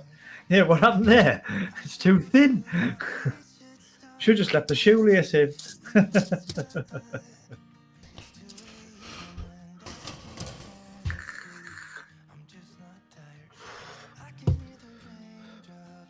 All right, so standard design, line it up with the edge of the tank. Yeah.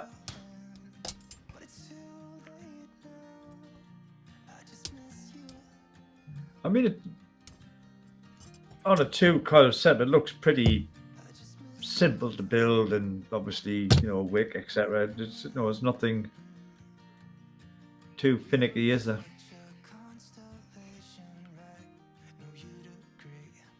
Just a slight comb out for just the 2 coils. Make sure that there's nothing can tell you've just matted watched down in the Vapes. end. You can tell you've just watched the Mike Vapes video there because you've just done a bit of undertickle. There. Undertickle action. Yeah, a bit of undertickle action.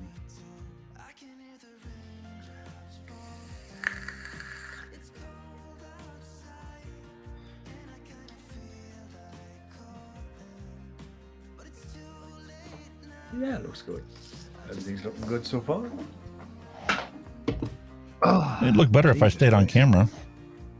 Oh, you know it's like live, man. Excuse me, folks. Will I just go off camera with this? Thank you.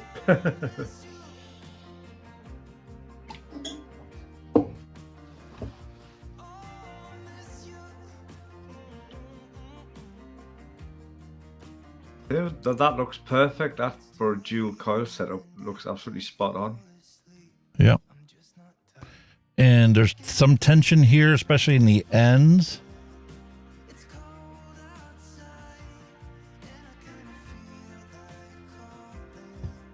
Make sure this is all nice and straight up and down in here. Nice and Plenty of loose cotton in the middle.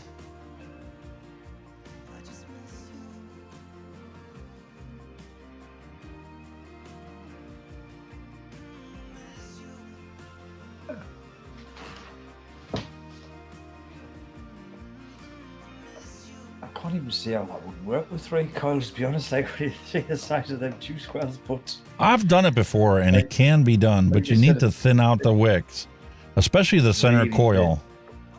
no.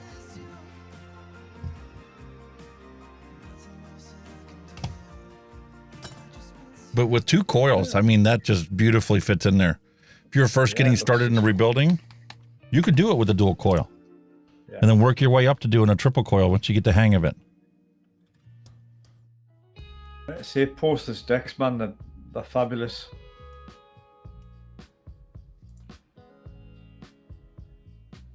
Come a long way from the old GTA style decks. Remember them buggers? Jesus. Oh, that smells fantastic. Shit. I forgot how good this thing worked. And like I said, these coils are different than the ones I originally got. Yeah. What are we ohming out now? 0.28.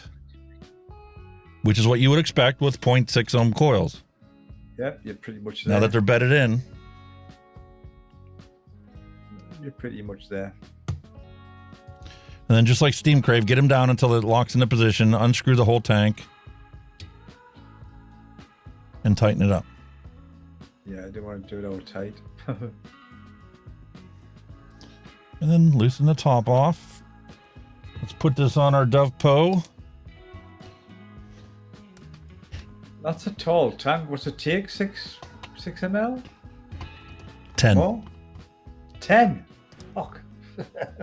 Definitely Steam Crave-ish. I think it's 6 with the short. 6 with the 10 short. with That's the what I was tall. thinking. Holy moly.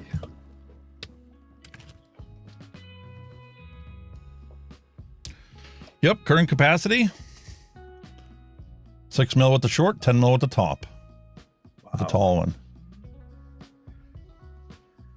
I mean, obviously with the shorter glass, you might get a bit of improved flavour. Like obviously because your chimney's going to be shorter, isn't it? But there's enough airflow in this one for my taste, the way I vape and the way I drag air in.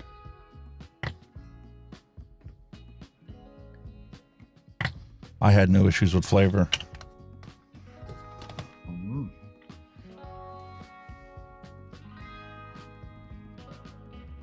Like I said, you know, leaving some air in the top so when you close this, you don't build up any real pressure. It is a nice Make looking sure tank, like when you look at it. Airflow's open. All the way.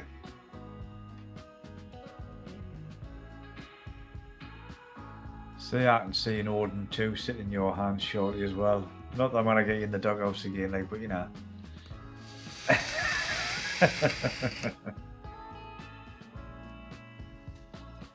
Holy shit, is the flavor good on this? You can just tell by the way you laid back there after that vape. And the best part is, It has more airflow than I can comfortably use for an extended period of time. If I wanted a cloud chuck and I put 3 coils in here, that's definitely enough airflow to cover 3 coils. Yeah. Much more airflow than the Arbiter. But flavor, I don't think, like you say, looking at it, I don't think the airflow is an issue. It's obviously the juice wells for your 3 coils, which is going to be tight.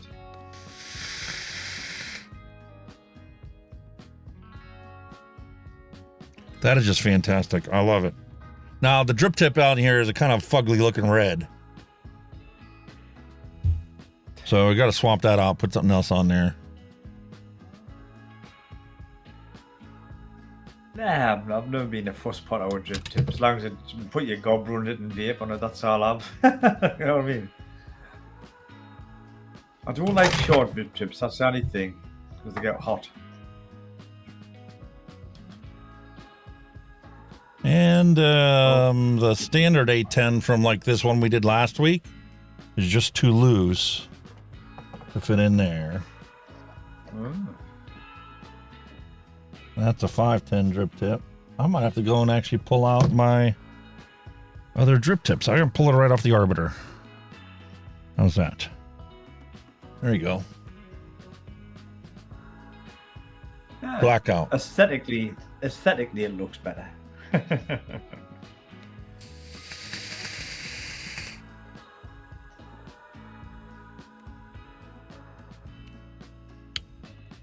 don't really notice any flavor difference.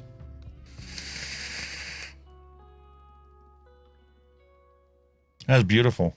Still a good tank, yeah? But what is it still there? Let's warm the wattage up. We're at 0.3 ohms. 65 watts isn't enough. Let's go 70.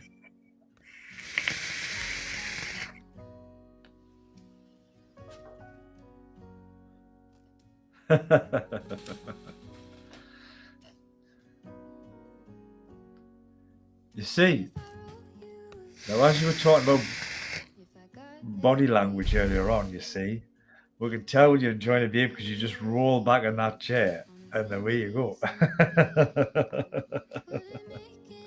So we can tell that you're enjoying that. Full flavor of this icy pull. Right off the bat.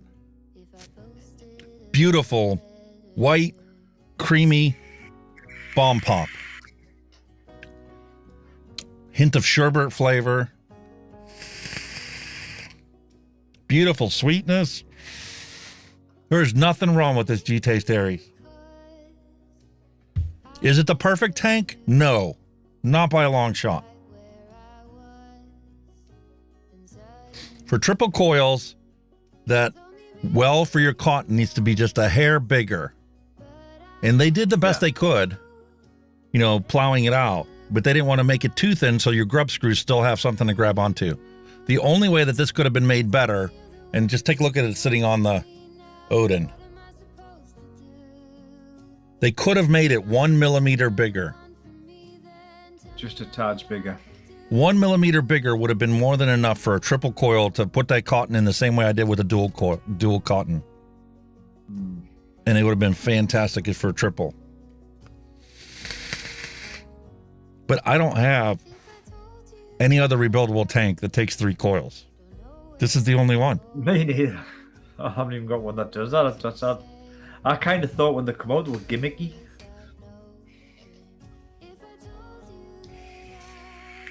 That's the other thing they could have done better, is to make the chamber inside just another millimeter taller so that you could put the outer coils lower than the middle coil. Yeah. And the other thing they could have done to improve it would have been to give it, just like your Kylan V3, under coil airflow. Yeah. If you would have this same tank with under coil airflow that you could adjust independently, you could stack the coils so that the middle one was higher than the end ones. That'd be good. It'd be a cloud chaser's dream. I would. But just the way it is, it's fantastic flavor, especially for dual coils. And wicking That's is what I'm so saying. easy with dual coils. If it can stand toe to toe with some of the modern stuff, then what can you say? It stands toe to toe with Steam Crave, and I love Steam Crave products. Yeah. The Aromizer Plus, I got the V2, I got the V3 of it. I've got the glaze, as you call it, or the glaze as they call it, pronounce it here. The glaze. I always thought that was so cool because you could see the coils right through your tank. The glass chimney. Battery. Hang on. I just charged mine before the show, so. I tried to get you the same one that I had, but they didn't have it available. Hey, I'm Battery here. died. That happens. I was just telling the audience here that I tried to get you the same one I had, but they didn't have it available. It's not even available here in the States anymore. I cannot get over the battery life of this earpiece. It still does all right. I mean, how long have we been going the night? What, up to now? Well, 2 hours and 15 minutes since the thing cut out. That's And not it was too probably bad. 2 hours before that as well. Okay. So that's still not too bad, you know what I mean? Mm-mm. I mean, I can't use the left one because I've suffered with ear problems for ages in my left one. I'm partially deaf in my left ear, so it'd be no good. Yeah. And I love how this is a charging unit. So even if you didn't have a charger, this has a battery built right into it. There you go. So your earpiece is charging. Yeah. Yeah, but like I said, I can't use the left one because I'm pretty much deaf in my left ear. So it'll be I'd be sitting going, oh, did you say something? What? Yeah, it would be awesome if they sold them with either two rights or two lefts, however you wanted it. Yeah. So when the one died, you just swap it out with the other one. That would be a good thing, wouldn't it? Two right, two left. That's a good They idea. sell these for athletes that want to go running in the morning and not hear anything but their music. Oh, I see them running about with these things on, get beats and all that, and you're like, what the fuck? How is like when you sweat, it doesn't like just fall off, you know what I mean? I mean, these are them beats, you know, the Dr. Dre things, and these are the old ones. These are the wired ones, you know. Still all right. Sounds all right in them. Pretty good. Here's another con for this thing. Because it produces so much vapor and so much flavor, you need to go down a nick level from what you normally use it in, or you're going to be buzzing all day long. That's not necessarily a con, though, is it? Some people might like that. You know what I mean? You know what I mean? I love it. Some people actually might go, fuck this, I'm going to buzz off this shape with this, I like this. Space Turtle said, just go running with a $20 pair of Sony earplugs, wired. Yeah, a lot of people do. Mallory Gates brings out a good point. We could simply change out the 2.5 mil coils. the 3 mil coils to 2.5 mil coils. That's a good idea, yeah. You don't even need to go to 2 mil. Do 3 2.5 mil coils, and the cotton will fit in there easy peasy. Oh, that would probably be all right, yeah. And the wicking that they gave you, the shoelace cotton, is like, what was the brand that I had here? Firebolt? Firebolt cotton is always thinner than like the regular ones. Like this is my standard 3 mil cotton I get from ADV KEN. Yeah. And the 3 mil, you saw it fit right through the middle of those coils. So that's a nice loose 3 mil wrap on them. Spot on. Yeah, it was spot on that. And I guarantee you those, like the Vapefly shoelace cotton, 2.5 mils, those are perfect for the 2.5 mil coils. Yeah, never thought of that one. If you put 2.5 mil on a triple, could still. So how could have they made it better? They could have gave you 2 3 mil coils if you want to do a dual, or 3 2.5 mil coils if you want to do a triple. Or a triple, yeah. That would work.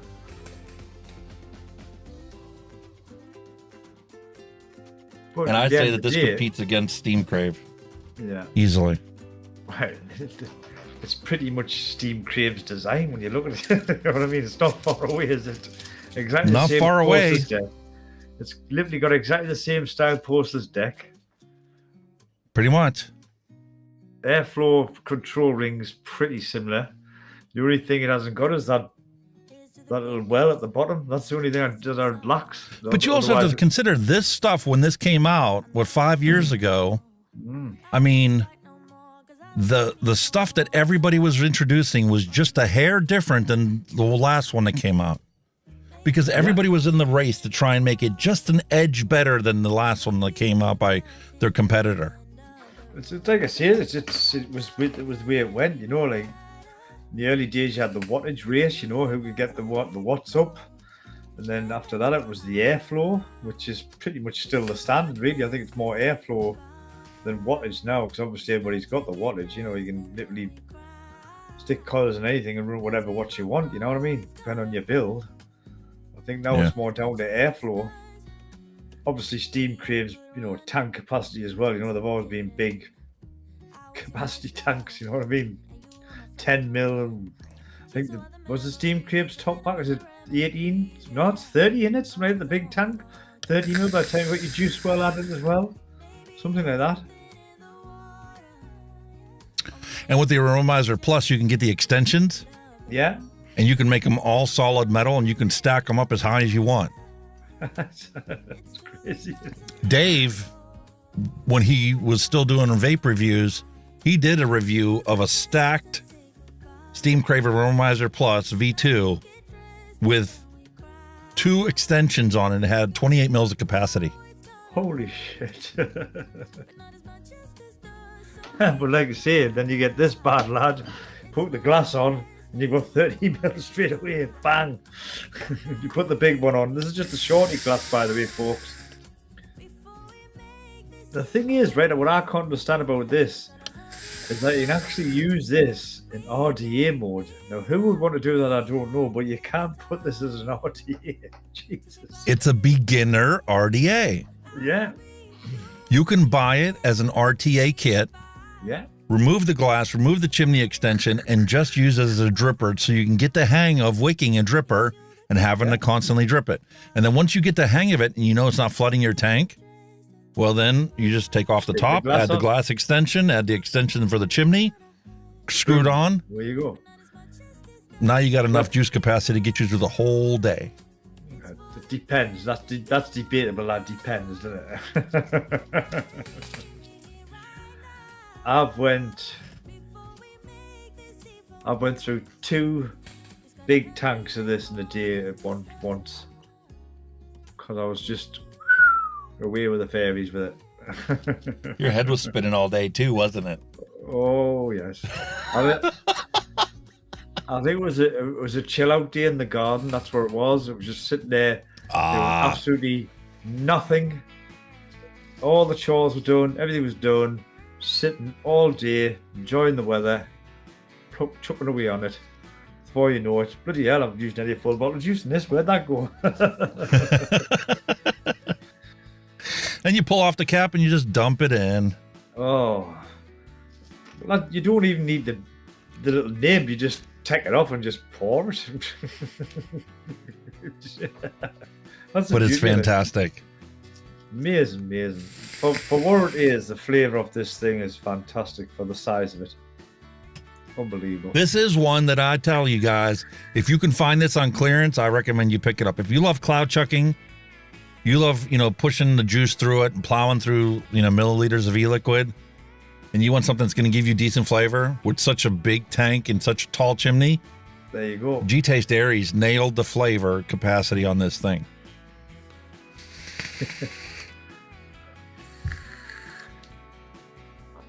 As you can tell by the way, Don't try a single coil, though.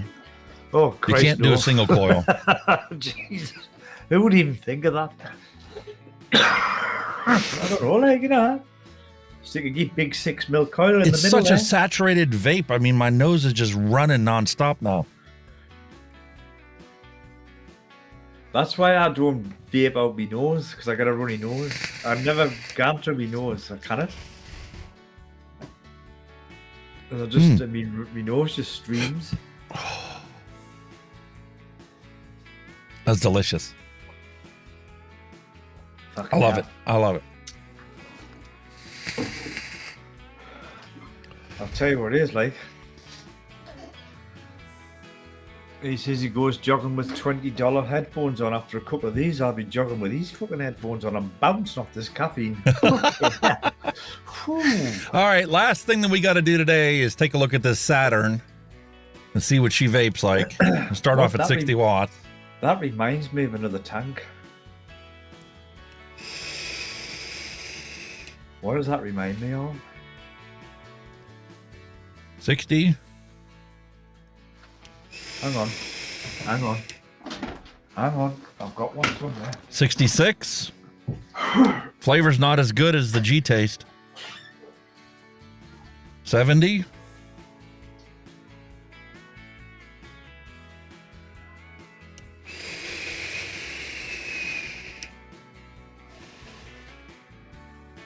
Nope. 75. 76.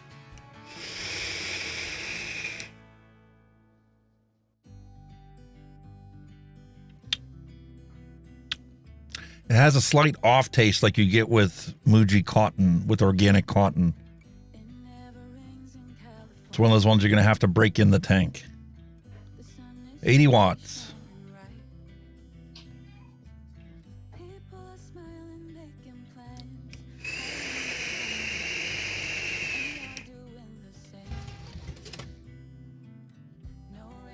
Flavor's starting to get close. We still have more airflow than we did on the other one. Let's trim the airflow back, half open on the bottom.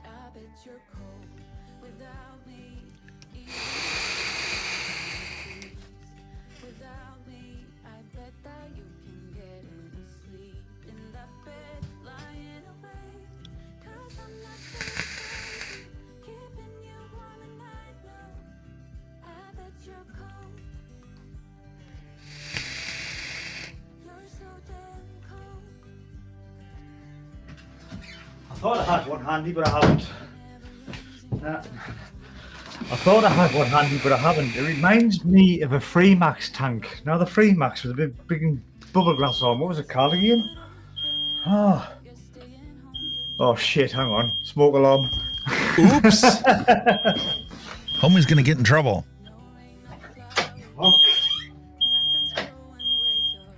The old bloke set off his fire alarm.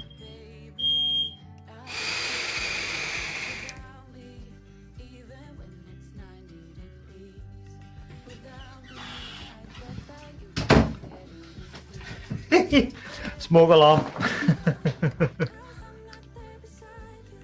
Right, back. Best 80 to 90 watts. We're at 80. Let's go to 85.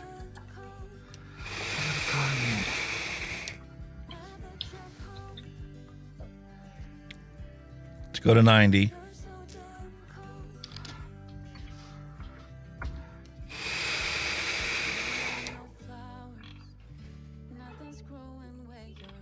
What the hell was it called again?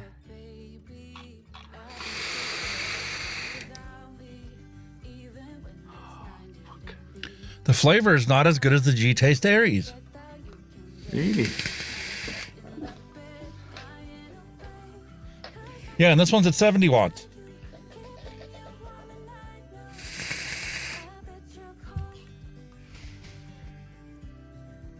Fully saturated vape, the honeycomb design going straight at the side of those coils, getting underflow and coming out in between them, fully envelops those coils to give you amazing flavor. It's a Freemax tack that reminds me of, and I can't think the name of it now, for God's sake. I know exactly what you're talking about. They had a resin tank as well.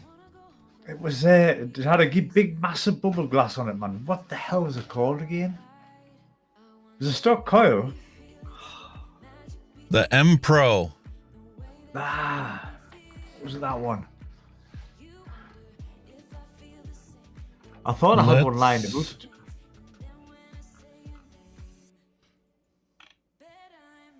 That could be it. Yeah, it's similar.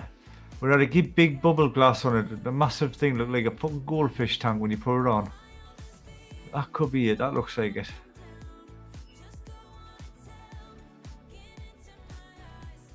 Because the bubble glass for it was huge. It's what it kind of reminds us of, the Freemax. Yeah. Again, that's a cracking tank as well. If you can get your hands on one of them, that was a good tank in its day. That was a good tank. Lots of flavor in its day. Yeah. My only problem with the M Pro tank was the top was a slide fill. And you couldn't put it in your pocket because the top would slide open. There was no latch to secure the top from opening. I found leaking issues with it as well. If you left it standing, it leaked like a bitch. Absolutely dumped it. But vaping it, wow. It was really cool. I'm sure that when this coil breaks in, it's going to give me flavor comparable to this G-Taste Aries. But this one is giving me flavor from the very first toke.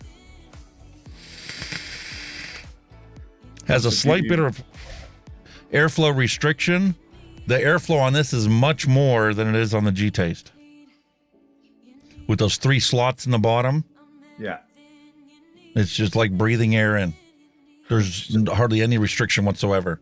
Just like even cut down halfway.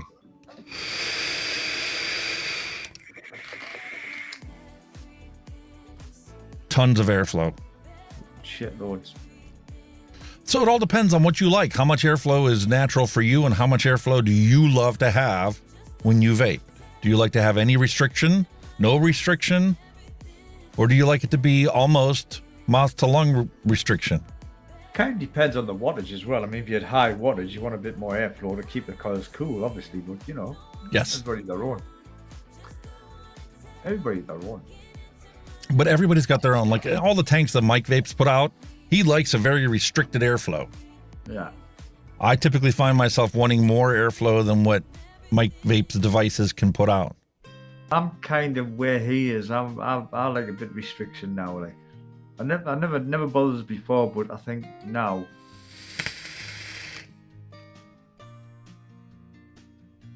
As you fine tune. I think this G-Taste Aries has just the right restriction airflow for my preferences. It is very close to the Arbiter 1.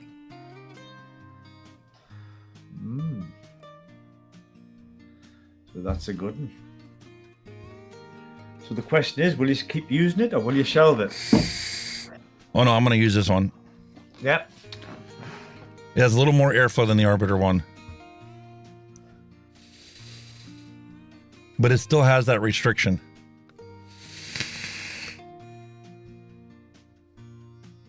This has way more airflow. You'll find that though with stock coils, they've just got way too much airflow for what you need. You know, That's because they rated them so high in wattage because they were in the wattage race that they needed that kind of airflow to be able to push 100 watts through the stock coils. So I'm saying with the cooling and all that stuff. And fortunately, you know, because the disposables have gotten so popular, they've gotten out of that whole wattage airflow race. Yeah. And for somebody that hates to bash anybody's product out there, as long as it works, here's one I am going to bash. Oh. The Novo bar. Supposed to be Mr. Pepper, right? To replace Dr. Pepper. All right. Tastes like shit. Tastes like shit. Like some cough syrup the doctor made you take before leaving the office because he wouldn't believe you to take it after you leave. He has to witness you swallow it. Like when you use it, and this is exclusively what you're using, and you don't compare it to anything else, you might be able to say this tastes like a diet vanilla Dr. Pepper that somebody tried to make a generic form of and missed the nail on the head. Do not go buy yourself this SMOK AL6000. Basically, they've just failed on the flavor rather than the device. The device works, but the flavor is horrible. Yuck. I'm pretty forgiving when it comes to flavors now because I've expanded my palate. I don't have to have, just my one flavor. But this Novo bar, yuck. Ugh. Yeah. Don't ever want to have to deal with this again. This is a device I'm going to find somebody that'll take it. Because neither my wife and I want to have had anything to do with this whatsoever. Rather vape than musk. Crap. I'd rather vape musk. Yes. That's bad. But I got this now. Yeah, you look like you're thoroughly enjoying that one, matey. A little bit of a revival. Yes. Good, And good. unfortunately, I think we've reached the end of the stream today. We've covered everything we planned on covering. We have. Plenty of news and advocacy. We talked for 2 hours on that. Got some politics in here. Stepped on the third rail. We've done a bit of everything today, really, haven't we? Yeah. Yes, we have. Done a bit of everything. And I am so glad I finally got the chance to open this other G-Taste Aries. We can see that, mate. We can see. And it perfectly matches, matchy with the DOVPO Odin. Yep, it looks good on there, mate. Ooh, nice, beefy, heavy duty. It's a nice looking RTA. It's lovely. Absolutely tremendous. And the other one I have is stainless steel. Ah. See, I had a thing made with stainless steel. I mean, everything I bought once upon a time was stainless steel. Because I think it just goes. Yeah, I was the same way. Oh, yeah, and then I started to get steel. the black ones, and it got like, okay, I need to get some other colors here because just black and stainless steel isn't going to look good on the shelf. So I started going with the gunmetal. Everything was gunmetal. See, with my Here's days the of Arbiter. machining, with my days of machining, stainless steel was the thing, you see. Because I was a machinist. Oh, yeah. So I used to do this shit, so I was like stuck with it. And in this one, remember last week, we made root beer.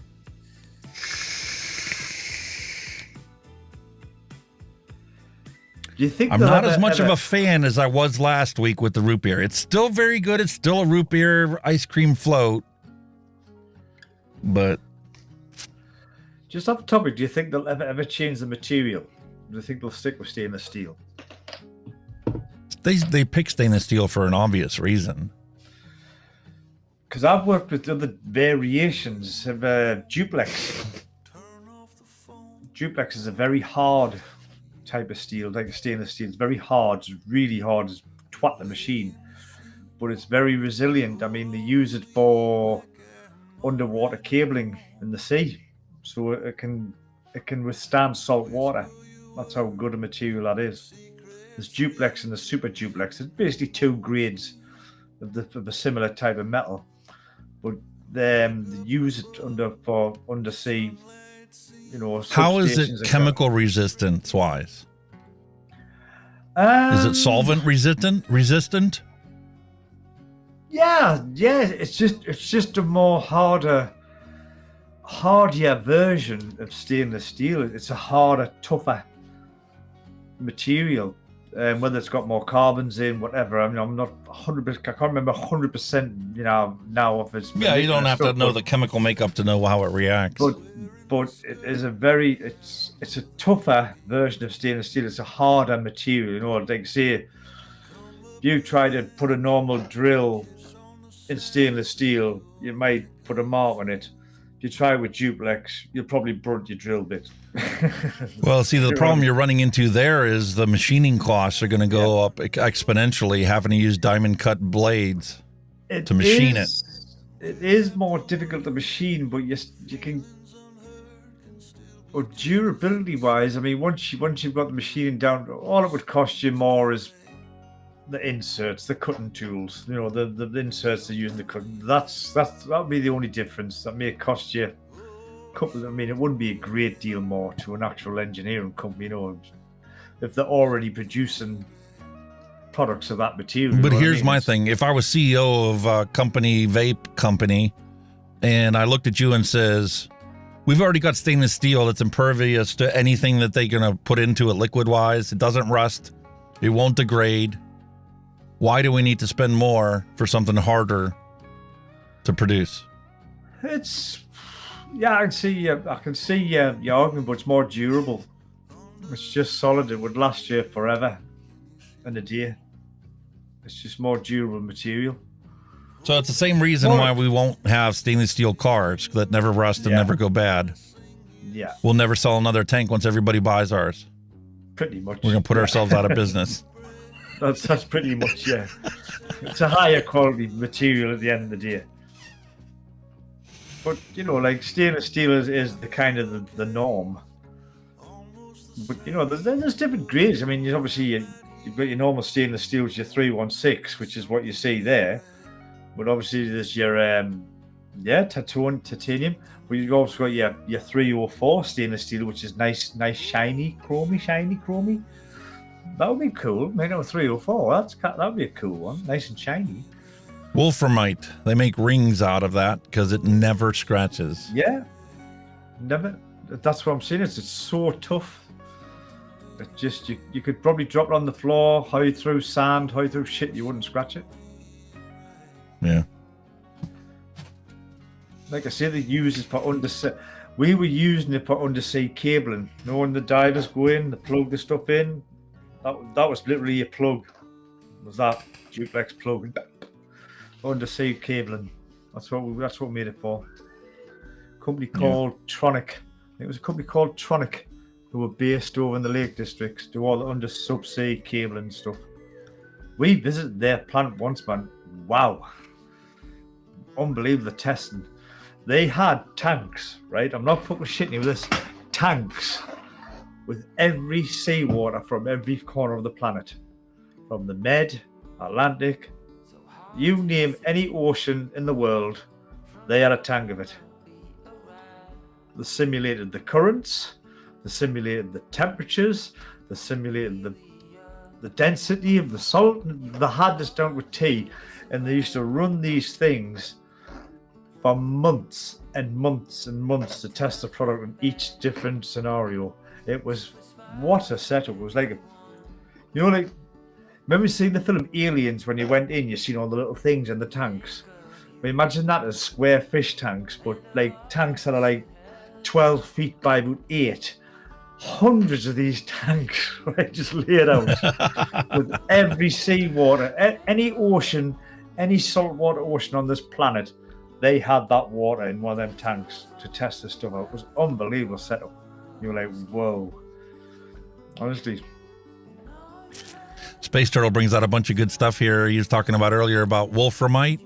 They make rings out of it because it never scratches. But there's no idea if it's okay to vape out of. You remember a couple years back how there used to be e-liquids that people would put out and it would crack their tank? That was the it was the type of tank. It was the glass. It was the oh, come on. It was like some of the plastic glass. You could put breakers and everything. As soon as you put a fruit of some sort in, crack. It would crack. It would crack the glass. Yeah. Because it wasn't actual glass. He also says there's lots of high-end stuff available with titanium coatings, but only available on the outside. Yeah. And part of that is because the one problem with titanium is it does oxidize and it does react with a lot of the liquids. Yeah. And if you get that white crusty coating on a titanium, that's actually toxic. Yeah. But like I say with the duplex, it's just a harder version Citric of stainless acid steel. is what broke the tanks. That's it. It's like I say, but like that's duplex, just a harder version of stainless. Still got the same kind of properties. I think it would still be safe to vape out of, but again, it's a more expensive material. Like you said, the cost to produce it would send prices through the roof. It's not cheap material. If we didn't have all these bullshit laws against vaping right now, do you know how good the technology would have marched to if it would have been nonstop? Without a doubt.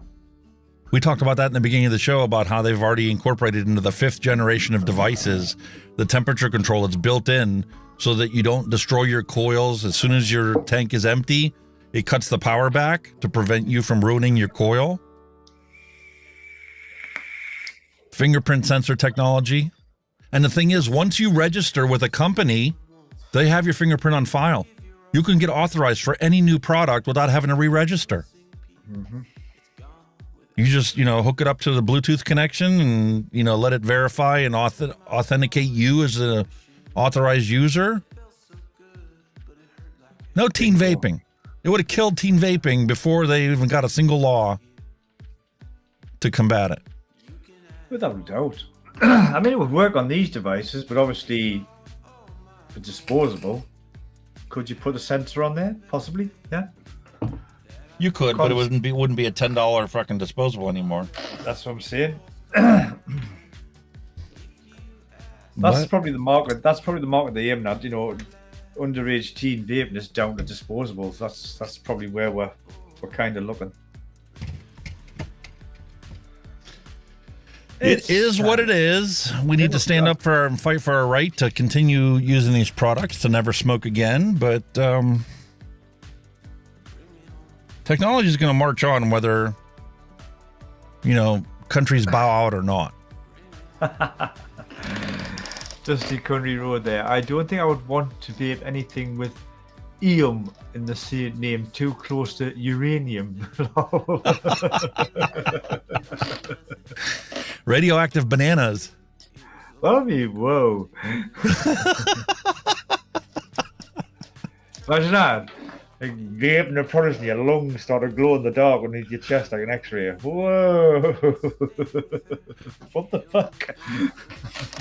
Yeah, imagine going into the hospital, getting an X-ray done, and they're like, why are the images overexposed? Have him stand in front of just a plain clear... Yeah. Don't zap the radiation. He's already got plenty. He's just... Just hold him in there for 30 seconds and then, close the shutter on the... And now that used to always put the heebie-jeebies up me when you used to get an X-ray. Everybody runs out the room and leaves you in there. Like, what the fuck? Yeah. Hang on a minute. What am I missing here? Giving you a lead vest. Cover your gonads just to make sure that you don't, have some... You just stay there. Three-headed baby. We'll all run out the room while we zap you. Hang on a minute. Why you all run out the room? It's perfectly safe. Holy shit. Meanwhile, to think that there's a cancer patient out there that purposely goes in to get zapped on a regular basis because that's how they treat cancer now. Oh, yes, they do. They just poison you with radiation, apparently. Yeah. Why has that treatment never changed over all the decades? Still the same, innit? Never changed. Well, on an advantage, on a plus, you'll be able to find your e-liquid with a Geiger counter. There it is.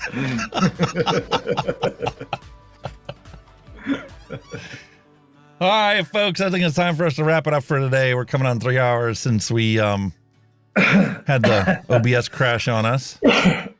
But I still think we had a fantastic time today. I love this freaking device. I'm going to be plowing through this. This is not going on the shelf. Not for a while. I thought it wouldn't. Love it, love it, love it. It'll be perfect because it'll give me a chance to rewick the arbiter. It's been a while. See been a hot minute. You're being lazy with that, you see, though. I've just enjoyed so much, I just can't be asked to wick it at the moment in time. Exactly. We'll get that way, don't we? I have the means to leave that there and rewick it and get it ready for something else. So peace, love, and a hunky vape is my wish to all of you. We'll be back same time, same place next week. Hope you all have a fantastic day. And we'll see you next time. Again, as always, thanks to all you guys who popped in chat. Absolutely make the show. Love it. Love your company. Again, as Alex says, we'll be here back, same place, same time next week. So until then, I hope you all have a fantastic week. In the meantime, stay safe, vape safe. We'll see you all very soon. Take care now. Bye-bye.